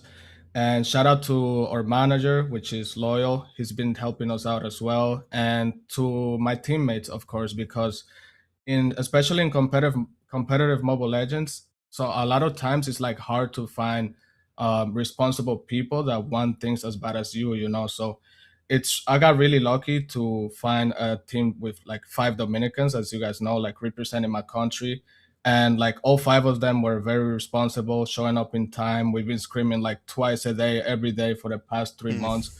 So I think that's definitely the reason that we were able to win this like this easily, to be honest, because our hard work just paid off at the end. You know what? To add on to what you said as well, there's like, of course, it's your first international, right? First international, getting to the main stage. Bro's gonna be flying out. They're gonna be paying tickets, first class. You're gonna get there, right, on the main stage. But then, how does it feel that you're not just going to play on the international stage, but represent your country, right? Your home country, Dominican Republic, rather than going for like an MC through a club competition. This is a Nations Cup we're talking about. Must be feeling a little more personal to you as well. Yeah. Definitely. It definitely does feel personal because, Dominican Republic, you don't see it in a lot of competitions like that. Like it's mainly maybe big on like baseball or something, but in terms of competitive, you rarely see like a Dominican team making it this far. So it does feel personal for me and my teammates because, again, we've been working hard for so long to trying to put like Dominican Republic on the map and actually show that we do have level and we do have potential. So I'm very glad we're able to have this opportunity to go overseas and go against all the other countries as well. So another question, you're finally going to get a chance to go to an international stage and play against some of the best players in the world, right? Players that maybe when you started, you looked up to, regions like the Philippines, Indonesia, EECA. Is there any regions that you really want to, test your skills against? Any regions that you like are excited to have a chance to go against? Bro, just PH, bro. PH is the final boss, always, Just gotta be confident, cool-headed, like not get nervous, respect the players, and just do our best, I love it. That's the, the number one country we're interested in testing our skills against. All right. I mean, not many other questions, right? Just the ENC, fantastic. You guys made it. The only team to kind of make it out of the qualifiers. There was only one slot. You got that slot. But now when you go to the Esports Nations Cup, you'll be going against a lot of different countries. Like you mentioned, you want to go up against the final boss. That's great. Hopefully not early on in the bracket, right? You want to get a little bit ahead so that you can... Nah, it don't matter, bro. You got to be prepared. It don't matter. It don't matter where you like gotta it. be prepared to face anybody at any given time. And I think this is one of the things. This is the mentality that's been kind of missing in North America, right? As a region, as a whole, moving in. Trex, you said this multiple times before. I think even Dez has said this multiple times before. Many people see it as well. So I like how you mentioned the team kind of stuck together. Will that be the difference now between you guys and the rest of the competition in the tournaments that's to come later on? Well, this is Do a you think this will be a country-based team thing, you might so- see later on? You know how there's a this is rule strong. that it could only be like 3 players from the same organization in ENC. So for that reason, we cannot stick with the same lineup, but we're definitely like prepared for other tournaments as well. With Rosa, you guys saw him before, and Mantra, which is gonna be our match. But yeah, definitely ready. All right, well, any final words, man? Any I know you already shouted out your team, but any final things you want to say to fans, stuff like that? Yeah, shout out to all the people in the chat that like believed in us and stuff. I look at comments and I see people supporting us. That definitely gives us a boost to not want to disappoint people, like the fans or coach or just people that want to see us succeed in general. I want to say I saw everybody in the chat like being very supportive, so I want to thank them for that as well. Well, thank you so much, Dez. It's a pleasure to have you. It's always a pleasure to watch you. I can't wait to see you on the main stage finally. Like, we are all excited with you. Have a good one. We'll see you soon. You too. Bye, guys. Man, I think me and that Kronos, we're almost more excited than he was. We're giddy over here. Let's see. Yeah, about to say, did you see the bags underneath his eyes? Like he's been, He's been grinding. Get some rest. Yeah, either he's been grinding a lot, or he's just been bawling for the fact that he finally got the victory. Had to wipe his eyes immediately because he had to get out of an interview. It felt like that for a second. I mean, for the amount of work that he's put in, a stand-up guy and. Like, not just that, usually you get your victory, we were kind of thinking that he's probably going to aura farm a little bit. No, comes in, gives the flowers to the rest of his teammates, says that, hey, it's not a one-man game. Everyone behind the scenes deserves a lot of praise to the coaches, the managers, the entire team that kind of stuck together, months of work put in. So you know that they were taking this seriously. And when there's a team and a couple of players, or like there's a player that kind of can lead the team and kind of make them take it seriously, you're definitely going to see results. Maybe not immediately, but sooner or later, eventually you will. They didn't have a good run previously in other competitions, but here in the ENC, they've had a good run, and looking forward to their run later on and further tournaments to come as well, even on the main stage, right, Trex? Yeah, I mean, it's honestly, it just shows the possibilities of so many teams here. And with that, we do come to a wrap, Kronos. We got to see some great teams qualify. We got to end it off with, someone we've known for a while finally make it to a main stage. I think it's been a poetic day, an amazing story, Kronos. Any final words before we sign off? Hey, the Esports Nations Cup qualifier has been absolutely amazing. Teams that deserved it made it through. They earned their victories, and now we'll move on to the main stage to face the rest of the 16 that have already been preceded, that already got a direct invite. So, of course, looking forward to the main stage. And hey, that's it. Signing off, Trex. Yeah, thank you guys so much for joining us today. ENC Qualifiers is a wrap. Make sure you guys stay tuned for all the future information coming out. Follow ENC on social medias for when some of those final dates will be coming. I'm excited to watch it. I know you guys are too. And we'll see you guys soon.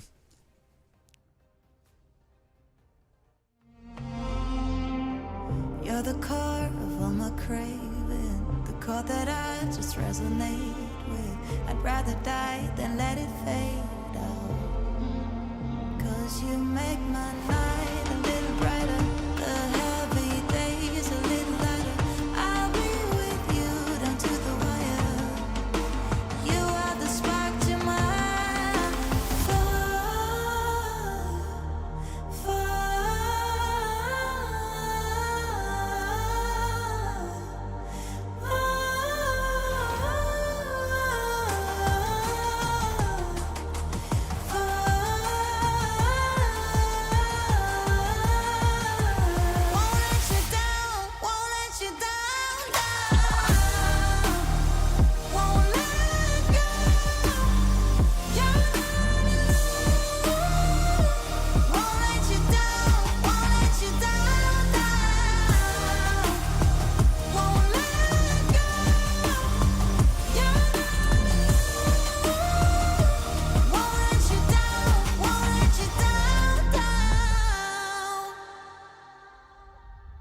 It cuts deep when you're gone. And I can't sleep 'cause my head song is keeping me awake, keeping me awake. You make my night a little brighter, the heavy days a little lighter. I'll be with you down to the wire. You are the spark to my fire, fire.